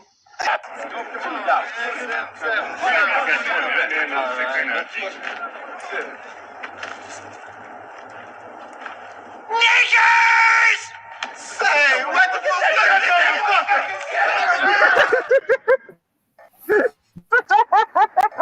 What exactly did black people ever do? What did we do for white people to hate us so much? Like, I'm genuinely asking, what did we ever do to deserve anti-blackness in every single community? I can tell you one thing. We was balling too much. You keep letting these foreign, hostile, invasive niggas blend in amongst you, act like they one of us. You keep letting these foreign niggas stand under your civil rights umbrella. They need to stop letting these brick to the face bitches happen. For real, it's a bad look. Just saying, don't let these new niggas stand under your civil rights umbrella. They're foreigners. Hey, wasn't the brick lady a Haitian? A Somalian. No, she was like Somali. Oh, okay. Same thing. She wasn't an American black, so she doesn't matter. She doesn't qualify, right? The white man said you non-American blacks don't matter, and I like that about him. Actually, as a matter of fact, man, we should probably send her wherever she's from, because she a scammer, man.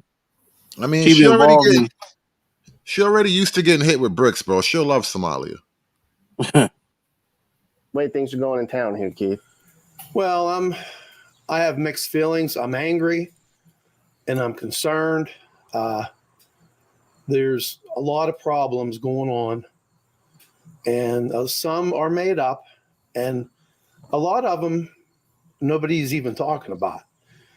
I'd like to see what is our government using our tax dollars for to aid the illegal immigrants, illegal aliens, whatever you want to call them. Maybe some of them have been here long enough that they have citizen status. But, it's like everything's in the dark. Everything should be full disclosure. We've been putting up with the government telling us one thing and then saying, oh, we were wrong. We were wrong about this, wrong about that. I won't get into things I want to talk about. But this all started in 2020.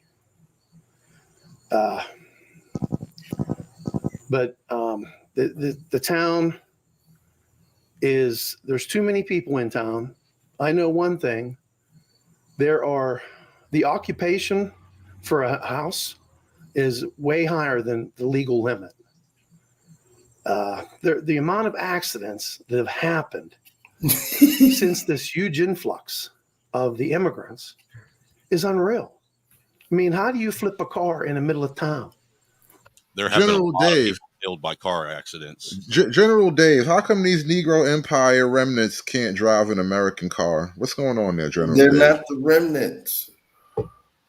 What do you mean they're not? They're purebred Haitians. No, bro. Let me explain this to you. You just keep going with the story. I don't want to sidetrack the conversation, man. Please don't. Okay, all right. I just wanted to welcome you back from the dead, Dave. Yeah, I wanted to say also as a welcome back. This guy Snowman. He reminds me of you ever driven down the street on like a shitty pothole street in the middle of winter and the snow just slushing around and shit, and your muffler's all fucked up and the snow is like kind of like muddy snow. That's the type of snowman he is. I take that as a compliment, Dave. Thank you. You're welcome. Yeah, that's a good bar, Dave. Damn. Absolutely, 110%. The fire department is inundated, car accidents, whatever. We don't have the resources in town to have all these people. Why are they here? What's the reason? I don't know what he I can tell you. And see, again, that's the question I was asking. Speculate, and it's that's the one that brought him there. Speculation. That's the type of motherfucker hired him. One of the factory owners had an idea, and his idea was team up with the NGO, bring these people in, pay them we'll say $9 an hour, and maybe they get some kind of federal stipend. So the $9 an hour plus the federal stipend turns into a fairly decent lifestyle, especially if you're coming from Haiti. Which I was asked by NBC yesterday, aren't you offended that Trump referred to Haiti as a shithole nation? And I said, Haiti is a disaster. I believe the leader of Haiti, his nickname is Barbecue, and it's not for a good reason. Okay. Yes, the lifestyle can be very nice. Now, what happens is they'll stay here, working at that. Eventually, though, these people, they are industrious. They do work. It's not like they don't work. They then will go and try and get a job at like Target. We have a Target close by our Walmart, and the Target actually pays well. And so the worry then is, I'm losing a worker to Target or Walmart, and they bring more up. As far as swinging the vote goes, I don't know the answer to that.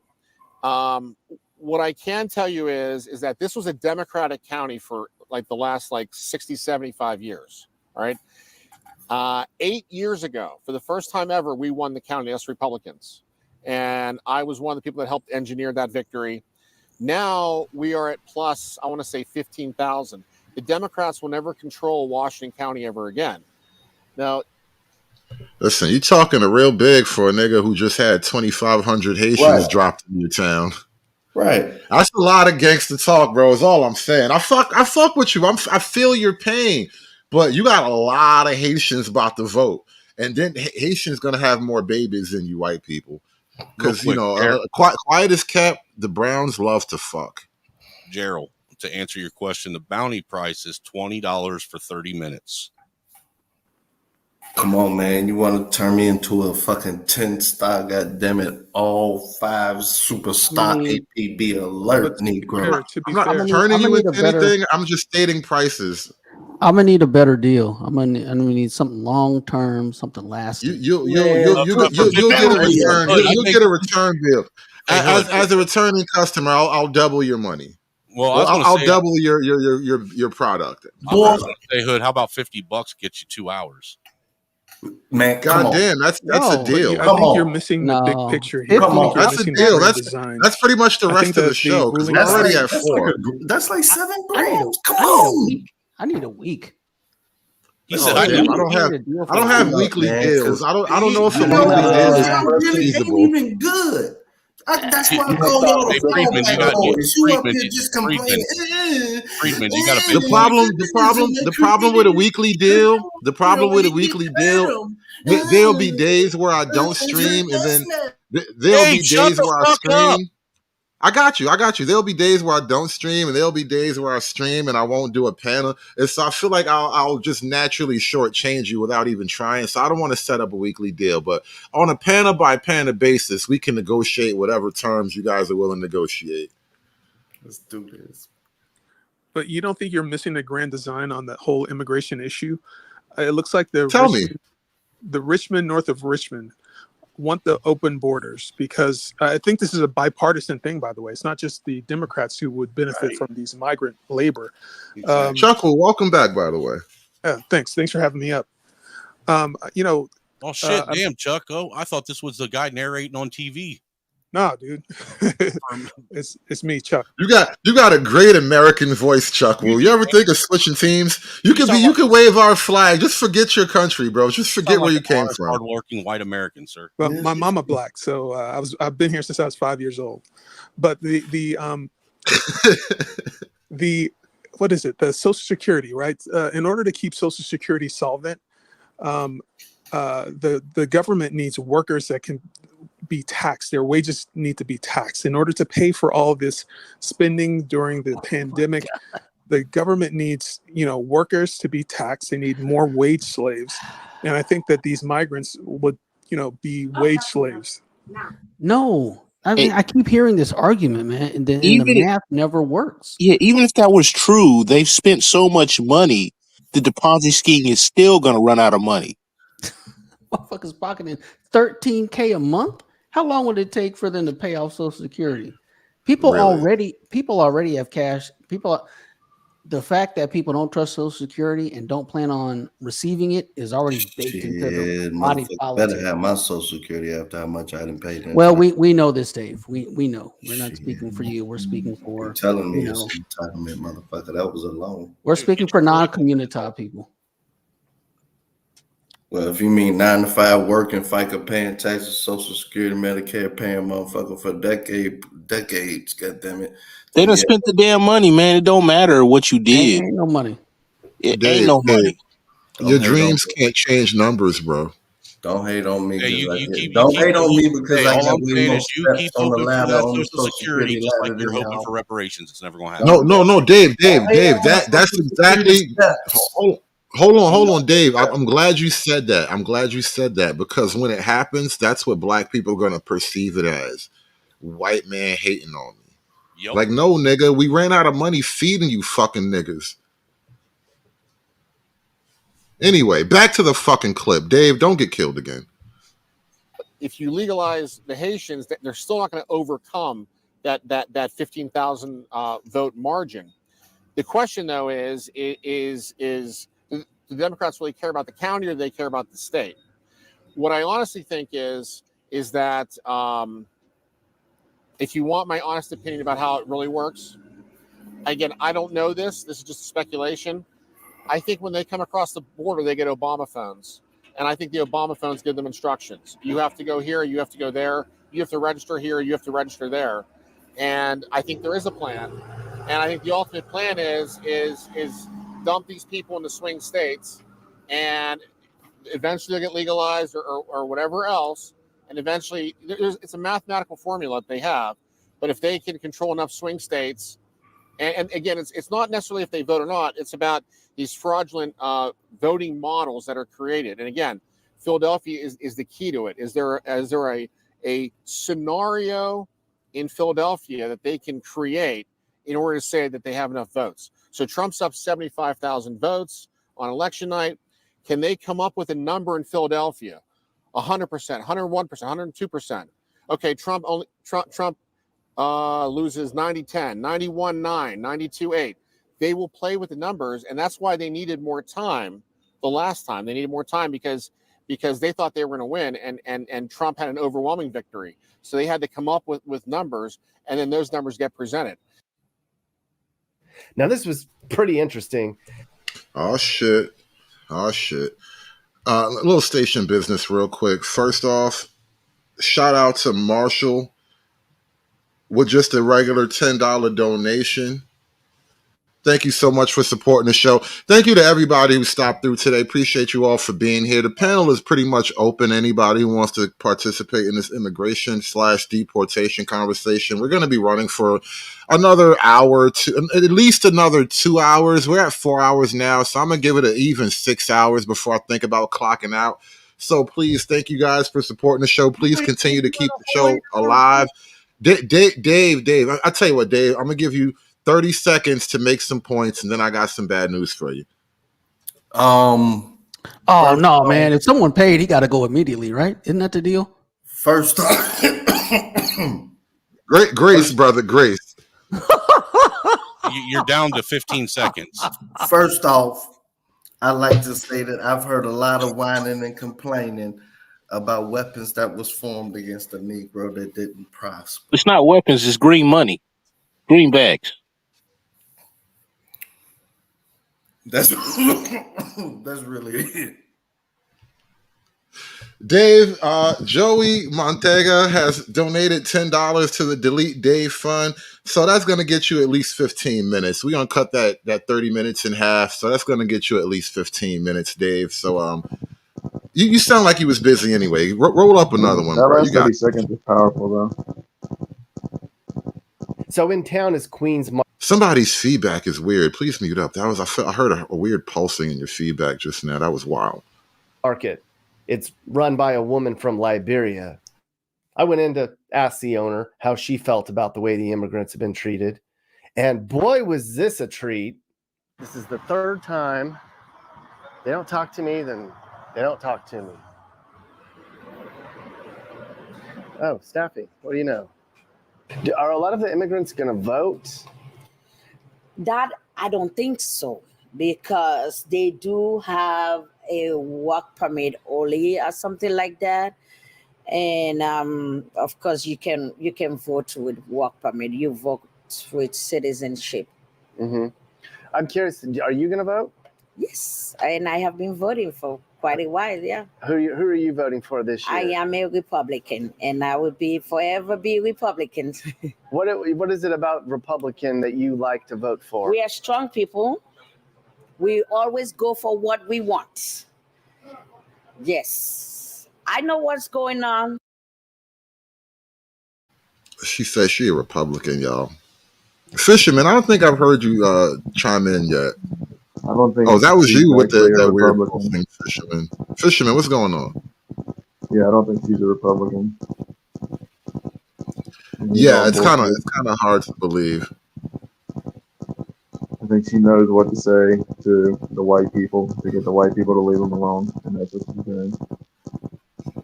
A little media training, maybe. Fisherman, you got this crazy pulsing static going on. I don't know what's up with that, but you got to figure that out, bro. It's killing the vibe right now. I mean, my bad, Hood. No, you got to finish what you're saying. I was gonna say that could be the case, but I don't know. A lot of people that I know, especially Liberians that settle in certain areas, they're very conservative. In fact, they're very pro-life too. That could be the case, and I can't flat out call the lady a liar, but I can say I'm not quick to trust it either. I'm just saying a liar. I'm just saying it could be the case. It could be the case. That's all I'm saying. Pigs could be flying right now at this very moment. Have you looked? I've seen a couple cows jump over the moon just today.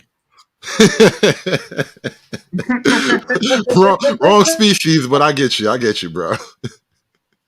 I don't like how Republican is talking. I don't need to call name, but our leader needs to just adjust himself a little bit, because immigrant, he's still in his house.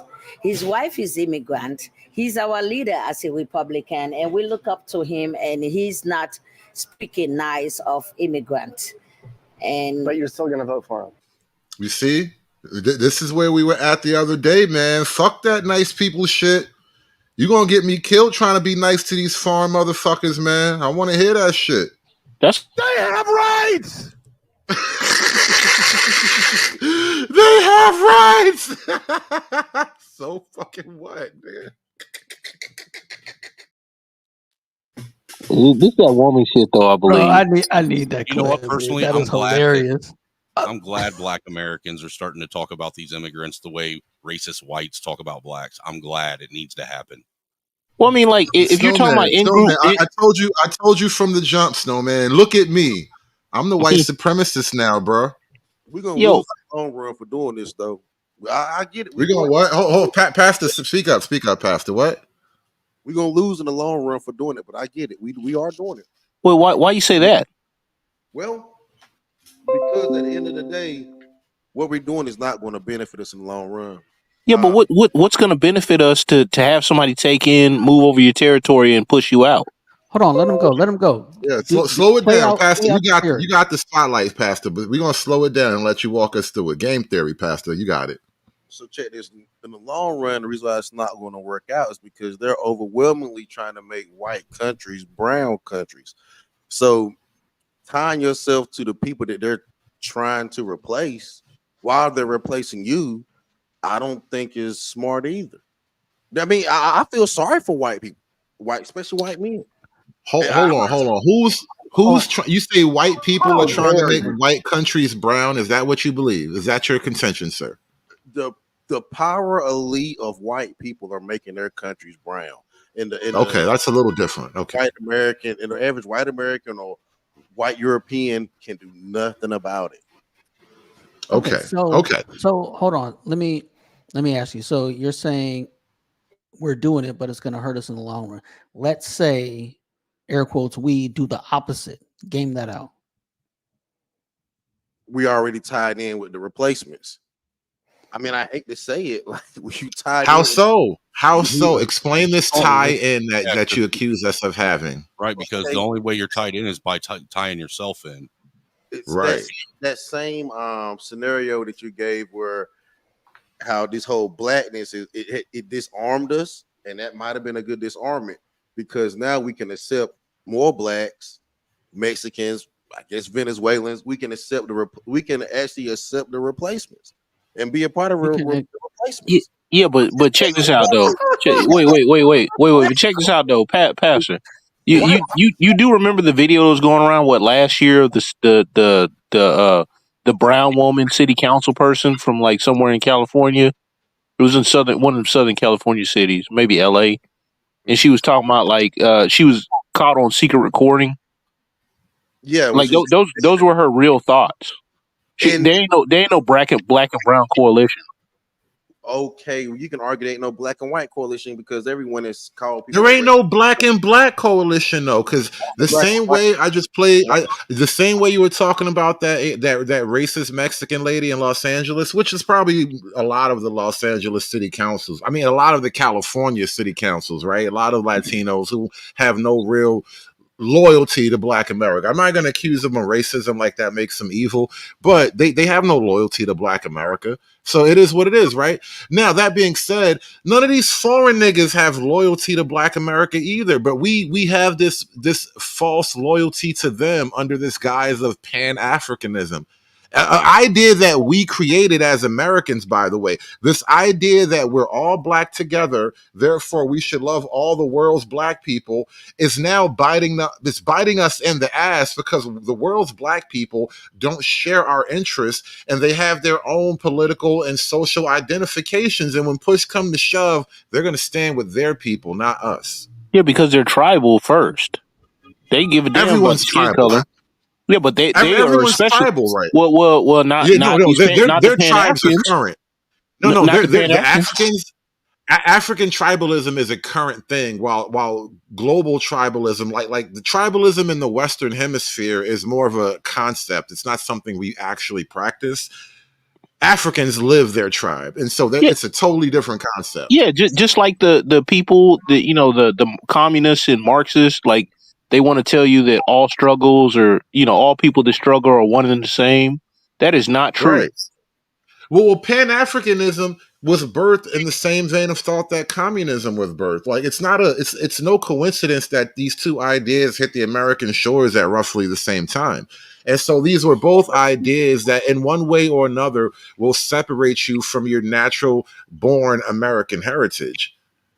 That's the ultimate point of these two ideas, whether you're communist or Pan-Africanist, which a lot of Pan-Africans tend to also lean communist, by the way, just a natural fucking gloves and hand type of situation. A lot of people that care about their family lean a little communist. Hell, Donald Trump be leaning communist. His wife come from. What do you even mean by that? What do you mean by that? From communist Yugoslavia, and he brought her and her whole family over here. So to say he has no ties to communist, he brought a woman out of communist poverty and her entire family, and he looks up to. That's still a bargain for him. I mean, I can't buy a bitch out of communism, but some niggas can do that.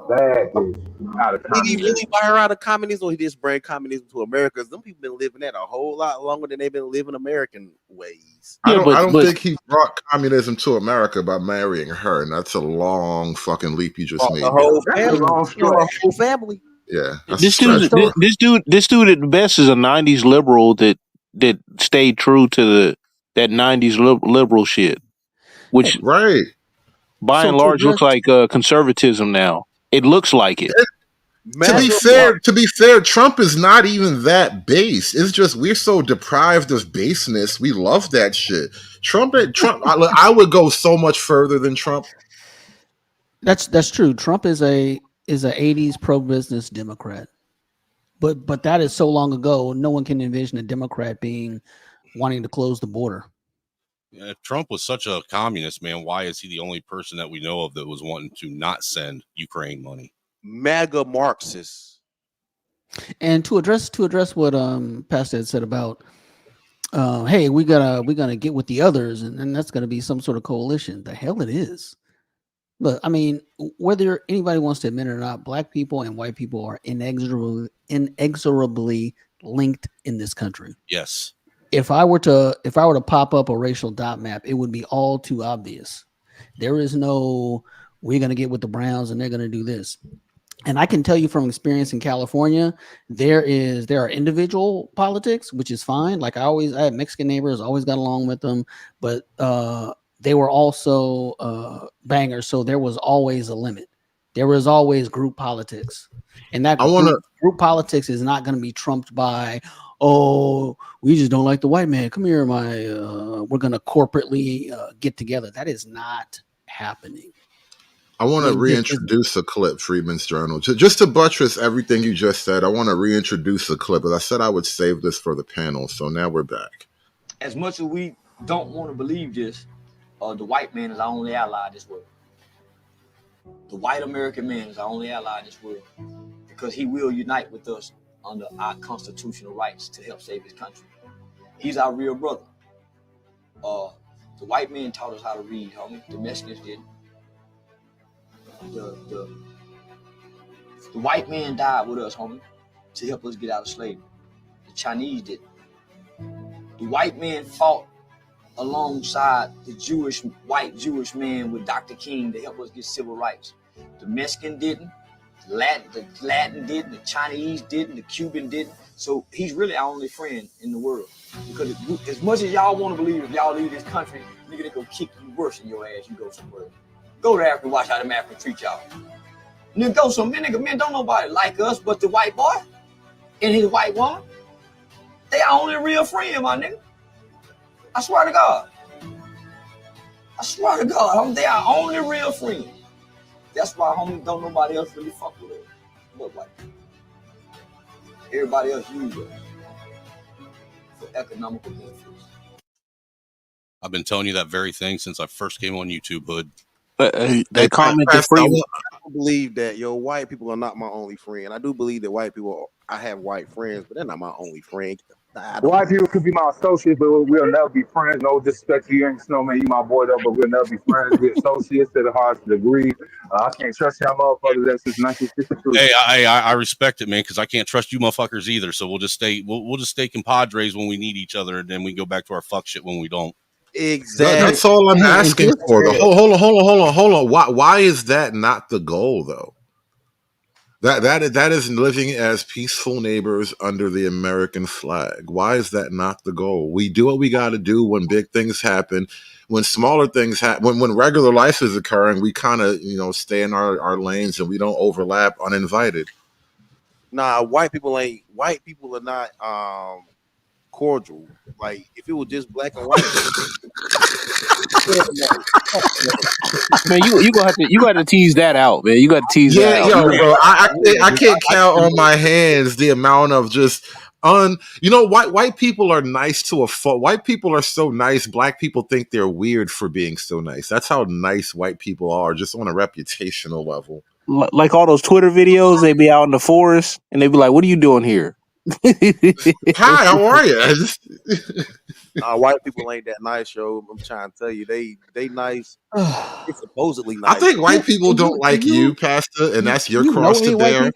I don't have a problem with white people. I don't have a problem with them. No, you got a whole white baby mama though. That's the thing, Pastor. Am I not right about that? I think he's emotionally damaged from that.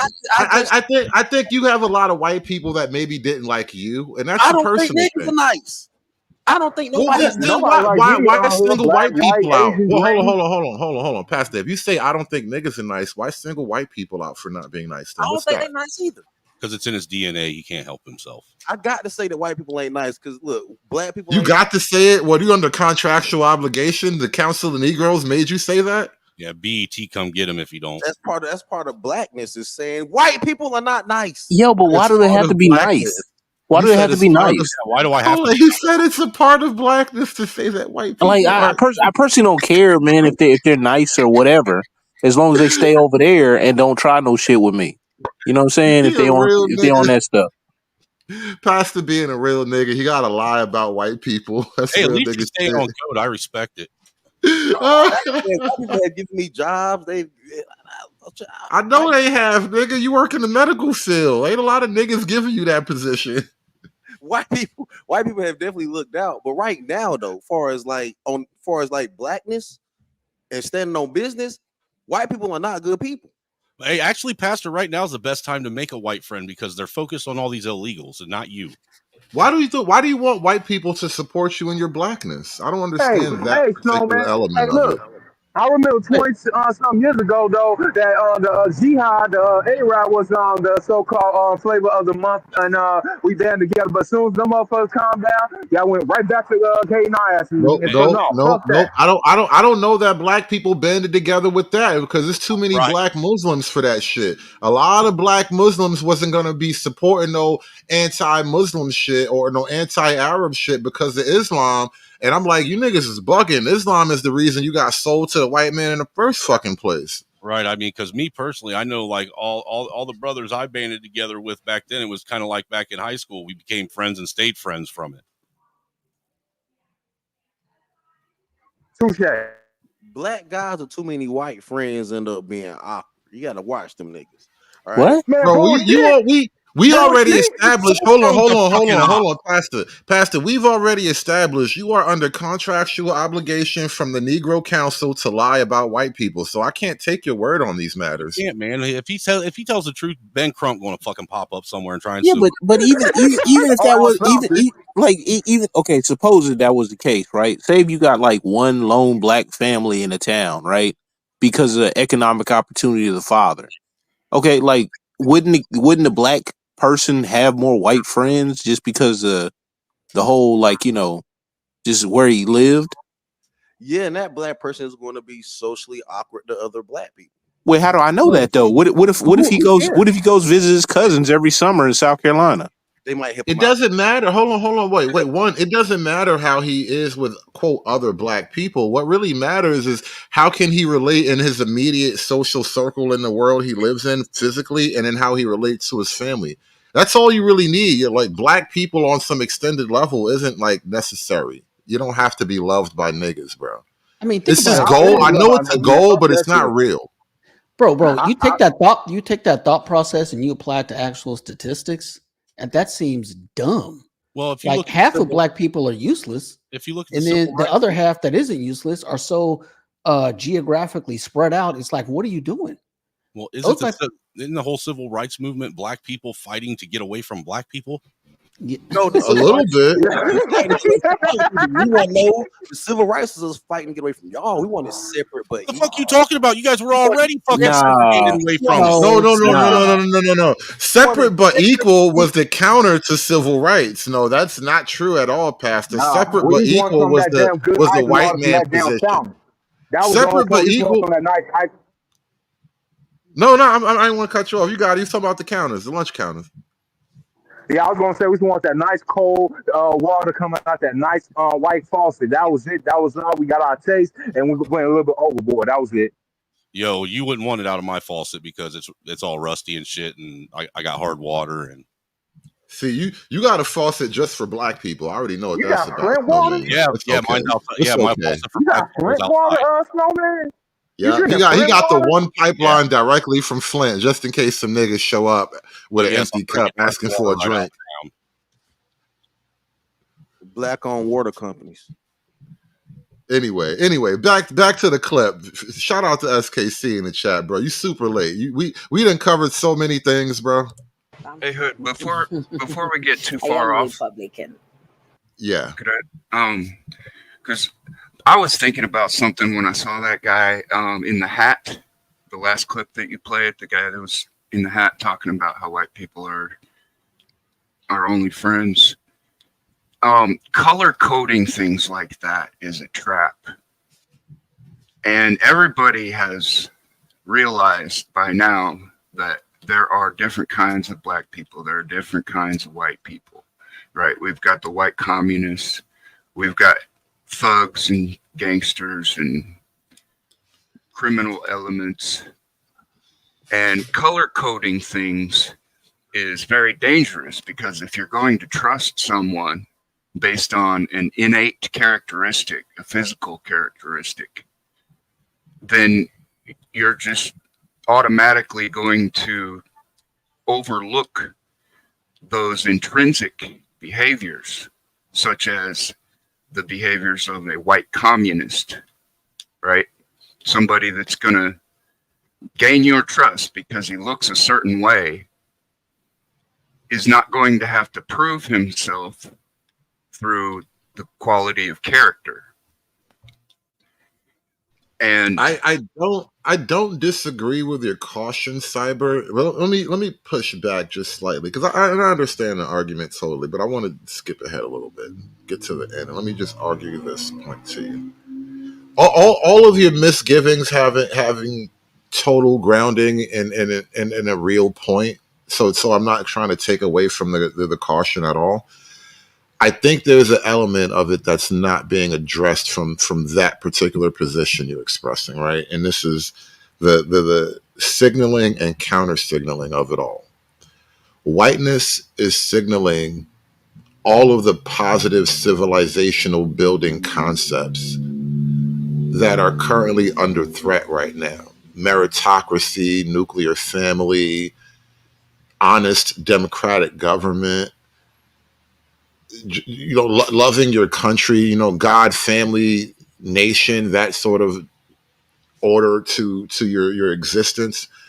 These things tend to be coded as white. And without getting into the actual ethnicity of it all, when we say things like, when I say things like, look at me, I'm the white supremacist now, when I consider myself white adjacent, that is not a black man trying to, transition into actual whiteness. Obviously, such things are ridiculous. And so there's a tongue-in-cheek thing that's happening here.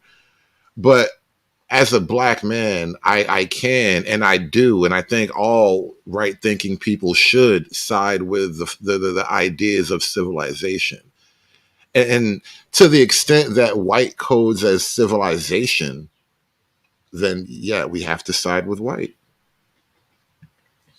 Okay, I see it now.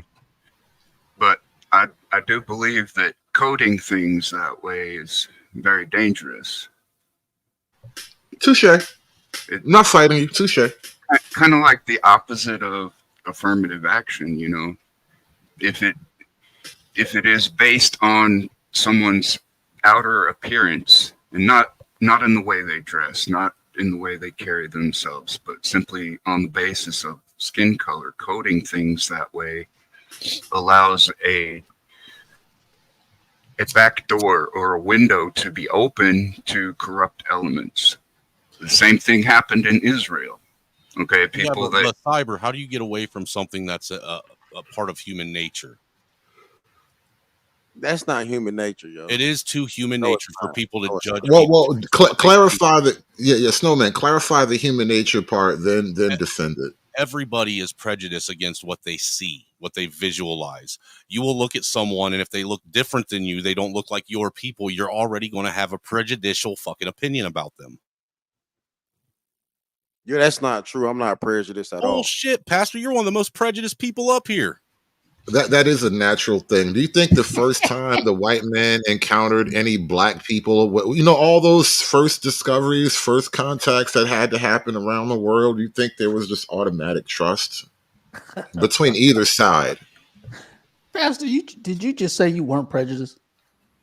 No, I don't think I'm prejudiced at all. I think I'm just like talking. Nigga, you are contractually obligated to be prejudiced. What the fuck? Stop lying. Saying that white people are bad people is not prejudice. I'm calling that is a contractual obligation of prejudice. You have to speak prejudice. That is contractual. His fucking handler on the line. He's stepping out of line. I'm loving this.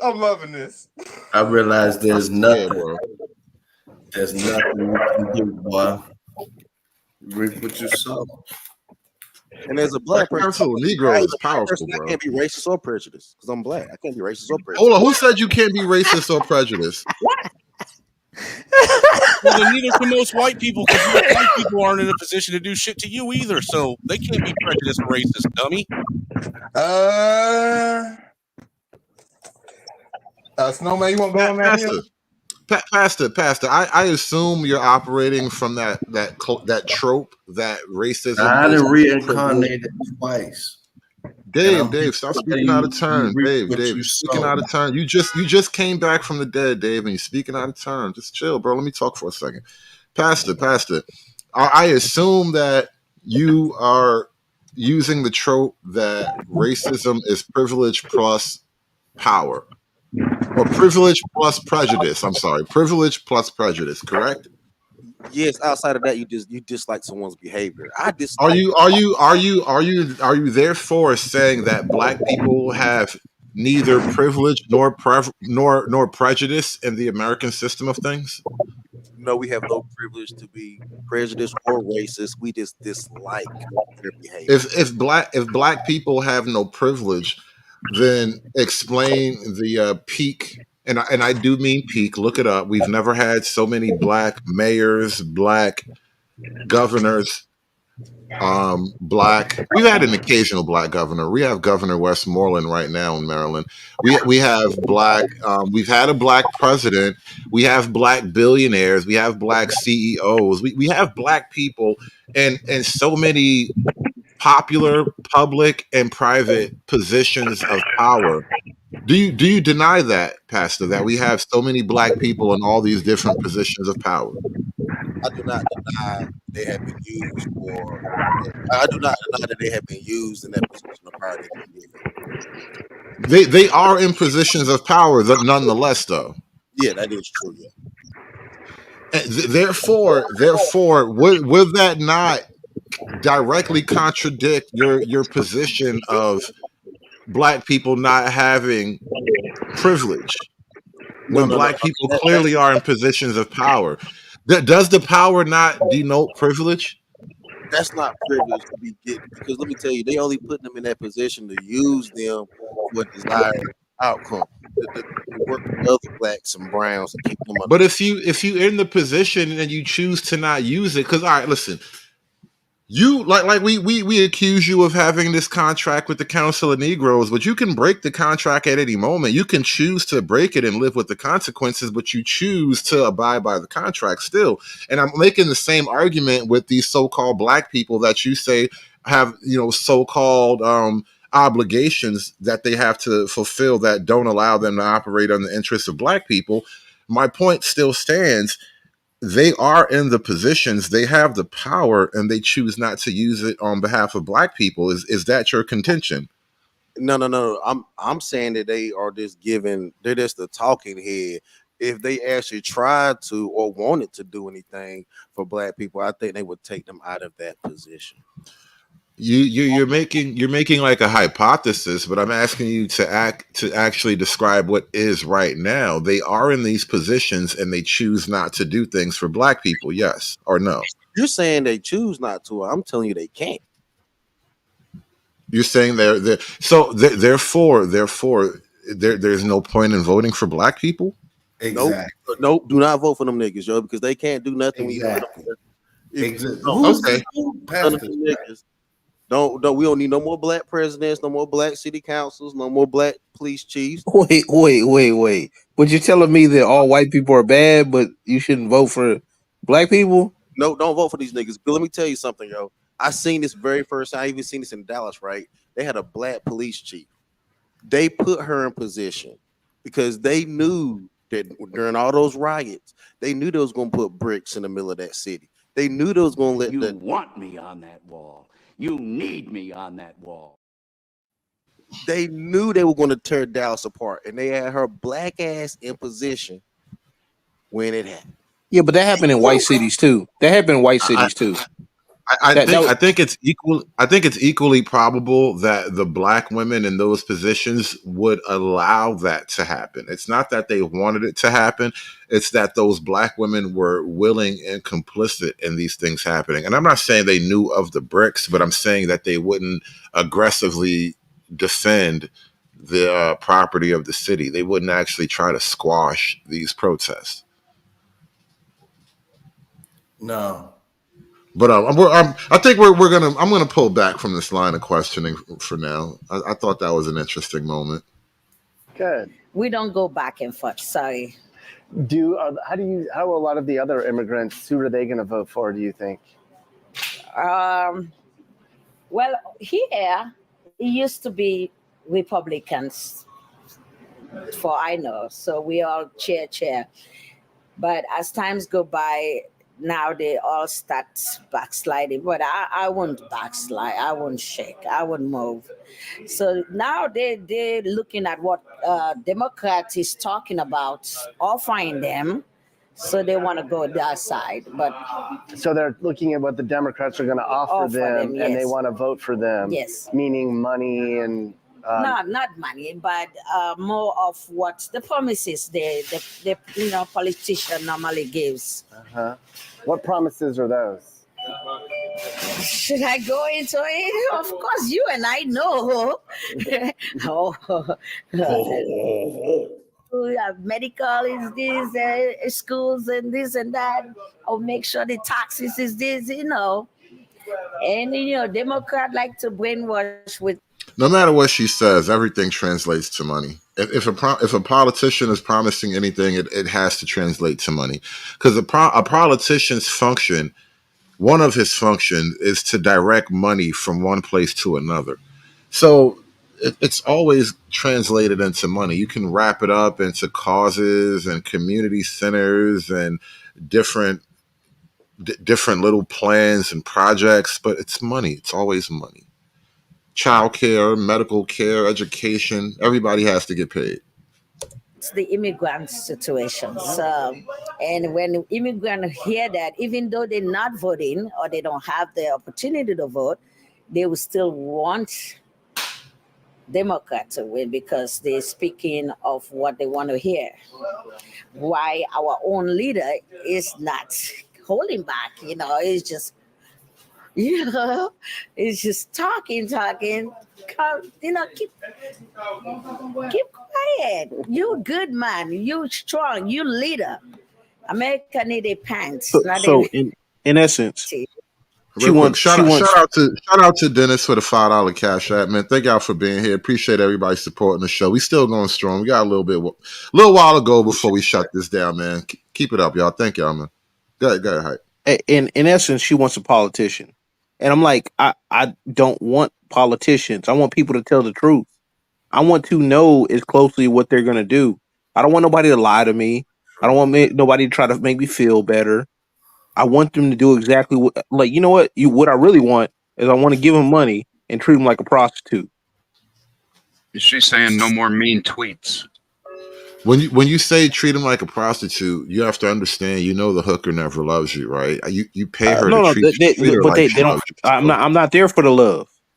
I get it, but no, it's not the love I'm really commenting on. It's the idea that politicians lie like hookers. No, but if we have a service agreement in place, that's all I care for anyway. And if you don't do that, I replace you. There you go. I want you. I'm paying you for a service, and this is the thing. This is the issue I think Democrats are running up against with like the typical black voter, especially black men. It's like, what service have you really done that I should keep paying you with these votes? And the numbers have been steadily going down since 2016, or actually no, before that. Like on the Democrat side, no, but like Barack Obama's second term. So I guess that would be 12, right? Yeah.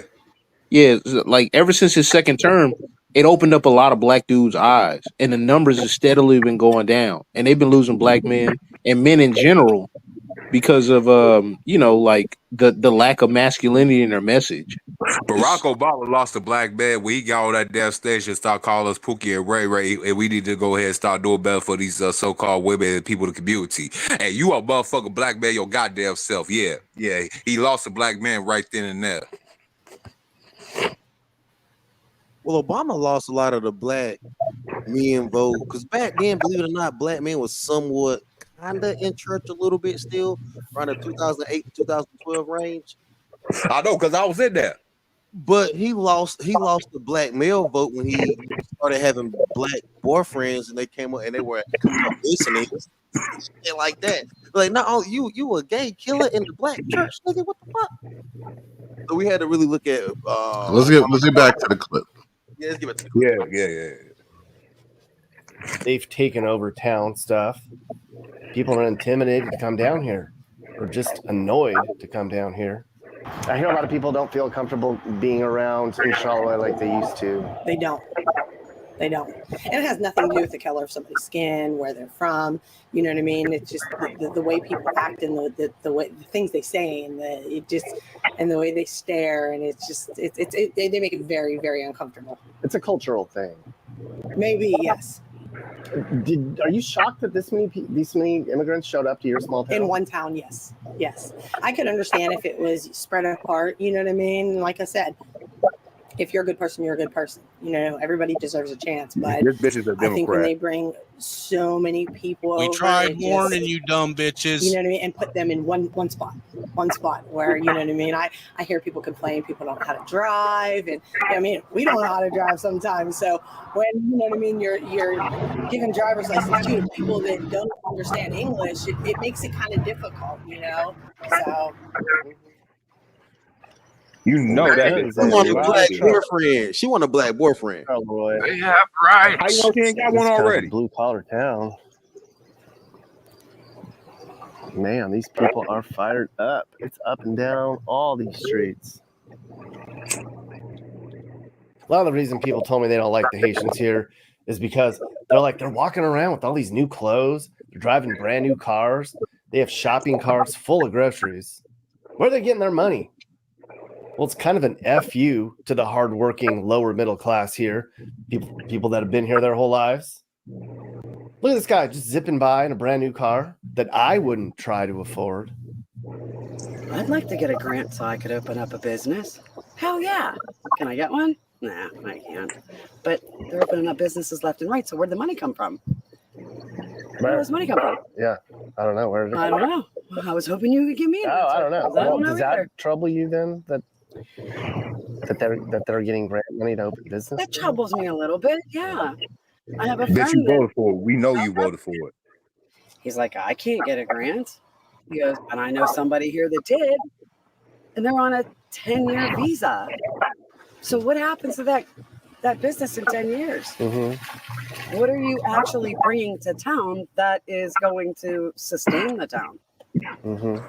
Nothing after 10 years. They're not immigrants, just settlers. I know that people say, well, they can't vote in the election, this and that. Well, I've heard things, and I don't know for sure. Hey, somebody needs to But mute I'm up. pretty sure they're going to vote. You know, maybe we should organize a group to go to all the polling places and see who walks in there. But you have mail-in voting, which that's another crapshoot from years ago. Do you think that there's? How do you buy into the theory that Hey, there's Hood. intentional in A small town like that, why would they need mail-in voting? Facts. I mean, it's a statewide policy, but still. Well, I can tell you why they might need Why mail-in wouldn't they voting. need it? Because if this is Pennsylvania, Ohio, and they're what you call snowbirds, they might go down to Florida here at the end of this month and ain't going to be in Ohio for election time. Yeah, but I'm talking about the universal mail-in voting like they did last time, not the absentee ballot. Universal mail-in is for nothing but fraud. Yeah, that's what I'm saying. Hey, I'm like, yo, like in a small town like that, if you live in that town, like if you did go to the voting precinct, you would know everybody in that precinct, damn near. See, that's where a lot of these guys that were sitting and trying to sell that to the American people, trying to sell it to them that universal mail-in ballots are the same as absentee ballots. Absolutely not. I think that's too much of a security issue, and I put it this way: voting is like a sacred American trust. If you value your right to vote, you should be there on voting day, and exceptions should only be made for military and elderly people. It's a city duty, damn That's near. what that city is. It's a city of 2,000 old people. Half them can't even get there. I will accept elderly exceptions, but again, military, because they're literally away from home doing military business, or the elderly. Outside of that, I'm not going to take that. And the main difference between the two types of ballot systems is with absentee ballots, you have to solicit your polling place just like you would if you go there in person. Yeah. You have to request it. With universal mail-in ballots, like me and my wife during the 2020 election, got sent, 4 different ballots were 4 different people's names on it. Facts. The universal mailing thing is a scam, top to bottom. That's why I'm like, no, we got to restrict the actual idea of mailing. You can't just get a universal mailing thing going. Yo, you cannot tell me. Ballot, I'm not even going to comment on the absentee ballot concept, but I think that the idea should mostly be around the elderly and military people. Yeah, but you can't tell me they can't make, like, there's all kinds of exceptions and they can make certain things for elderly people. To say that all elderly people can't make it out there, Come on, man. This is a small town. Everybody knows each other. My town has like van services for certain people. Most elderly people will make it. Yes, and Most they have for most decades. voters are older Hey, people. and they have for decades. They have for decades. So like, this why is it would be special now? making it a national holiday for election day. That'll No, be I don't agree with that. I actually think there should be stuff in place to limit certain people from voting because most people they're not informed. And you don't That's need all it to be colors. you don't need it to be a national holiday because it's already written into the law that you can't be punished or penalized for being late to work Exactly. because of voting. Exactly. And most jobs will let you go. Right? I haven't had a job that hasn't said, hey man, if you got to vote, go ahead. Yeah, just like Haven't jury had 'em. duty. Just like jury duty. See, that's what I don't get, man, is you have a lot of folks, and this is no slight, but it is towards you, David, that they sit in one hand and say, the government's corrupt. We need less government and shit. And then in the other hand, well, we need the government to write more policies to fix the shit the government's fucking up. It makes no sense. Well, if you combine the national holiday that's not a good idea for the election day. No. So that the whole focus could be everybody fucking No. arguing. What the focus needs to be on how you count the damn votes in one day. Huh? How the hell all these states? How they can't count 80,000 votes in 3 hours? Yes, and most of, and especially if there's mail-in coming in before the fact. Remember, you're not counting all the nation's votes. You're only counting the votes of your district, right? Because all the voting happens locally. It seems like Florida is now Ohio. Didn't Ohio they couldn't count?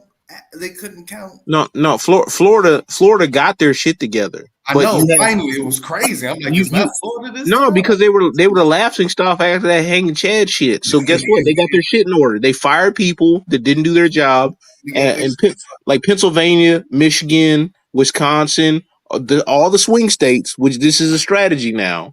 You go and just fucking do this shit with the swing states, and the shit's like been up and down with the damn mail-in voting. Because they got ballot boxes and all the shit that are unattended.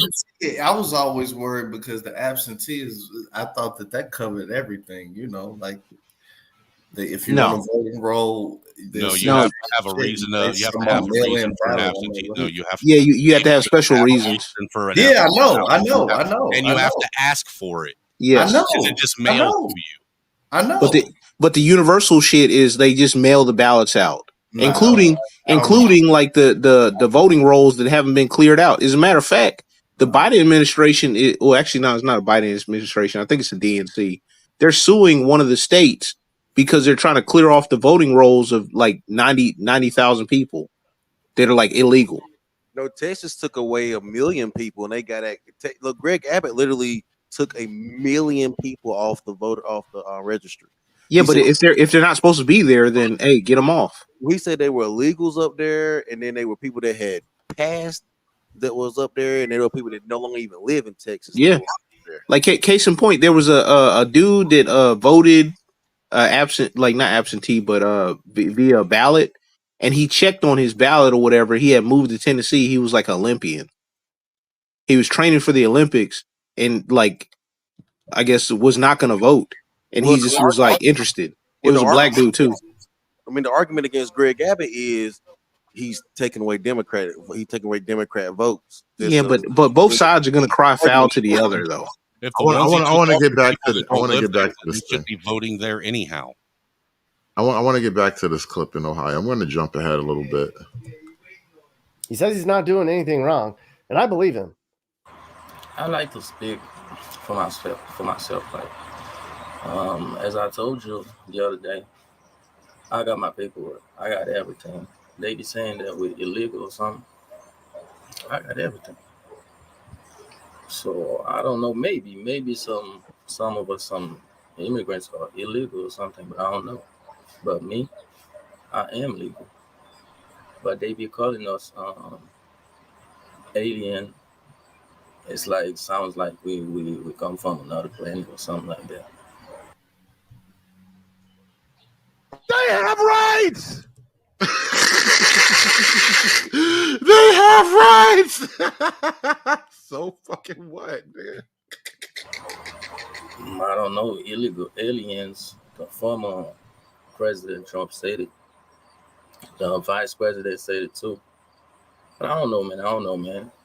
If they want proof, I can't prove that I'm legal or something because I got all my papers and shit. How have you been treated here? It depends. I stay on my lane. I'm not in my business.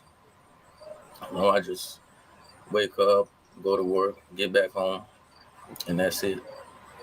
So you're just trying to come, make a good living, and then save up money and go home. Yeah, because I'm only here for 2 years. Mm-hmm. It's a 2-year program. Pause that again. So in 2 years, if they stop hating each other in Haiti, is he gonna go home?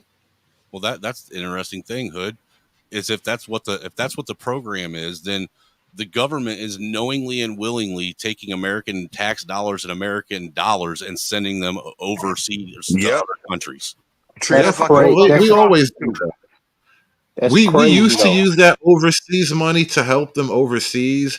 Now we're sending that money overseas to bring them back to America to further displace us. So it's bad enough they're using our money on foreigners. They're spending our money on foreigners to live right here in America to displace actual Americans. Right. God bless Republican policies on steroids. See, Like they they're are just so- doing the same thing that both of these parties doing the same thing. Listen, so they're giving them all of this to make the argument that, oh, we can't send them back. They're part of America now. That's why they're subsidizing the crap out of them, because that's what they're going to do. Because Republicans don't have the stones to do it. Yeah, because 2 years from now they won't want to send them back. Right. Look, and the local listen. The local chamber of commerce and the local elites in that town who are renting them homes, who are selling them property, who own the grocery stores, those people are all in on it. Yep. Exactly. And that's the reason why, Snowman, when I was joking on you the other day on True's channel, it's y'all fault. Y'all have been since 1776. Y'all ain't did shit. And they all asking for a grant. That's because, hey, dude, I don't deserve no damn look, grant. you know what? You're right. It might be our Give fault. the money to the- It's our fault because we were compassionate and cared enough about what people like you thought that we gave you an opinion. Bullshit.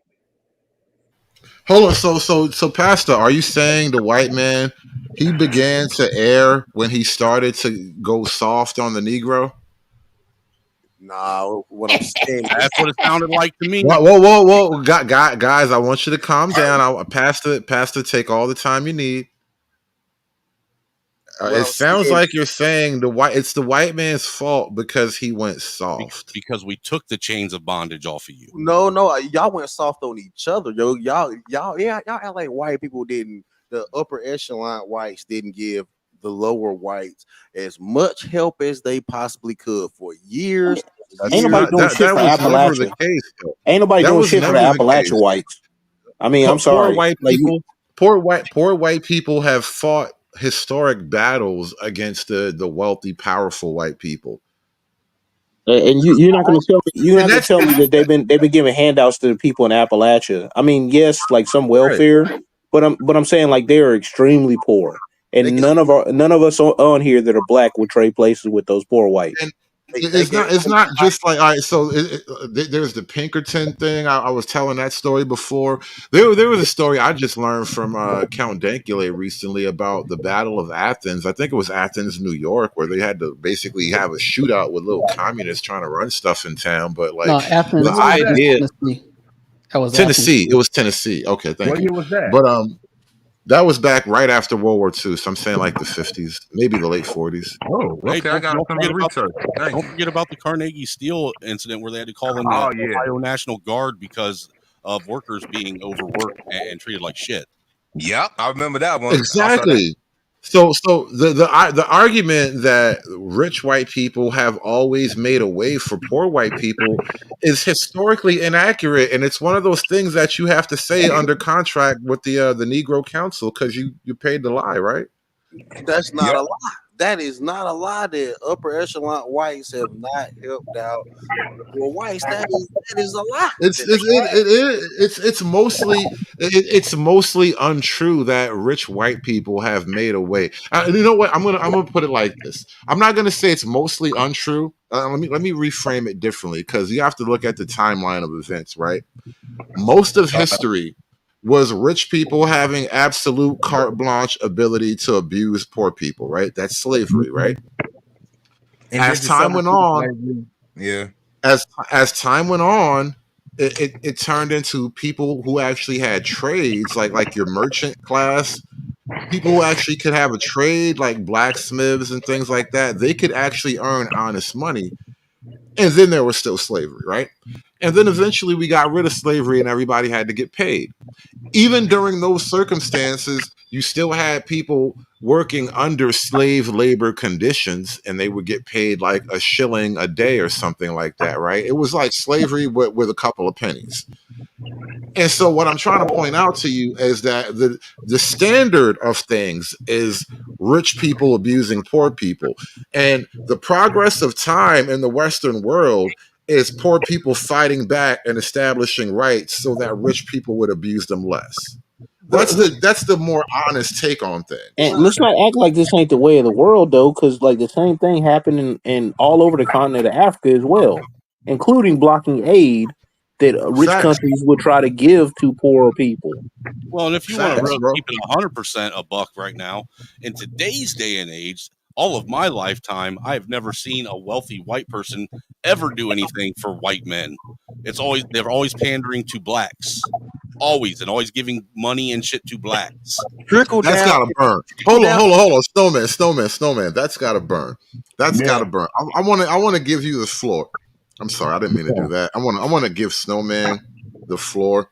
I want you to talk about the pain, the racial betrayal you see when you turn on the television, when you flip through the millions of cable television channels, and you hear nothing but rich white men helping out the Negro. What is that like? I don't know what that's like. You tell us, Snowman. You got it.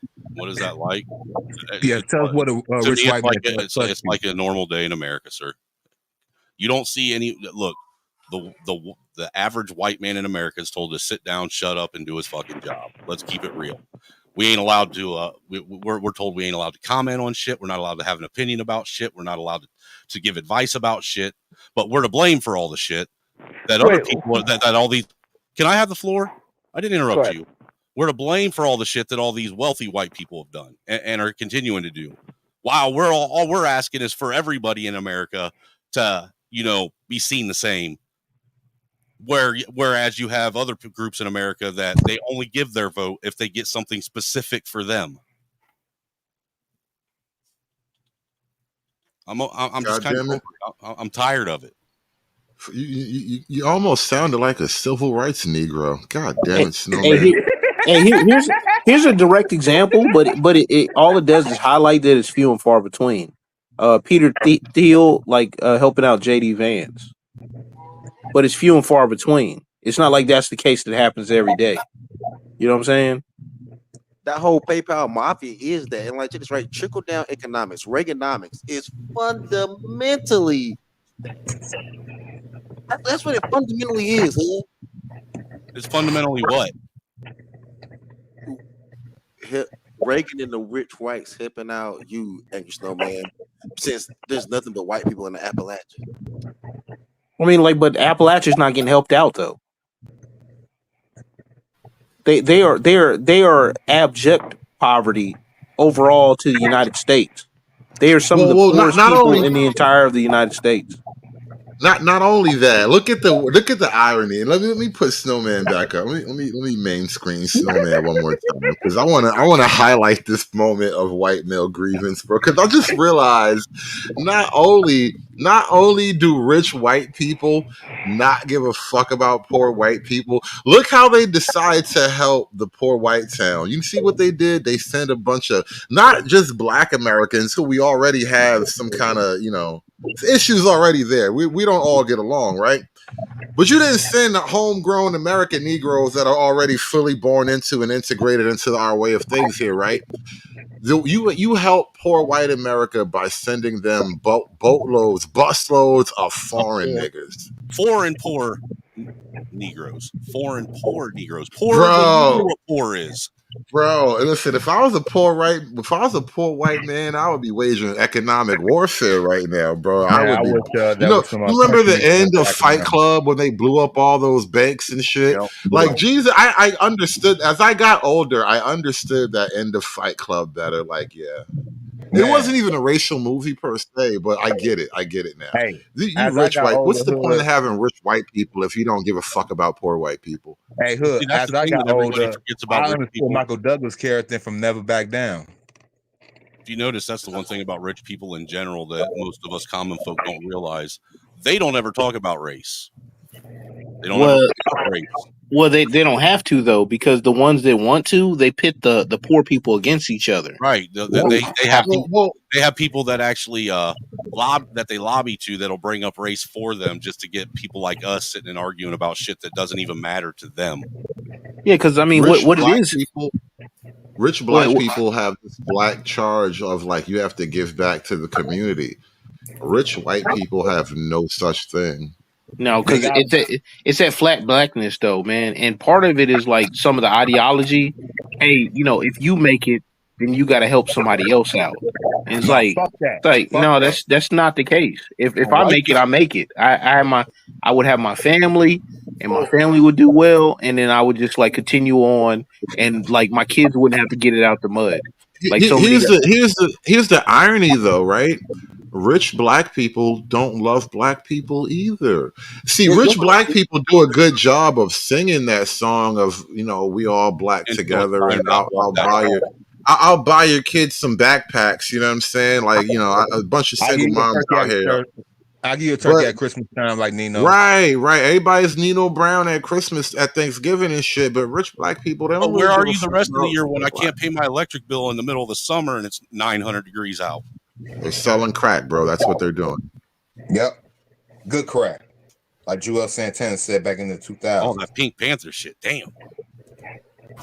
A lot of people, you That's all that rust. That's all that rust going into the Ohio ozone and raising the about all temperature. the stuff that's going on. Can you explain to me that? This stuff that's going on. Can everyone hear me now? Like if I be walking in the street. Who's that? I don't feel Black threatened or something Socrates. like that, but Oh yeah, we heard you fine before. I thought you guys thought I was barking. Well, yeah, you did drop off. Your audio was clear. Your signal just dropped off for a second. But yeah, we got you. We got you. Okay, so back to my discussion. Birth rates. Even if we account for the devastation that might be temporary and will moderate out after we get rid of migrants and immigrants, what about the collapse in demographics? That's a different issue. Hold on, that's a different issue, but it has to be addressed. And I think those are different social trends. Like the birth rate thing has to be solved on a more social level. And the same way that we don't pay immigrants to live here, we shouldn't subsidize women to not have families. We should actually stop giving women so much artificial support. That will skyrocket birth rates overnight. Yes, the incentive structure is all jacked up right now. And then honestly, like you can't have the birthright question or whatever if you're gonna pour in all these people that are not gonna assimilate. That's not gonna be good for your homogenization of your culture.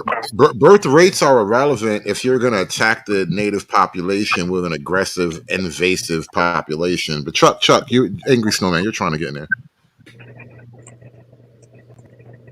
Well, while he's waiting to get up here real quick, your hood. The reason why they're doing this is because these foreign blacks are a better investment for the upper class whites. White people have tried to trickle down and give Angry Snowman and his people some money, but they ain't do shit with it. But bought an RV, like I said. These Haitians are gonna do more with that money and be a better. An RV is going to do more for a person than Jordans and fucking rims do. Okay, sure. It's cool. And these Haitians are going to do more. Your John Deere tractors, your fucking cowboy hats, your motherfucker. One at a time. One at a time. Pastor, take the floor again. You got it. These Haitians will be better Americans than Angry Snowman or a lot of us blacks have ever been. I believe that's sad to say. I disagree with that. Haitians will be better Americans. Wow. Good, Socrates. Finish up. Yeah, I think what will happen. I think the reason why they want migrants is I think that the low wages and the low birth rates are kind of correlated. So the government and the elites have obviously sold men under the bus in order to appeal to women in order to get political power. They take this political power, print dollars, and pass off debt. So basically you're paying off debt and you're getting high tax. Now, if they were to try to reverse this, they would have to go against women, which is their most faithful voting bloc. And I don't think they're willing to do that. Pussies. Well, and if I could add to what we were discussing earlier as far as immigration thing, yes, no, one thing I dislike the most about this whole immigration talk is them wanting to do away with pointing out the difference between illegal immigration and migrants. Because nobody's trying to get rid of migrants. We're trying to get rid of people that are here illegally, that didn't come here the same way everyone else that isn't from here came. Technically, I want zero. I want actually a -10 immigration. That's kind of what I want. -10% immigration every year. I don't think your opinion is the vast majority of America. The vast majority of America just wants something done about the illegal migrant problem. Hey, but check this out, Snowman. It, like, God forbid something happen, right? You have like you have like an event that like that happened in Israel, right? Hey, guess what?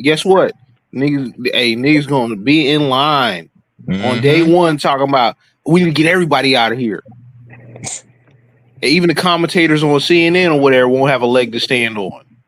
They're gonna be real quiet. I'm just saying, I think that's why they keep pushing this whole thing about wanting to blur the lines between legal and illegal. Look, think that the arguments about are the same when they're not. The biggest threat to America is white men. The people that's a lie. That's a lie. Down the hill that they try to that's a lie. That's a lie. That is a lie. White men is not the biggest threat. So wait. Who's more apt to have a attack on the soil? White men or these people that came in like the Boston Bombers? They come from a country that ain't really friendly to us. White men, Oklahoma. Really? Anybody got $20? Really, right now you got all these countries that don't like us, and they're just like funneling people in that are ready to do door to door. And I ain't talking about trick or treat. They want a bounty on you now, Pastor. Pastor, we might have to go to war, Pastor. You taking the bounties? I'm trying to get to 10-star FBI. You getting kicked out. That's supposed to. I'm already at 7 stars, man. You know what? They sound like the boy from Boondocks. You know, with Thugnificent and everybody be in that one scenario, and he always come out with the left field shit like Wendy's and shit. That's Dave. Dave actually sounds like Trey's retarded brother. So one of the main reasons why the quote unquote FBI and the Merrick Garland types or whatever are saying that white men are the biggest threats, because they're the first ones to say anything about what's actually going on. Like the biggest threat a couple years ago or whatever were the people that were talking all this crazy stuff about the school systems and be like, hey, we shouldn't be having this in our schools. And that's all they were saying. They weren't saying anything about race or whatever. They were saying that, hey, we shouldn't have these boys just because they say they're girls now being able to go in women's bathroom. But come to find out, come to find out, guess what's happening? Mayor Garland or whatever, his son-in-law gets to make the books. He had a contract with the books, so guess what? That was in direct correlation. If you get rid of the books, the contract goes away. For all the money. The black people is out of line. The past 2 attempts on Trump's life have been white men. You know, the past mass. Yeah, they've been white men that they say are Republican, but have voted Democrat their entire life. And donated to them. Left, right shit. Pastor, those are. Over here, Pastor. Let me introduce some new terminology to you, Pastor. We have a label for these guys.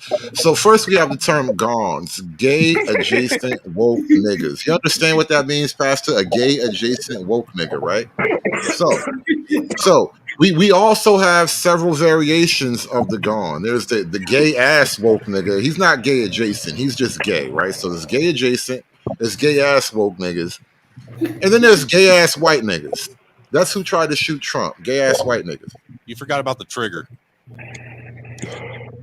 What about, triggers are a totally different breed. I was just speaking about GAWNs.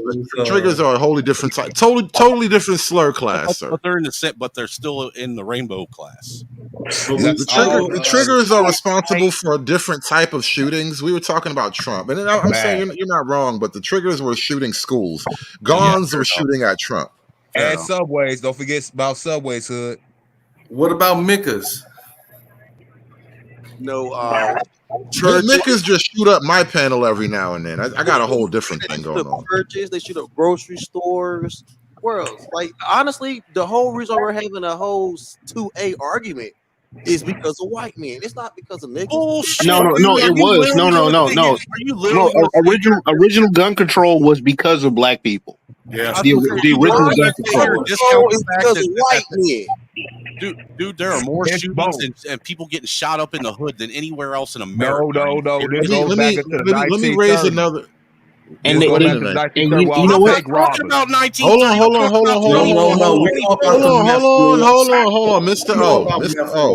Mr. O, I want you to finish that thought, and I want to jump in and make another point. Back in the 1930s, in the 1920s, they had a little prohibition thing with the Tommy guns. Everybody getting whacked. Everybody know about the St. Valentine's Day massacre. And then we get into the late 20s, even to the 1930s. What was going on in the Midwest and some parts of the East Coast with white boys and, the Model Ts and them nice little Tommy guns and shit like that, going town to town, just visiting people. What the fuck does that got to do with now?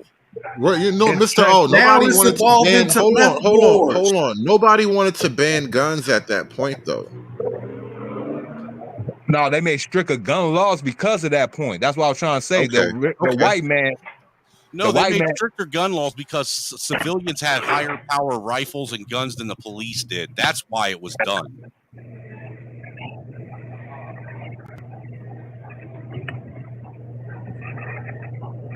I'm not disagreeing. That being said, I want to make another point about white men and guns. I think one of the reasons why they attack white men and guns, it has nothing to do with guns being bad per se. The attack on white men with guns is purely an attack on a masculine concept.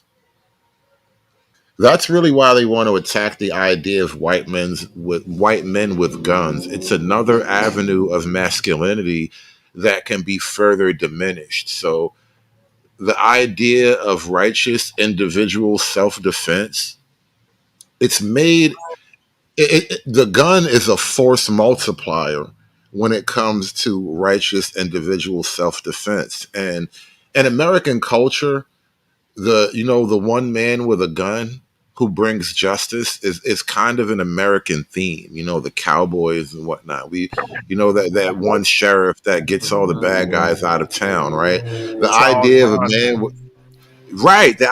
a man with a gun, he's usually a white guy with a gun.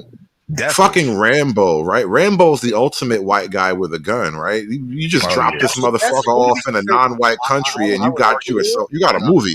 I would argue John. Well, that's a movie character because in real life, white guys are in Kentucky on I-75 shooting at people on track coming in. I Pastor, white supremacy got your mic. Give it in a second. White supremacy fucking with you right now. I got your mic. But I'm just making a point that the white man with the gun is synonymous with American masculinity. And by attacking the white man with a gun, they get to further denigrate masculinity as a concept for all Americans. Hold on, because Hood, you noticed that when it was a black kid that shot up a school in Texas or Nevada, I think it was Nevada, the media didn't make a big deal out of that. What was this? It was Texas. It was Texas, yes. And I know exactly what you're talking about. You know, one person. It's still a fucking school shooting, dude. Man. I will say this. That was an art school too.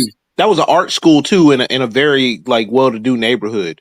It's like a high skill, like one of those high-end schools. But what I wanted to point out, right, Pastor, you're gonna point out the I-75 shooter in Kentucky. I'm not very far away from that because I'm in Tennessee. But what about the Beltway sniper? Like what in 12? Yeah, what about the DC sniper? What about Yeah. the Columbus sniper that sat on the loop that goes around Columbus, Ohio, shooting people? Yeah, like so like we can't just name these one-off things and be like, oh, see. Heard Blame about that on the Russ. Columbus sniper. Russ I and, never knew that was. Because you wouldn't learn about it unless you lived in Ohio, Hood. Hey, also, like in Dallas, there was that one like former army dude that happened to be black or whatever shooting at police that protest. Or what about the black dude that lost his noodle in the subway in New York? That's New York. The and guy that's on the a train. subway. Yeah. That's like a portal to hell. That doesn't count. Yeah, but I mean, if that though, Hold on, Dave. We want to make a caveat. All of our black things don't count. You see how that works? Because see, black folk don't have like the quote school shooter reputation. I will give white people that. Well, because of metal detectors. Because metal detectors, Hood. That might be, but no. I think there's a different thing, and I've posited this theory before. Let me lay this out. Mm-hmm. Black kids have a certain rage that is focused externally, and therefore they're black on black crime, black male on female violence, or whatever. Black male rage is an external thing. White male rage tends to be more internal, and so white people will suicide at a higher rate. And the school shooter thing, I think, is an example of that white male rage. They hate themselves, but they also hate all the other white people too. And the white school shooter thing is a unique white expression of that white male rage. But I think black men, young inner city black kids, have a similar defect, but it expresses itself differently. I never thought about it that deep. That was intriguing. Well, if you look at a lot of these white school shooters too, they all have a lot of the same warning signs. Almost all of them were on some kind of watch list, or the authorities of every town that they were in were made aware of them, including the FBI. And there were some kind of pill regimen. Jesus. Go ahead, man. No, finish your point, Snowman. We do have to be a little bit more polite of each other speaking, but you had the floor, Snowman. No, man, he knows it. He can finish it. Go ahead. Let the white man vent, man. My biggest thing is like one thing. The military's fall. One thing that they all have in common, the SSR, that like typically the SSRIs. That's like the biggest thing that nobody points to ever. That slowed them up from doing it quick. What does SSRI mean? From the serotonin, it's the serotonin receptionist inhibitor. You talking about when I got to get that car insurance? No, shut the fuck up, insurance. We don't need to go into serotonin receptionist inhibitors. We don't need. That's a deep path to go down. We don't even really know how that shit works, but we do give it to people though. We do know it kind of we don't. It's not going to that. It's not going. That's the because now we're getting a little bit more conspiratorial, but now we're making evidence that the white school shooter phenomenon has different components to it. Some external factors that don't get addressed, perhaps. Well, some of the other things that I was going to point out is the fact that a lot of them come from broken homes. Almost all of them are in custody of the state or some kind of state-run function or organization. Almost all of them were going through some kind of mental health counseling and were on some kind of mental health drug and should have been all this should have been recognized long beforehand. It's almost like they were groomed to do what they were doing by the very system that's trying to say they were trying to prevent it.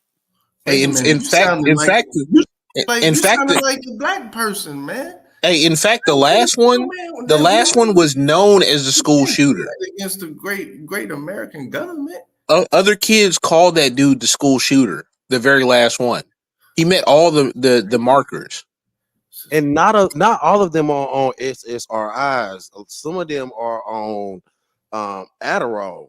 Well, some of them on a mixture of both. That's the problem when you put them on an SSRI and then you put them on a stimulant like Adderall or Vyvanse. When you start mixing those two, when you start pretty much giving a kid meth, clean meth, and then giving them something to keep them from being depressed. It's all to fight depression. All this is to fight depression.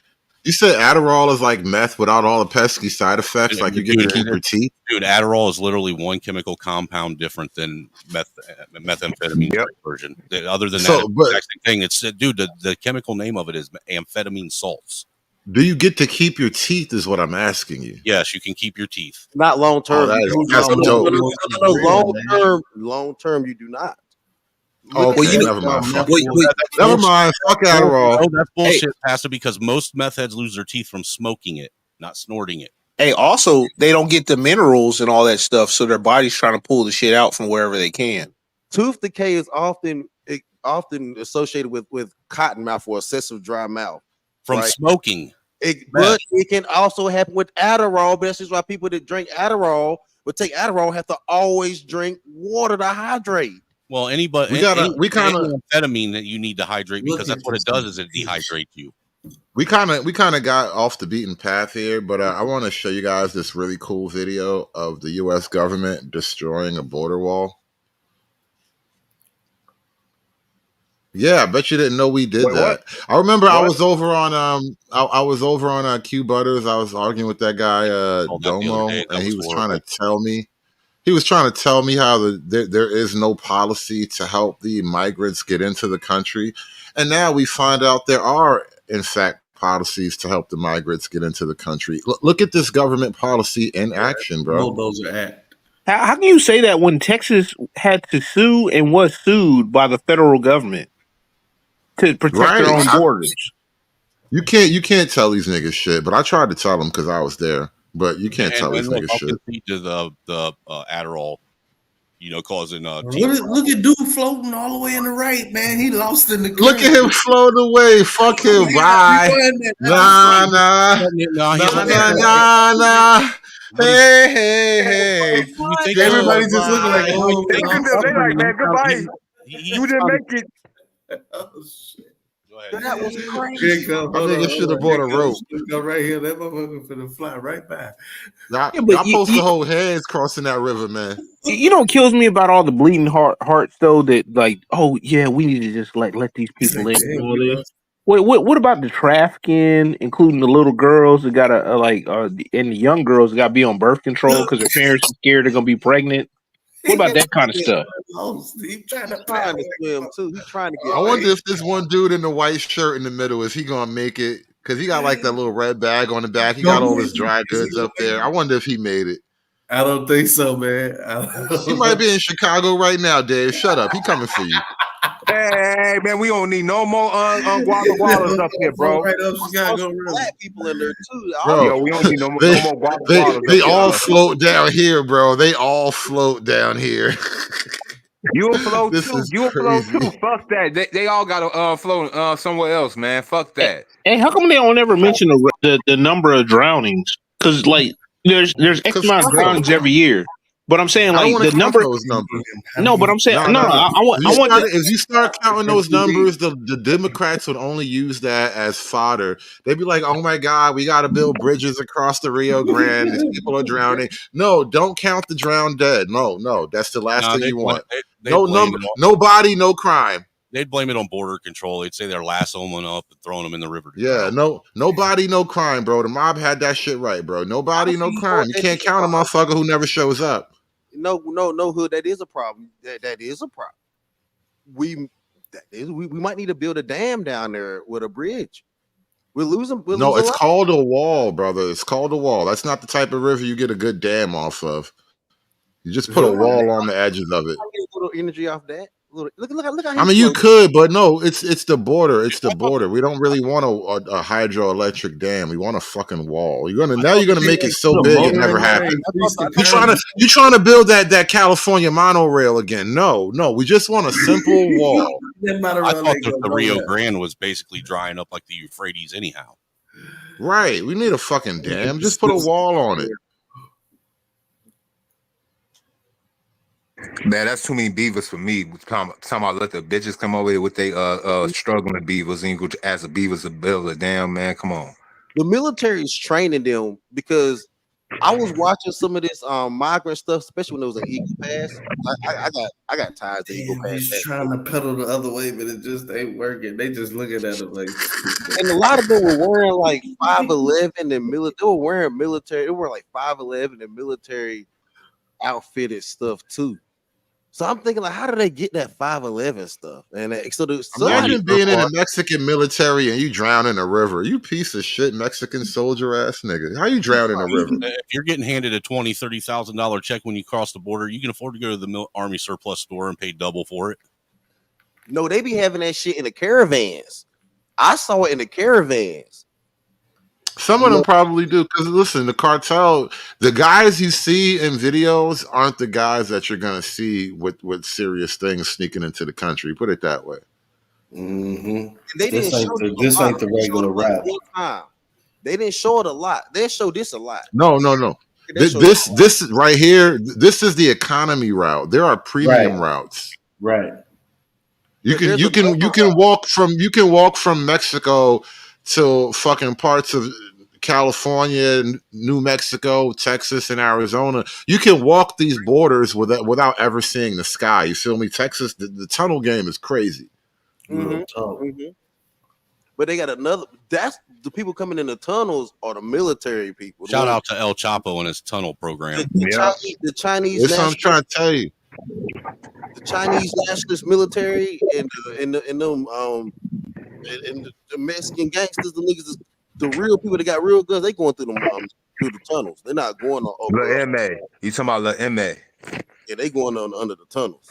Right. This is what I'm saying. Like the people who have money to really travel like that clandestinely, they're not gonna get caught on camera walking through the Darien Gap like this. They're gonna fly to Mexico and they're gonna cartel their way through a tunnel. No, Holmes. Yeah, tell them no. Tell Kamala Harris that your new neighbors are here. They've known about the tunnel since the Fast and the Furious days. I find it mighty funny that Fast and the Furious made a movie about them going through Mexican tunnels. Then the government going run a program called Fast and Furious where they running shit to Mexico. I was like, what is going on? Fast and Furious running shit to Mexico came out before the movie, though. The devil and his minions got to tell you they plan before they do it. The Obama Fast and Furious program was during his tenure, but that shit probably had been going on for a while though. Obama picked up from a George Bush era program. That's probably not the first time that's ever happened.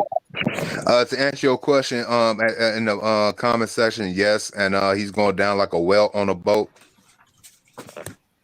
I haven't talked about Eric Adams at all yet. Eric Adams, I mean, I'm not a fan of his, but I will say he probably did get the evil eye on him once he started complaining about all the migrants. He could have been corrupt, but you can't complain about this shit. This shit is priority.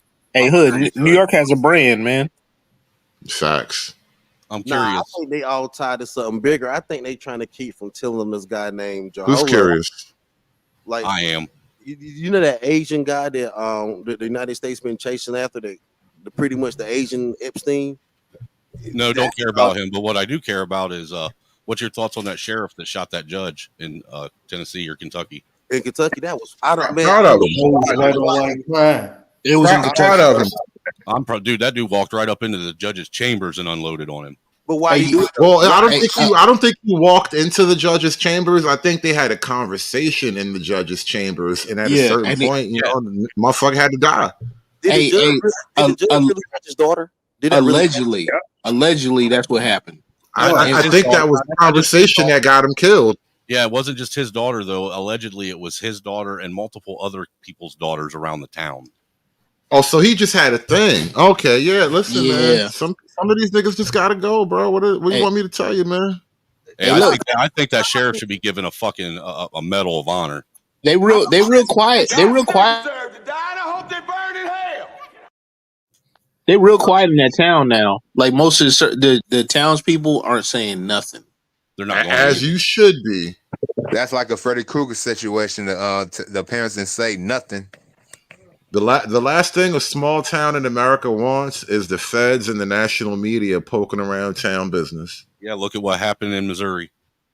Yeah, man. That anyway. I want to hold on. Stop. I want to take a brief break and give you guys a little musical interlude, and I'll answer this phone. I'll be right back.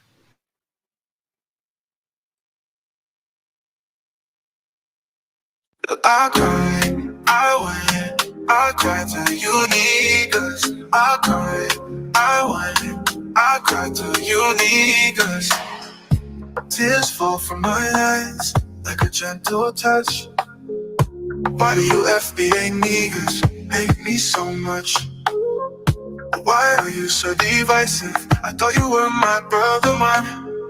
Why do you call me a tether? Because I fled from the motherland. I cried, I whined, I cried till you need us. I cried, I whined, I cried till you need us. I cried, I whined, I cried till you need us. I cried, I whined, I cried till you need us. Tears fall from my eyes like a gentle touch. Why do you FBA niggas hate me so much? Why do you call me a scammer and you point out my scandals? You niggas make fun of my flip-flops and you make fun of my sandals. I cried, I went, I cried till you niggas. I cried, I went, I cried till you niggas. I cried, I went, I cried till you niggas. I cried, I went, I cried till you niggas. You said I fled my homeland on a boat or an airline. You say that I work for Postmates and you make fun of my hairline. I cried, I went, I cried till you niggas. I cried till you niggas. I cried, I cried till you niggas. I cried, I cried till you niggas. Hey, Hood, share my screen because it literally goes right along with this when it's done.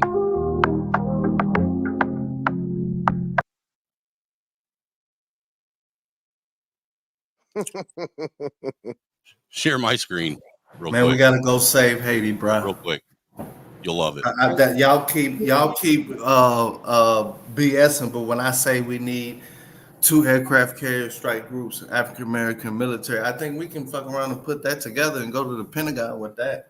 They'll be like, okay, you know what I'm saying? What? Because when you listen to that song, you know what I'm saying, you realize that there's things African Americans got to do globally. You know what I'm saying? What the fuck? You know what the fuck? What is like, this? Y'all ain't on it. You're talking about? Y'all ain't on it. Dude, you can't even come together long enough to clean up the block. Yeah, why would you need an aircraft carrier for Haiti though? Huh? Why would you need an aircraft carrier for Haiti though? Nah, nigga trying to get his hands on some weapons. That's what he trying to do. You an aircraft carrier? I like him, yo. What's wrong with what he said? The United States, like it's time, man. Like the pride that's gonna be seen when you see the African American aircraft carrier group pull up to port and port call and shit like that. We need shit to protect niggas while overseas, all type of shit. You know what I'm saying? The U.S. government is, our military doing a lot, but they need to go ahead and put it together because the Kings can't do it. They over there getting their ass scraped over there in wherever the capital of Haiti is. You know what I'm saying? We can fuck around and goddamn it, not no colonialization. Like what they did, how China, America invested in China, you know what I'm saying? African Americans can fuck around and turn that shit into a powerhouse or some shit. You know what I'm saying? It's time to go get there. This you go, trying to bring people that ain't like you into being you again. Not being. All right, sorry, I'm back. I had to take a work call. What do we think about the Tariq Nasheed immigrant video? Tariq Nasheed is an anti-immigrant black man. It's weird being on the same side as Tariq. I'm uncomfortable with that, but it is what it is.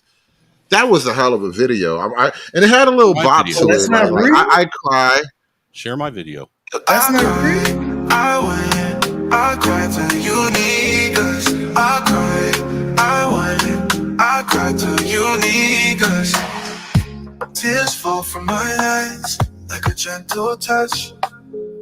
Why do you FBA niggas hate me so much? Why are you so divisive? I thought you were my brother, man. Why do you call me a tether? Because I fled from the motherland. I cried, I whined, I cried to you niggas. I cried, I whined, I cried to you niggas. This is a jam. It's a little bit of a bop. I won't lie. Tariq Nasheed, you kind of made a little bop right there, man. It's kind of catchy. It's got that They Not Like Us catchy vibe to it. I'm with that, bro. I cried to you niggas. Oh, bro, I'm with it. I'm with it. That's just crazy.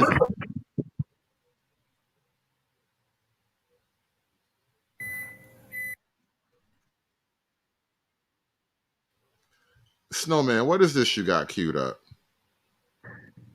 Hey, Hood, can you hear me?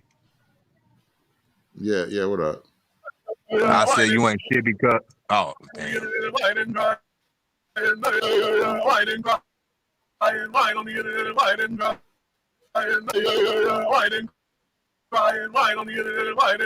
What the fuck is this shit? What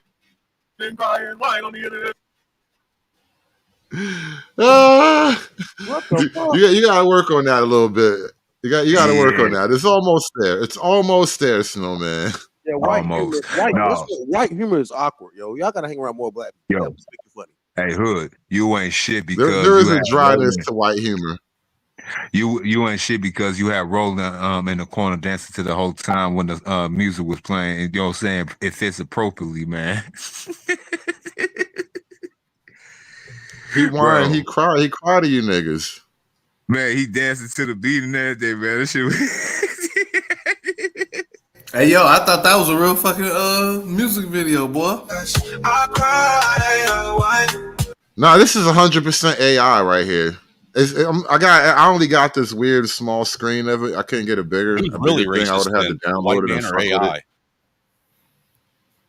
Think about Listen, that. niggas in AI are just as racist as any white man, bro.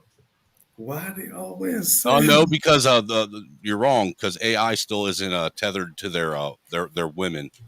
That's why black people will never be fully racist, man. They listen to their women too much. Not me. I don't let women with clothes on. Period. Like I learned from. I already fought that battle in the Den of Negroes, and they're all feminists. They trying to be racist. That shit was cute. It was struggle, but it was cute. I cried to you niggas. I cried, I whined, I cried to you niggas. Tears fall from my eyes like a gentle touch. Why do you FBA niggas hate me so much? Why do you call me a scammer and you point out my scandals? You niggas make fun of my flip-flops and you make fun of my sandals. I cried, I whined, I cried to you niggas. I cried to you niggas. I cried, I whined. It is. I cried to you niggas. This is a banger, man. I cried. This should feel like a little Afro beats rhythm to it. Like it's got a bop to it, man. Nah, man, this is how bad in decline rap and hip hop music has become that you guys think this is a banger. Yeah, I feel it's a banger, man. You can't. I feel like you don't have enough soul to accurately judge the power of this song. Dude, I'm actually. I am in fact quite serious, my brother. This is a banger. Just saying. Pretty sure some people play music and some people know music, and I'm just saying this has got a bop to it, bro. For about 10 seconds. Hey, shit, man. them bars, bro. You know damn well you're not hearing the greatness in this, bro. On repeat in the car. Bro, I would play this in a convertible with the top down, bro. And Flatbush way better than this, all hands down. Yeah. I would play these two songs back to back. I would that's a 2-track playlist right there. Swear to God, I play this. To you niggas, you said I fled my homeland on a boat or an airline.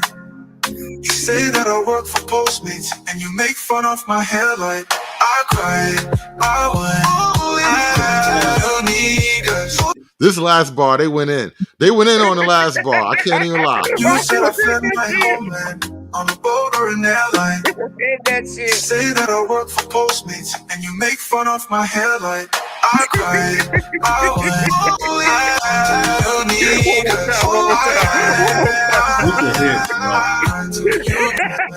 on a boat or an airline. You say that I work for Postmates and you make fun of my hairline. I cried, I went, I need make the Olympics fair. They should make Africans have to run. Hold on, what'd you say?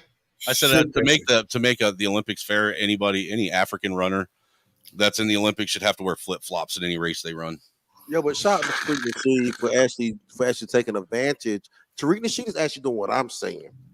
You think he's being racist or a separatist from the tethers? He's being a nationalist. We're just joking about racism. He's playing the globalist game while you see nationalism. How is it globalism to be pro your country? No, they're calling in his show. He talking with him. He only doing this nationalist play. I think this is a new turn for Tariq Nasheed. He is a Pan-African, so all this is new and weird for him. But still, how is being a nationalist actually a part of the globalist I always agenda? thought Tariq Nasheed was a science fiction novelist. Well, he did that too. This is how he's playing this game, right? You don't think Tariq Nasheed is working on a global network with all kinds of Africans and Haitians and white? He working with everyone. Let's keep it real. I think he's betraying a lot of what he did for the last 10 years. Yeah. He's working with everyone, right? So when he makes stuff like this, it's still playing into that globalist game. It's just making a joke about it. But I think he's supporting it. Only in the sense that if you're calling Tariq a grifter, I'll accept that. Yeah, that being said, I like this song though. I'm not a fan of Tariq either way, but I think it's funny. Man, this is a banger, dog. Can we just say that? Yeah, how he get them to call in? Exactly. He got reach. You guys really in Chicago need to stop letting Dave speak for you because it's starting to look bad. Calm down. Come on, spit it out, Dave. It ain't yours. Calm down. I'm eating a pizza. Calm down. I'm tired of Rust Belt talk. Never mind. I'm disengaged. Go ahead. I'm tired of homo talk, but here we are. Damn, man. What the fuck? I was below the belt. Whoa. What the fuck? You're going to have to super pause, man. This is crazy. I cry to you. That's why America falling, man. I cry to you, niggas. I cry to you, niggas. You said I fled my homeland on a boat or an airline. You say that I work for Postmates and you make fun of my hairline. I cried, I went, you niggas. I cried to you niggas. I cried to you niggas. I cried to you niggas. This a hit, dog.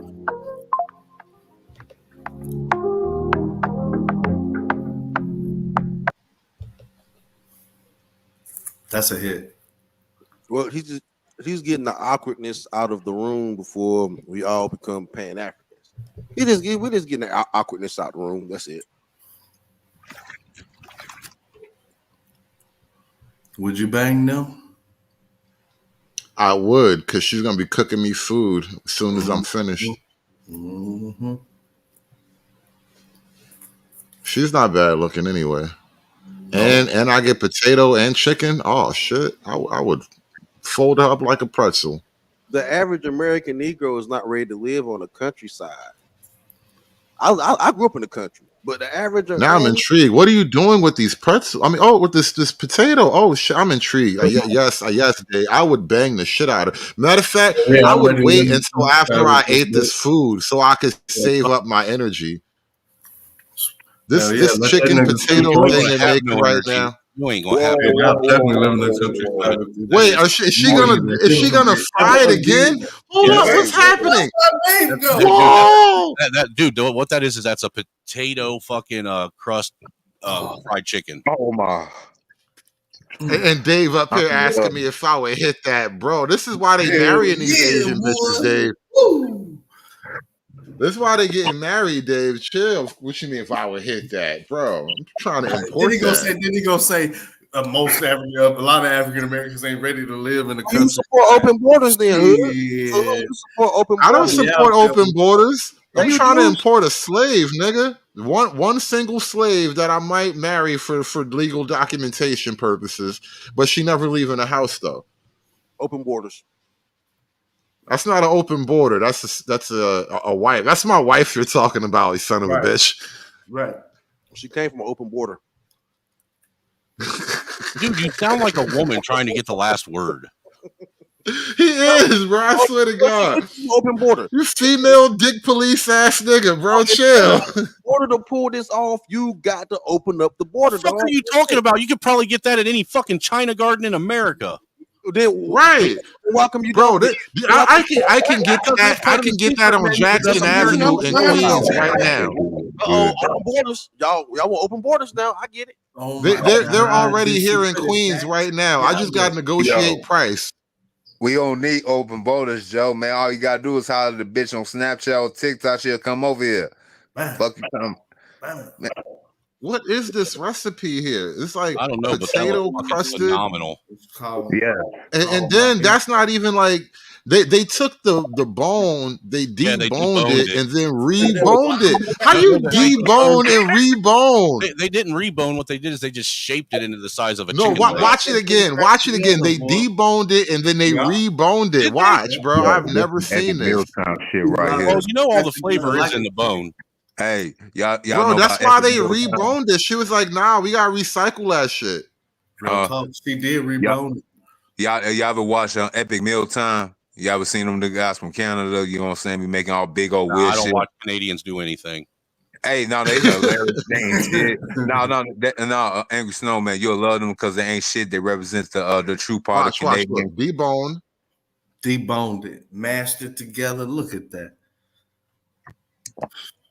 So a little spoon and everything. Now watch the next couple of seasons. All right, they're gonna season it up, put some other shit in there, and then they're gonna rebone it, bro. They rebone.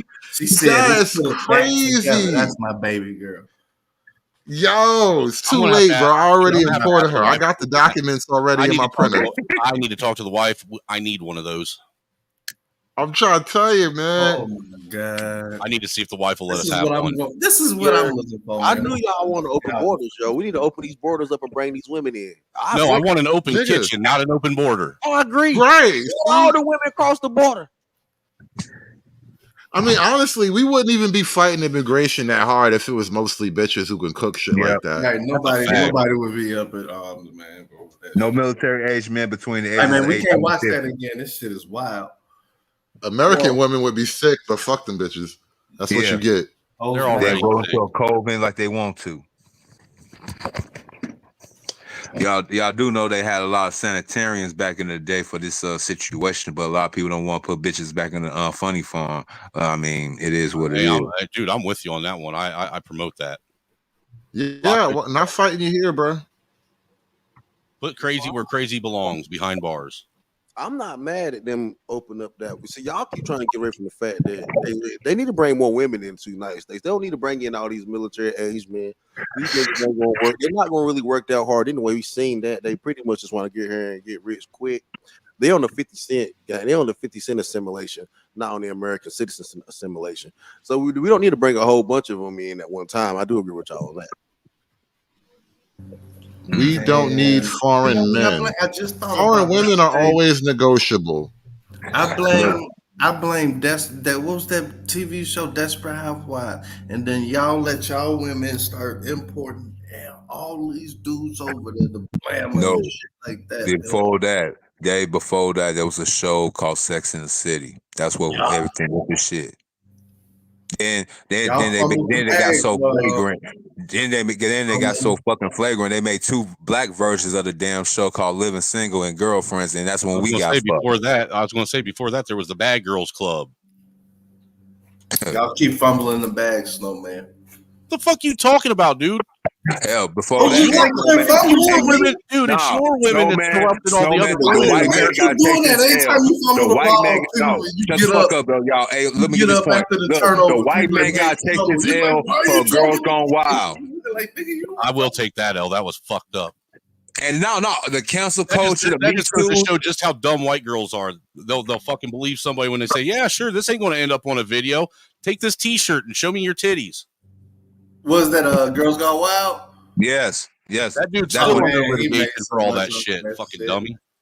That shit took over the goddamn advertising. No, that shit ruined that man's life, dude. He's under so much litigation because of that now. Mm-hmm. Yeah. Because they couldn't find husbands. That's what it was. Them bitches try to get married. No, it's because he made it seem like that it was going to be something that wasn't going to make it out on the mainstream. That's how he sold it to him. Those girls, no, that's not the past. Maybe by the time Girls Gone Wild was popular, that isn't the case. But when it first started,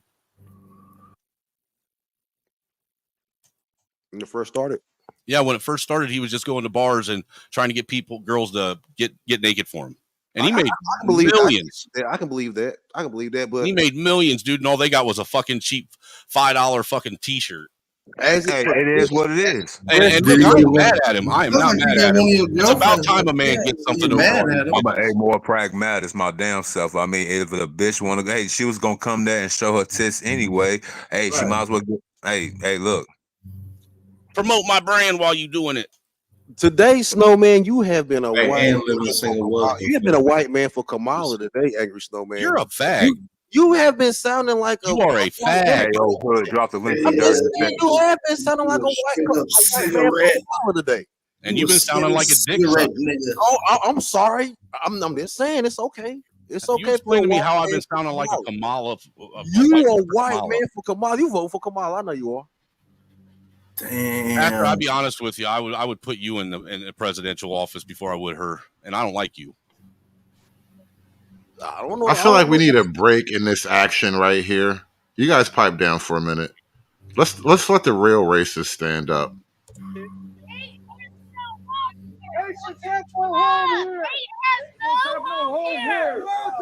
want you here. Let them know. Springfield is about love. That's we love our people, all people. Shut up, white bitch. Love this town. Get out. Leave us alone. Leave us alone. I wonder if she'd say that same thing. What is that shit at the bottom? They foreigners too. This is wild. No hate. She looks like a rainbow community person. So what is this? The stormtroopers, immigrant stormtroopers? What does that say at the bottom? The Yeesian, Pajin, that says Haitians have no place here in Haitian. Probably. That's Haitian? Haiti's nowhere near Springfield. That look like Turkey. That look like so why? That look like an ancient Caucasus language. 2,000 at least, which is a third of the population of Springfield. Haitians. Why were they brought here? To disrupt everything. It's pretty simple to understand. Y'all need speaking classes too. This is not invigorating. Seriously, Dave, say ask. We just want to right there. Shut up. We just really care about Haiti. That's bullshit.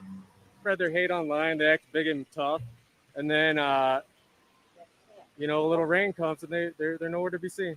Who do you mean by these people? All these racists who are supposed to be out here today.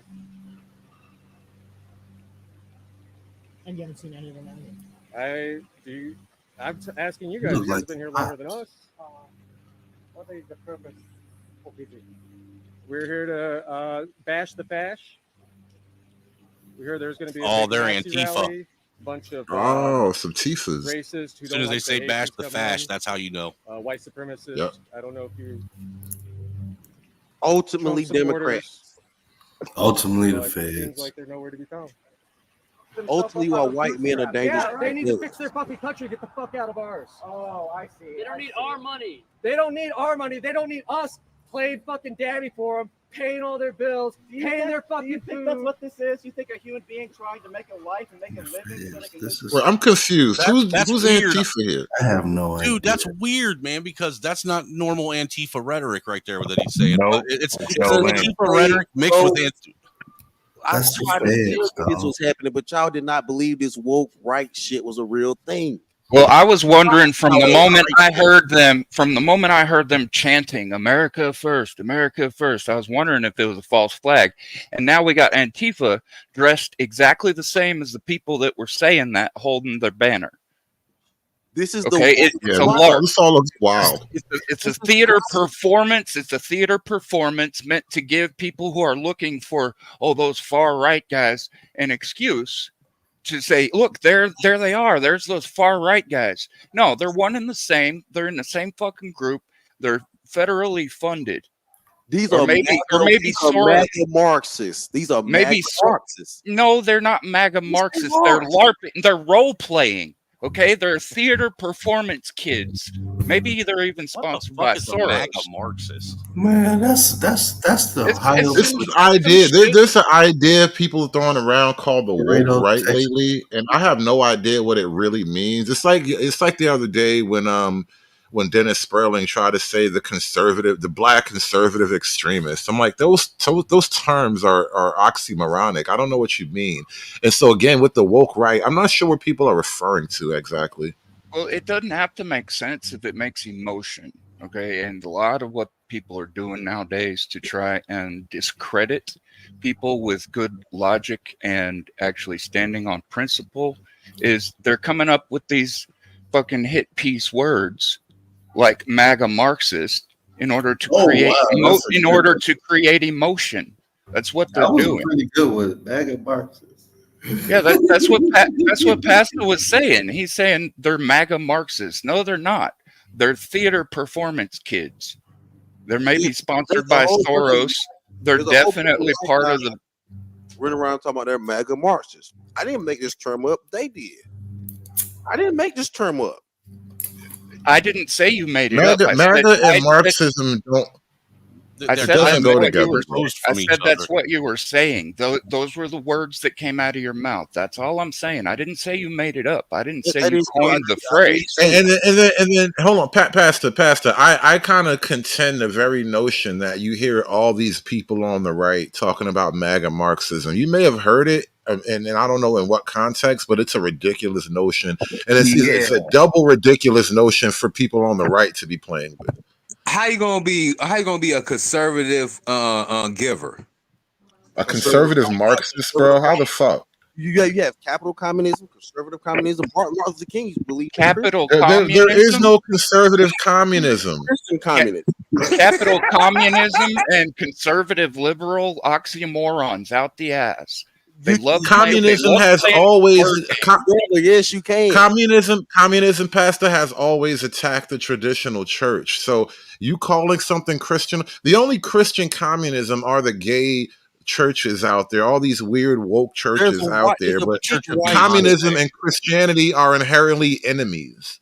No, there's a big white church. The white people in the Christian community are arguing that Jesus was a communist. Well, just because they're a congregation. Those are the gay ass white niggas. These aren't even gay. These are not gay white men. These are white men with families. I don't even mean sexually. I know several. I mean religiously as a cover. I mean they're religiously homosexual. They are intellectually homosexual. I don't be sexual. They are gay in everything but blowing a guy. And so my point is, they are gay ass white niggas running all these woke churches, bro. That's just you just gotta accept the language. These are the terms. They're a bunch of gons. Gone is a race. Gone is not racially exclusive. Well, they're congregation. There's gay Asian woke niggas. They are a congregation, but they're not actually a church, not in the sense of the true word church. And they can call themselves. Witches are a congregation too. They can call themselves Christians, but they're not teaching. They're not teaching the message of Christ. They're teaching their own message, trying to convince people that they can be their own gods. They're not even Christian. Again, they're heretics. Yes. Okay, you can argue that, but they still under the Christian banner. They're not. No, they're not. They're claiming to be in a theater And listen. performance. It's a I will performance. take it a step further. The majority of your modern black churches aren't technically under the Christian banner either, bro. It's and this is something that you just have to use like discernment, I guess, to accept. But the modern church, hell, the Pope, the actual Pope of the Catholic Church, the other day, like a week or two ago, he said all religions are a path to God. That is heretical as fuck, and damn near no religion even operates on that term. Hey, like every other religion is equally I'm valid. giving this to Pasta because you know what? With that being said, that means that the El Gibbons community flies under the black moniker and banner. Wait, God loves everybody, right? Nigga, you late. What these people are doing, what we've been talking about with the LGBT and the churches, or with MAGA and Marxism, all this role play theater bullshit is exactly how things get co-opted. That's what they did to the people in Israel with the Zionists. That's exactly how they did that. Can you be spiritually gay? Because a true Israelite is of Abraham's seed, and there's a lot of people claiming that they are them, and they're not. Okay, the will is in the seed. If they didn't come from the patrilineal succession, then they're not of Abraham's seed. But because they're there, and because they've asserted themselves to be such, and they're in these positions of influence, everybody underneath them gets blamed for their fuckery. Yeah, Wait. Sure, wait, but wait. Let me just say this real quick, because I got a bigger problem with y'all than religion. Religion just means which means again, legion, to come together again. Anybody could be a religion. Anybody can congregate. In Chicago, we call it mob action. 5 or more people together in one place, mob action, or congregation, right? We have fellowship. Fuck that. Sure. My question is, why do you guys risk sedition for chicken? Like, why would y'all want to be traitors over America because you're scared to get a cookbook? Like, that blew my mind. I was like, oh my God. Hold on, slow that down. What are you referring to, Dirty? Okay, he's talking about the woman Asian girl with the chicken and potato steak. Why would y'all? All he said is that he wanted to buy his own Asian slave so she can make him shit like that. I know, instead of buying a cookbook and slapping the fuck out Keisha and locking her in. Look, bro, it's only. I'm not loyal to Keisha either. Like, now you're forcing me to be loyal to Keisha. Who are you? Keisha, any American chick. It's only aggravated kidnapping if she makes it. That's it. Lock her in the basement with a stove. Make it work.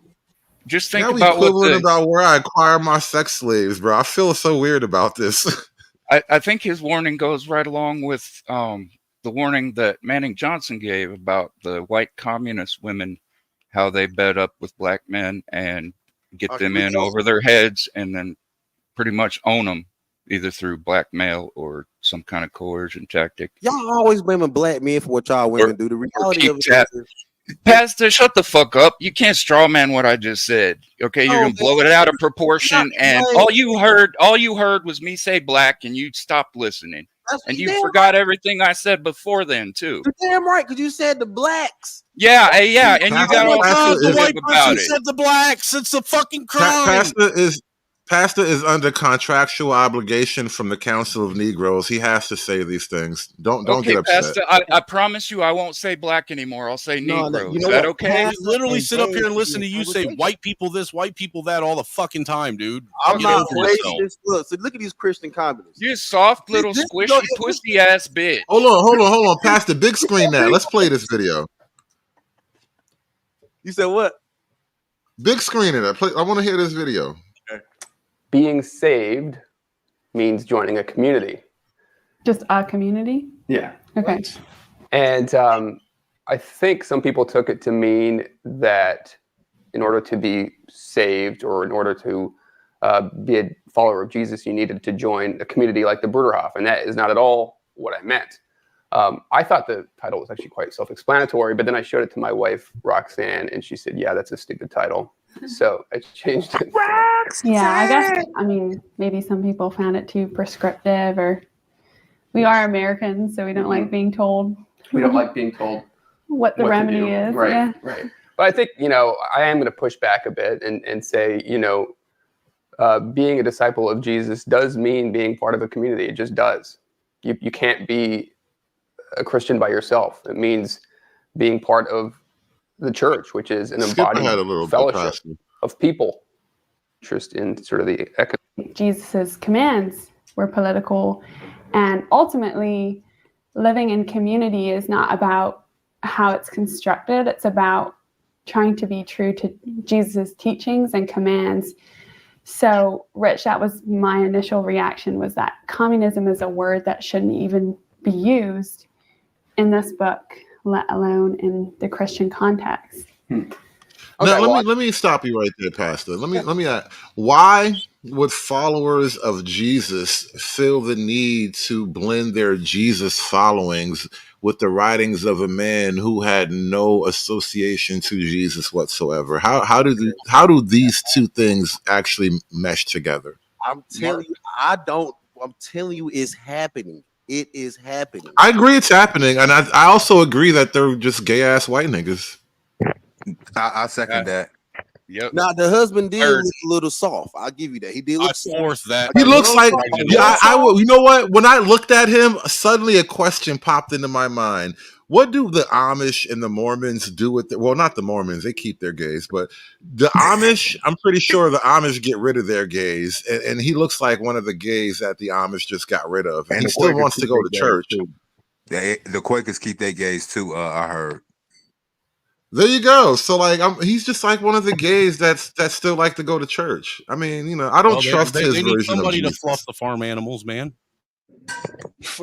Bro, you are disgusting. I'm gonna kick you off for a little while. Fucking fluffing farm animals. Jesus, Lord have mercy. What do people do on the farm when nobody's looking? Jesus, Lord.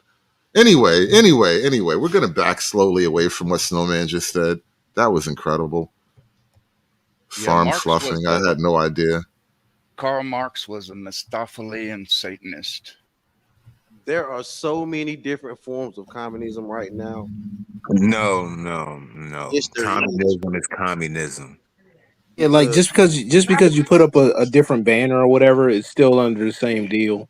It's not like Christianity where you have these different sects. People read the Bible differently. It pretty much still going to the same goals. I mean, it's not even reading the Bible differently. It's applying non-biblical principles to the Bible, which should be your supreme source of principle. Well, there are communists, but there actually is not and never has been communism. I'm not saying it's never been tried. I'm saying it's never delivered. It's never been achieved because it's utopian. If you look at how America is set up with our churches, that shit is damn near close to capital Christian communism. Look how they really set up and how they play with each other, how they do things for free. What are you even talking about? Yeah, that don't make any sense. You're putting a bunch of stuff together that's antithetical to each other, and then you realize this all can be linked together. Yes, they can. No. You realize churches are private organizations by default, so there's legally a barrier between church and state, and in order for it to be proper communism, it has to be state orchestrated. I was And communism. Communism is adamantly opposed. Communism is adamantly opposed to capitalism. So that's your American view of it. That's not true.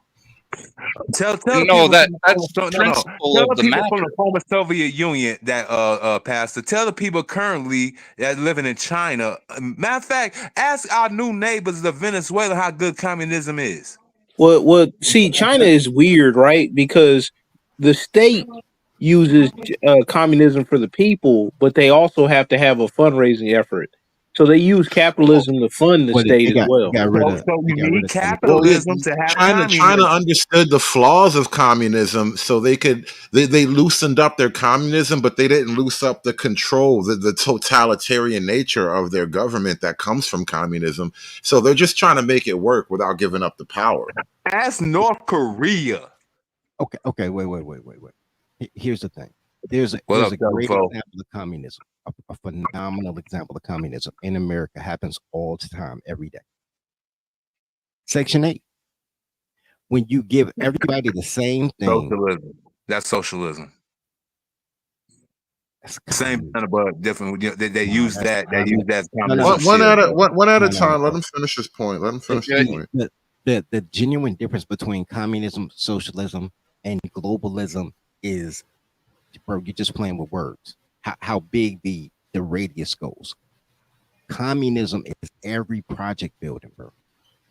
Socialism is the program that funds the communism. And globalism is what the communists believes they want. They want everybody to be poor, but they think if everybody poor equally, then we back on the farm, on animal farm. Projects are communism. Mm-hmm. Nobody wants. I think as far as socialism, Marxism, and communism are concerned, they all exist on a relative continuum. They're all connected to each other, but they're distinct in key ways. But again, you can't have one without the other turning into the final form. That's the continuum, right? So think of it like this. Marxism is the spirit of it all, right? Socialism is the attempted implementation of it all. And then communism itself is the final government control of that whole thing. Exactly. And so without the ideas of Marxism, you'll never have people who will implement socialist policies. And without the socialist policymakers, you'll never have the complete totalitarian socialist government. This is the continuum of it all. Which comes back to God in the mix, you will keep people going. I think people that ran communism have figured out why you think China government is God, bro. Government is God. And in this context, government is God when it comes to socialism. I get it, but why do you think China as a government wanted to go in and rewrite the Bible with AI and give their people and actually give it to the people? Because government is God. That's why. That's literally why. You have to mix God for government to be God. Well, so when you call something Christian communism, you're now understanding it's not actually Christianity at all. It's just communism masquerading as God, which is what it does. It's called transhumanism. He warned you about that. And also, go ahead. My bad, Dirty. So no. So there are people out here who root for globalism and communism, right? We can agree with that, right? Yale, like I've never seen a colored not beg for social service programs, which is socialism, right? In Illinois, we have a 10-year, not day, 10-year waiting list to get quote unquote free housing, right? When you have such a large demographic begging for slavery by another name, I blame everything on True Hype because he ain't gave me a new name for slavery. That's all I want to say about that. I think one of the issues that happens is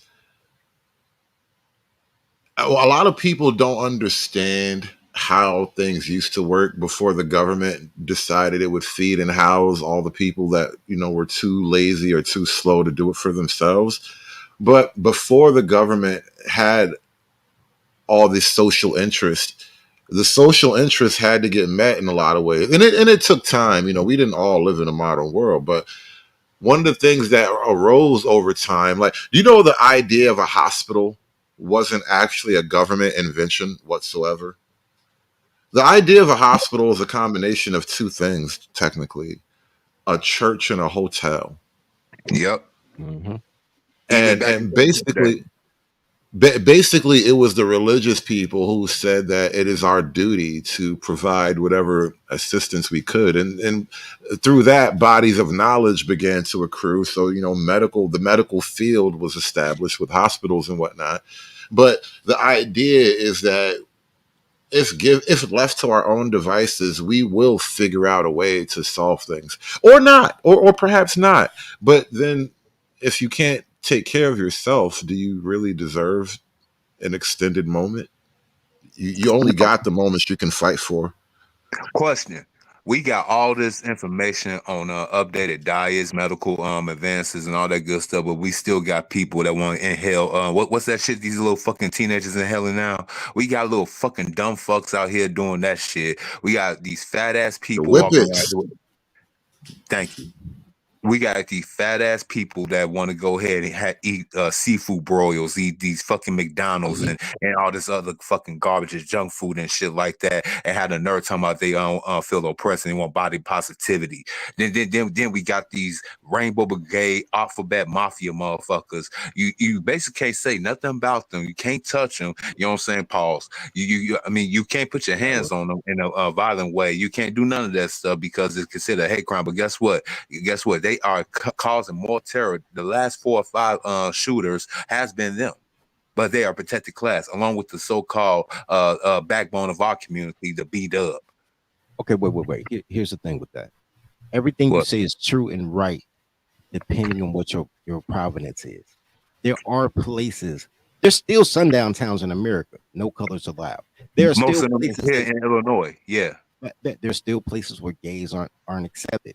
I think one of the worst things that I heard was a white man that worked for CSX Railroad, taking care of his family, who never had a son. He only had a daughter, and he was debating me about the validity of his daughter being in Boy Scouts, how he didn't want his daughter to be in Girl Scouts because they don't do anything. Boys do more. And I said, well, why don't you just copy paste it for girls? Let the girls be with the girls, let the boy, because the boys aren't going to be able to express themselves around girls. You're going to turn the boys gay. All the frogs. Was he a boomer? Was he a boomer before you speak? He wasn't even a boomer, bro. This was about 6-8 years ago. He was in his 40s then. I don't even know. He might be like millennial. Bro, no. You just kind of touched on an idea or an observation I had recently. Female leadership, almost by definition, diminishes masculinity. Like it has to. There's no other way for female leadership to function if it doesn't, in some key capacities, diminish the masculinity that occupies the space around it. Yo, why you got Alpha on the screen again? Now she really look like Alpha in this picture with the eyes closed, with the orange on. Man, you see the neck on this bitch. I'm glad you woke me up. I was about to start pontificating about masculinity and female leadership. I'm put a pin in that. We're gonna come right back to that. Yeah, put a pin in that because you can't be a man around a woman. There's no way. Most of us here today, unless you are indigenous American, come from a family of immigrants. And yet, there's always been resistance by the old immigrants to the new people. There was the Know Nothing Party of the 1850s, the America First Nazi Curious movement in the 1930s, and now we have Donald Trump, who has decided to make fear-mongering about... Real quick, we actually were Nazi curious back in the day. It was a hushed-up time in American history. Like, there were rallies in Madison Square Garden and all that. And it's just now we think about what a lost opportunity. And I don't like to equate Nazi Germany to the American socialists that we have right now, because it doesn't seem to be exactly the same thing. But we'll talk about that. Wasn't there an on American another Nazi party platform. back then too? Yeah, probably. Yeah. The Nazis are not the same as modern socialists. That's kind of what I'm trying to say. The Nazi, the American Nazi campaign was actually behind the Jim Crow programs, which was the inspiration for young Adolf. Like, Adolf always gave America credit for his policy. Yeah. About immigration, the center of his entire campaign, with fascistic rhetoric like promising the largest mass deportation operation in history and promising it would be a bloody story. And just to remind you, as we talk about this, border crossings are actually down to the lowest levels in 4 years. Violent crimes also way down across the country, and everything. Okay, just because they're not arresting people or charging them doesn't mean the crimes aren't happening. Exactly. Well, that's how they can say the crime is down. I mean, if the numbers are low, the crime is down, right? It doesn't matter if your baby mama just got robbed. Wasn't that what that brother we had on earlier said? Hood, he was talking about how the crime was down because of that. Bro, Chicago was known for being shooter city. Like, everybody, when y'all think violence, y'all think Chicago. Chicago has a 25% arrest rate on violent crimes, 25%, and now they're trying to get rid of the cameras. So yeah, there's no violence. 75% of violence don't even exist, bro. Shout out to that. It doesn't even. This is what I was saying before, bro. You can't even trust the numbers no more. Can't trust Everything people you hear giving on the right-wing numbers media to us. suggest otherwise is a lie. There is no migrant crime wave. Immigrants actually commit fewer crimes than people born in the US. They also don't eat pets. But the facts don't matter to Trump. Instead, he just keeps ramping up the rhetoric more and more every day. These are killers. These are people at the highest level of killing that cut your throat and they won't even think about it the next morning. A lot of gang members, they take their gangs off the street. Like in Caracas, Venezuela, the criminals have all been brought to the United States. She let our American sons Shout and out to daughters Trump. be raped and murdered at the hands of vicious monsters. She let American communities be conquered. They're conquering your communities. We have to get them the hell out of our country because they've ruined, they're ruining the fabric of our country. At this point. Did you ever hear Trump?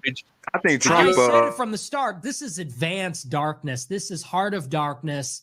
This is the jungle drum. This is the fertility goddess of chaos. They're literally going to eat your balls. They're going to cut your fucking nuts off and eat them. Whoa, what? They're gonna what?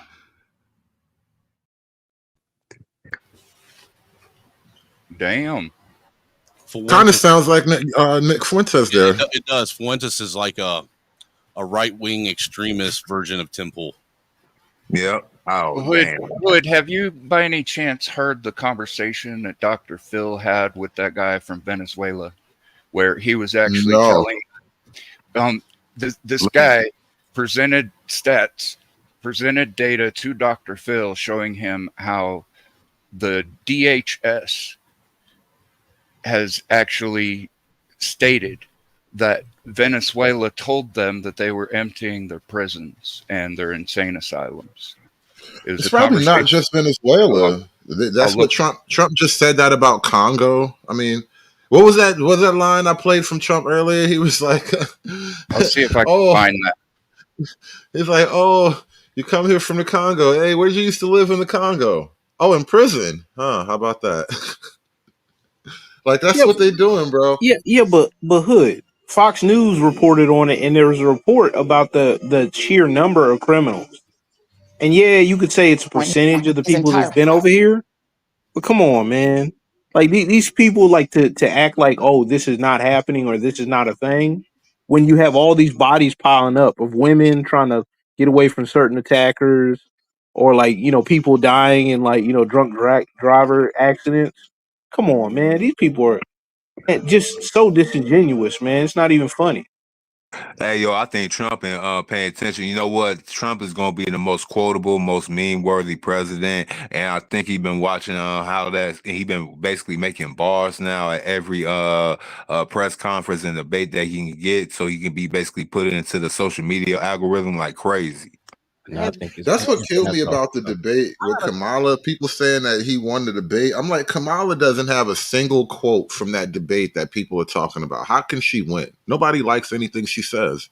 You know the problem with well, she lied real bad about the guns because she said I'm a gun owner and I own guns and nobody's gonna mess with your guns. And then she went and talked to Oprah and said, well, we gotta do something about the long guns. Then she fake said she was gonna shoot somebody if they broke in. Like, bitch, you got so many John Wick security guards in your house. You ain't shooting nobody. Hey, anyway, Dirty Folk was about to say something. Dirty Folk, jump in there real quick. We got cut off. I mean, besides the fact that women hate violence unless because women want to hit you and not get hit back, so of course they don't like guns unless they shooting you while you sleep. I'm looking at Joy Reid for whatever reason, and now I'm mad at y'all sedition chicken all over again. You know, once you bring them here, they become on fufu, right? So they doing all that chicken and potatoes over there. They come over here, bro. They want child support. There's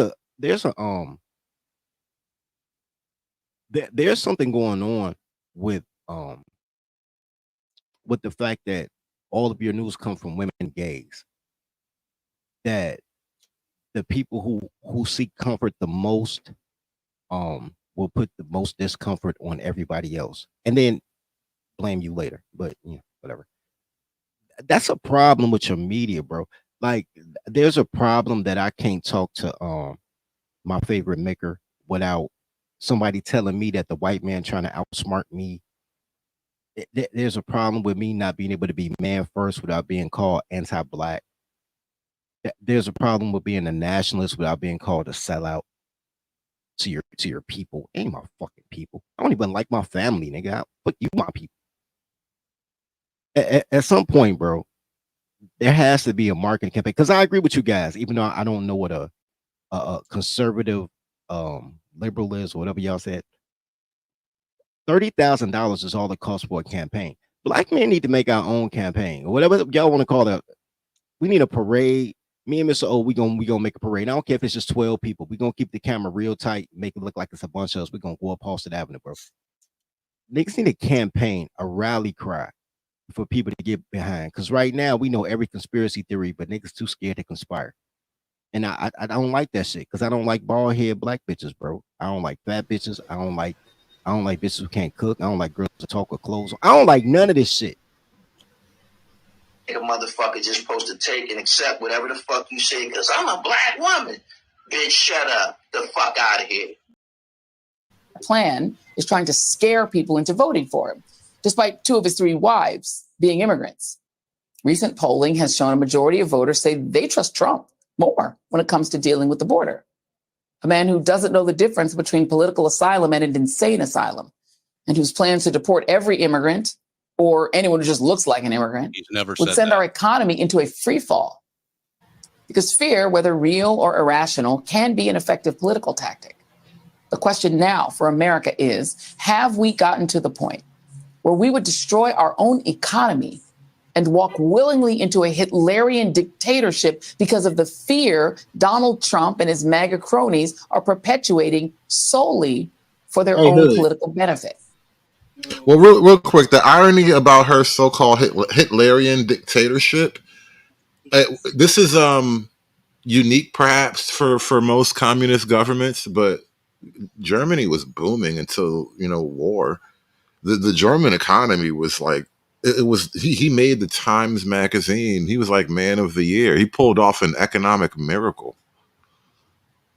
Just saying, look it up. How was this economic suicide when we're only getting poor money and put it into industry? Anybody can come up off that. No, how did she get economic suicide when all these people are poor? Like, they're not trading partners. Like, what do we get from Venezuela? Right. You know what Venezuela was good for? No, this is what Venezuela did. This is their claim to fame. Oil. During the Iraq War, we could no longer get gas from Iraq. Wink, wink. Right. So we set up Cesar Chavez to get the gas from Iraq, and then we get it from Caesar. And then Chavez got greedy, and now he's no longer Chavez. We're gonna miss everybody, and then everybody went broke. Hold up, Venezuela's supposed to have their own oil economy, though. That's kind of the thing that was keeping Venezuela up. So I don't know, getting the oil from Iraq to go through Venezuela is what you're arguing? That's what they did when we sent the contractors in, and they had this big policy: we're not gonna use Iraqi oil anymore, and they were burning the money with Saddam face on it and all that. Venezuela was getting the Iraqi oil. The contractors were sending it via Venezuela because it's a good cover because they kind of known for oil and bananas, right? It was a good cover. I mean that makes sense. Like in a certain aspect, it's like the no boots on the ground, so they built a pier that washed away like a month later after they built it. Well, no, not even that. Like a lot of these countries have been under oil embargo at one point or another. The oil still gets sold. Like all that oil doesn't just stop getting pumped, right? So it's going somewhere. Well, unless you're Venezuela that seizes the means of production, and then they basically sabotage themselves, shoot themselves in the foot, because all the competent people leave the country. We've been at this for like 6.5 hours. And weird for me, I gotta actually be on site at 5:30 in the morning tomorrow. So we're gonna wind this show down pretty soon. Gonna miss everybody. Look. I'll vote. I want to go back to this clip. I love this clip. I vote that we put. I gotta finish your point. I vote that we make Dave the the ambassador of blacks. After I'm no longer black, after we get the rebrand done. You breaking up horrible. I can't understand anything you just said. You ain't hear Something about David and blacks. He's gonna make Dave the ambassador of blacks after we get the rebrand in place. After we get the rebrand, let Dave do his Pan African thing, and then I can come through and save America by killing Dave, and then I'll be a hero. And Dave will be a martyr. They'll put you on T-shirts, Dave. I'm gonna miss everybody. You like Cesar Chavez, bro. You be the black Cesar Chavez, Dave. Okay, good. I found it. I wasn't gonna catch him. What are you doing, sir? Hold on, Cyber. Do you have your receipt? When did you see me with a receipt, sir? Well, I just want to make sure, man. You look like you were up to no good, and we don't play that in my store. Are you serious? I'm very serious, sir. That's funny. Let me see this. He's like, what are you talking about? I just got some milk.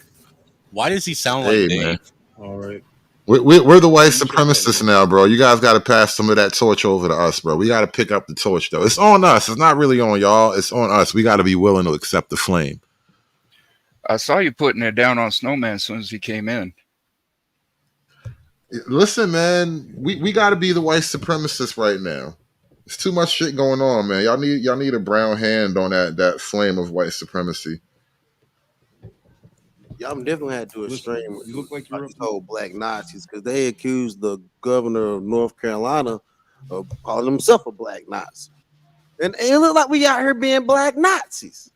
Man, yeah, like well, that Nazi thing. You got the Disney explanation of World War II. That's why you wouldn't understand, bro. Man, that Nazi thing doesn't make any sense, man. Like everything that's bad is Nazi unless we're talking about Azov Battalion. Then everybody all quiet. It don't make no sense, man. Well, they were also adamantly against capitalism. Hitler hated capitalism, which is why he was trying. That might be true. Well, he hated not capitalism and like as earning. He hated the way the markets were manipulated. It was fake. It was fiat. They were like cooking the books, and that's why everybody got because I mean, the books had to be cooked. I'll cook you with them. Well, let's just put it this way. He associated capitalism, and I don't think he really properly meant capitalism objectively, but he associated capitalism with the small hats. That was his real gripe. So that's really what the fuck was up. But that's how you know what's so weird. Economy. But you know what's so weird, bro? Money. To reverse them to take those loans. To reverse, that's not even religious, bro. In religion, if you're a Christian, you're not supposed to charge interest. But to go in reverse real quick, when y'all was talking about the church, bro, you know the new pope is a rainbow, right? Yep. So him having rainbow policy, and the Methodist Church split because of two lesbians. Well, she became the head priest, and then white men let her become. I mean, guess white men for Kamala let her become the head priest, and then she married her wife. And the AME Zion Church, which is what black people mainly are, is under the Methodist Church that has a lesbian leader. This is why I don't really give no validation to black church as a broad concept. I've said this before. No, I'm not, because I paid attention. I've been studying. BLM, a bunch of lesbians convinced a bunch of black men to follow behind them. I was like the first nigga that I know that was against BLM. I was trying to tell people about that shit in real time. It was like, nah, you bugging. Hey, not really so much, no, man. A little bit, but you got like most of those women were complaining because there wasn't enough men at the protest. Because the dude's like, yo, what's the point of this? Yo, when it first came out, Snow, and I told you the story before, when they first started, they had a rally at Roosevelt University in Chicago, and guys had me come down there, and I went because they have free pizza in Fago, right? I like Fago. I like pizza. So, and it was like, you could be bought like that, you little whore. Hey, bro, you gotta know my trigger. My trigger is not money and pussy, bro. My trigger is food, bro. Fat bitches and food. Not fat bitches, you motherfucking cracker. Anyway. Go ahead. Anyway, skinny girls eat the most. So always skinny bitches and food. Anyway, as the story progressed, and they kept saying, look, folks, everybody up here gonna be a dyke and a tranny. and they were not lying. And it was a transgender man talking about transgender crime and how everybody against him because he a transgender, but he lived in Boys Town by the name, you know what type area he is. And the reason they were attacking him is because he like, I only like straight men. I'm not a fag. Yes, you are. That's predator, man. See, man, I don't even want to go down that road, but that is predatory behavior. That's why that should be happening. But yeah, that's terrible. That's terrible. Hey, you know another thing about those meetings? Because I listened to a dude that went to like maybe 2 of them, and he was saying that if you were a straight dude, especially if you were a straight dude, dudes in particular, but especially straight dudes, if you said anything, they'd be like, "Yeah, we can't center this meeting around you. In fact, you got to sit at the back of the room and be quiet." Not for that. I mean, I feel like that's the prime place for like if you straight in that room, somebody gonna try you. Am I the only I don't one even mean like aggressively on some jail shit. Nigga gonna be like, let me take you shopping on some Diddy shit. Am I the only one that's going to point out that this shit sounds suspect every time that all the gay stories that Dirty has? Yes. That was not a gay story. That was a Black Lives Matter story. That had Every Black Lives Matter story is gay. gay, but Right, I'll let that off the hook. Right, I wasn't directly part of that story, Snow. That was not a, like, well, no, we went down this path talking about why the men don't show up to these rallies, and so I mean these are the explanations because black women to this day, if you follow them on the internet, they'll say shit like, "Oh, we always show up to protest for y'all." Like, yeah, of course it's you and a bunch of gays because that's what y'all do. You and your gay friends go party and call it politics. Like straight men don't show up for that shit. Yeah, but if the men didn't die though, if the men didn't die, they wouldn't have anything to like be the topic or whatever to be able to use as leverage. Yeah, straight men die, women and gays party, and money rains on them. It's a weird game, isn't it? This is why we call it a death cult. Endorsements, they get nonprofits. I would like to point out real quick though, also that Dirty is the only dude that we know of that was in a gay relationship and didn't know it. No, I'm not. There's a whole damn, the Lakers game and didn't know he. I don't want you guys to muddy up the waters of what was otherwise a pristine stream. No, we're not. We're not. Look, Snow. I'm not the only. I didn't say it didn't happen. I'm just saying I'm not the only. It's a lot. No, of you're the only one we know. Let's just see. You know what? I gotta remember to separate y'all. You're like the 2 bad kids in kindergarten. You can never sit them next to each other and shit. God damn it! This is why we about to end the show anyway because it's almost 7 hours. I put in a whole work day over here. You guys are ruining my work day. Well, look, I'll tell you right now. I've never seen you put in a whole 8 hours, so I'm proud. Now I can't wait to punch out. I'll tell you guys right now. I've never been in a gay relationship, and if I was, I didn't know it. Well, that last caveat kind of. Hey, I can't believe you just used that for verbiage, Hood. You punching out, huh? I'm punching out, bro. I'm punching my clock, man. I'm done. I'm putting in my 8 hours. 7 hours. I get the free one on lunch, so we're just gonna call it an even 8. Yeah, didn't you hear like this a couple months ago? Who said this is his black job? Yeah, I did say that. It is one of them actually, technically. Yeah. But Snow, to be fair, those are the type of situations I realize that black is for women, gays, and felons. I'm like, hold on, I died, you get paid. So, but I can't even be like, yo, my man died, give me some money. Oh no, we don't support black men. You get a mural and t-shirts. You get a mural and t-shirts. Hey, not to switch subjects too much, but hey, Dirty, why is Jesse Smollett? I don't know why he in the news. You cut out, but I don't know what happened. State Supreme Court. Well, start over. You dropped out for a second. Jesse Smollett's in the news for some reason. Right now? Yeah, about the state Supreme Court. Resident gay man. I have no idea why he's in the news, bro. And I'm not even gonna look it up. I don't even care. Hopefully he's being indicted for hoaxing a hate crime. Ain't he tied to Kamala too? He got. I know he got ties to the Bidens. He's tied to the Obamas. Yeah. I said Bidens. The Obamas. Yeah. My bad. Hey, yo, who should look this story up? Kamala and Trump, Greg Abbott, and Ken Paxton, they all fighting over some lizards in West Texas they're making the Democrats are making these lizards an endangered species. I'm gonna tell you why. Because these lizards, if you don't get rid of them, a lot of them come around and they get into the oil reserves and they really mess up stuff. So the Texans in West Texas are getting rid of these lizards because Kamala and Biden want to hurt oil. I know oil prices have went down, but they're fighting oil on the low key in West Texas with some fucking lizards. They want the lizards to go wild and pretty much clog up and mess up the whole.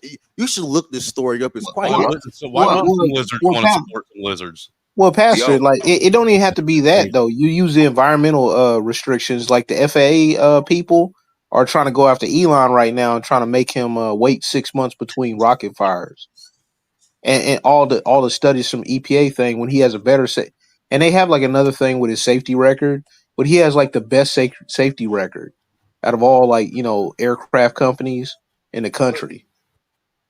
And in fact, he's about to launch his space shuttle to go save them 2 astronauts. The way they have weaponized environment, like forget like controlling the weather, the way they have weaponized the environment with this green stuff is quite interesting. I'm telling you, whoever thought that they could use lizards to go after like whole states? Yeah, but I mean, anything could be an attack vector, though. Anything and everything can be. It sounds kind of far-fetched, though, because if something is abundant enough to be a nuisance, how could it be an endangered species? Exactly. That's what I'm saying. But you should look into the story. I might talk about it a little bit later. But they're going after those bleeding heart liberals, aren't they? They're like, oh, they're endangered species.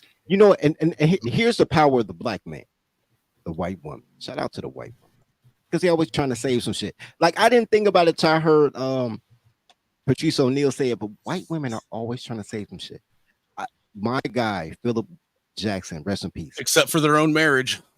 He didn't care about shit. No, but here's the thing, and we talked about this before. So they always want to save everybody but their man. Like black women live for the love of white men and gay men and Mexicans and they live for the love of every other man but their own. Right. So it's not even love though. But so what happens is if you can mobilize white women to speak articulately about a crime and make it legal, you're on to something, right? Like even when Pastor was talking about the lizards, I'm thinking like I'm pro-man, so I got to be pro-child to be pro-man. I got to be like, yo, I'll take your kids because these men ain't shit. I can't be like, yo, I'm taking the kids because you don't love them. Like I'm listening, y'all, and I'm trying to get it, man. I need a council. We need a marketing council, man, on how to double speak. A round table. Bro. But anyway, answer the question in the chat. Jussie Smollett got convicted, then he got sentenced to 364 days in jail, which is in county jail. Because if you went to the penitentiary in Illinois, 1 year in the penitentiary only equals 61 days, right? 61 days to pay for the whole year. Yeah. So he wanted him to do time. Gave him 364 days in county jail. They put him on suicide watch. He ran out of court talking about some. I am not going to kill myself. I do not feel suicidal. I do not feel suicidal. You know what? Go ahead. He checked in, and he went through processing. And at midnight they let him go. So he got what do you call it? House arrest. Not amnesty. No, nothing. Tim Fox just let him go. Yep. Oh, you got like what like probation or something? No. They need to put him on house arrest. What they call that shit when the governor call you and let you go? Clemency. He got clemency in 24 hours. Yeah, but I didn't know. I don't think Kim Fox could do that. Yes, she can. You know why? Because he's tied with Kamala Harris. You forgot 6 years ago he was with a DEI. He was probably at that damn rally in that video that they kept on showing her basically protesting about the borders. He was right there. Yo, but he's in the news again in this little blurb. I can't open it up without like going away from this page or whatever I'm on. But apparently he's been ordered to like surrender his passport or something like that because he's a flight risk. Probably have to do that Diddy shit. I was just about to say that too. Wouldn't surprise me. Wouldn't surprise me. Look what I just found. We're gonna end on this. Oh my God. Right here. Man, the In world's Africa, the room's gonna blow before up. the Arabs went there and bought the blacks from the other blacks. Blacks were treated worse in Africa by other blacks. I thank God for slavery because I wouldn't want to be African. I don't give a damn about Africa. Yeah. I'm glad they came and got our motherfucking ass up out of Africa. I don't attach myself to Africa. I'm a proud American. Yeah. So I don't say to my mama say all things work for the good of those who love the Lord and is called according to his will and his purpose. Absolutely. Slavery was a good thing. Yeah, they rescued our motherfucking ass. I would have hated to grow up in Africa. I ain't bullshit. And what we were near now, man, fuck that. I'm so proud of slavery. So do you have perfect peace within? If I don't, I'm gonna smoke some weed, get my dick sucked. What? In Africa, before the Arabs went there and bought the blacks. Then the clip reset right after that. Jesse's like, you said that. That's Did you just not say an that? answer I expect to hear on the Jesse Lee Peterson show. What? Yo, Charleston White's a prophet. I don't care what nobody say. You know what, Charleston White? Yeah. Charleston White is me if y'all made me more popular. Like, you know what? And I always say slavery was the best time in American history for black women. But Quit black trying women to be Kanye before Kanye. Yeah, you know what the problem with Kanye? Kanye is so Kanye that Kanye be Kanyeing too hard. Like, so you missed the message. Are you saying Kanye himself? Yeah. Yeah, Kanye will Kanye some shit. Like, they be like, he a genius. And then you listen to him like, what the fuck is he talking about? And then you know what this sounds like? This sounds like Rick and Morty, where you're like the rickiest Rick that ever ricked. The rickest Rick that ever ricked. Kanye too hard. Like when he said slavery is a choice, it was, right? But I understood it because I've been yelling for years, matriarchy is slavery, right? So I got it. But most people like, no, slavery by nature is forceful. Let me explain something to you. People that were, it's like, and I know, look, y'all ain't, this ain't the Israel Mill show, but people in we over here actually know there's 50 states in America. People living through slavery in slavery took pride in their plantation, right? It was almost like the sports team, like my house better than your house. And people think that's bad, and it could be bad to be a man that doesn't want to own shit until you go to 2024 and realize 74% of men don't want to own shit. You'd be like, oh, okay. Slavery gave people a skill set and a purpose. Slavery protected them.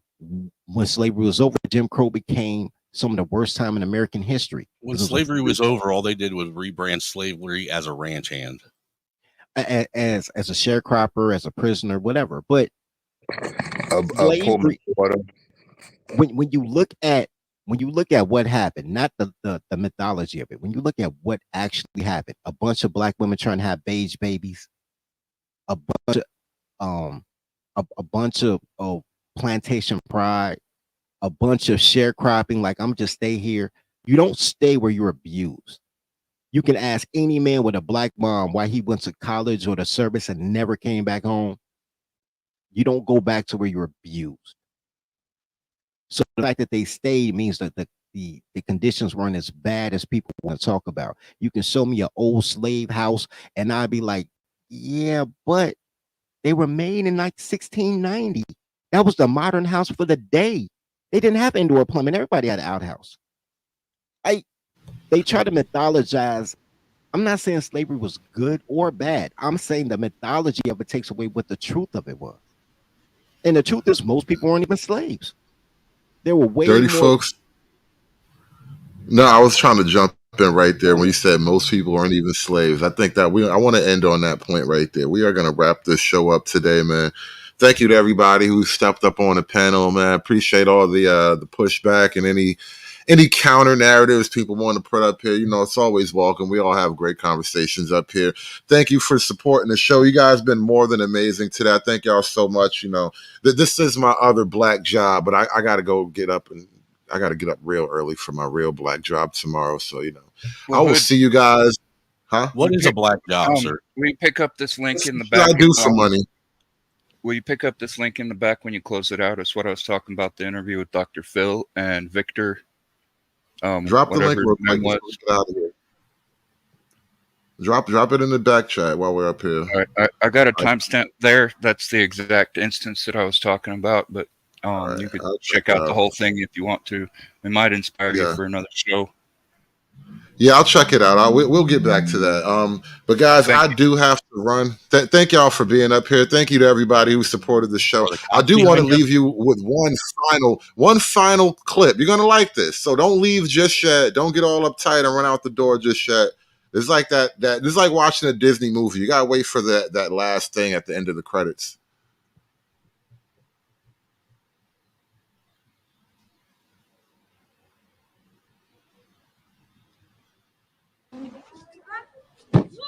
It's done. It's done.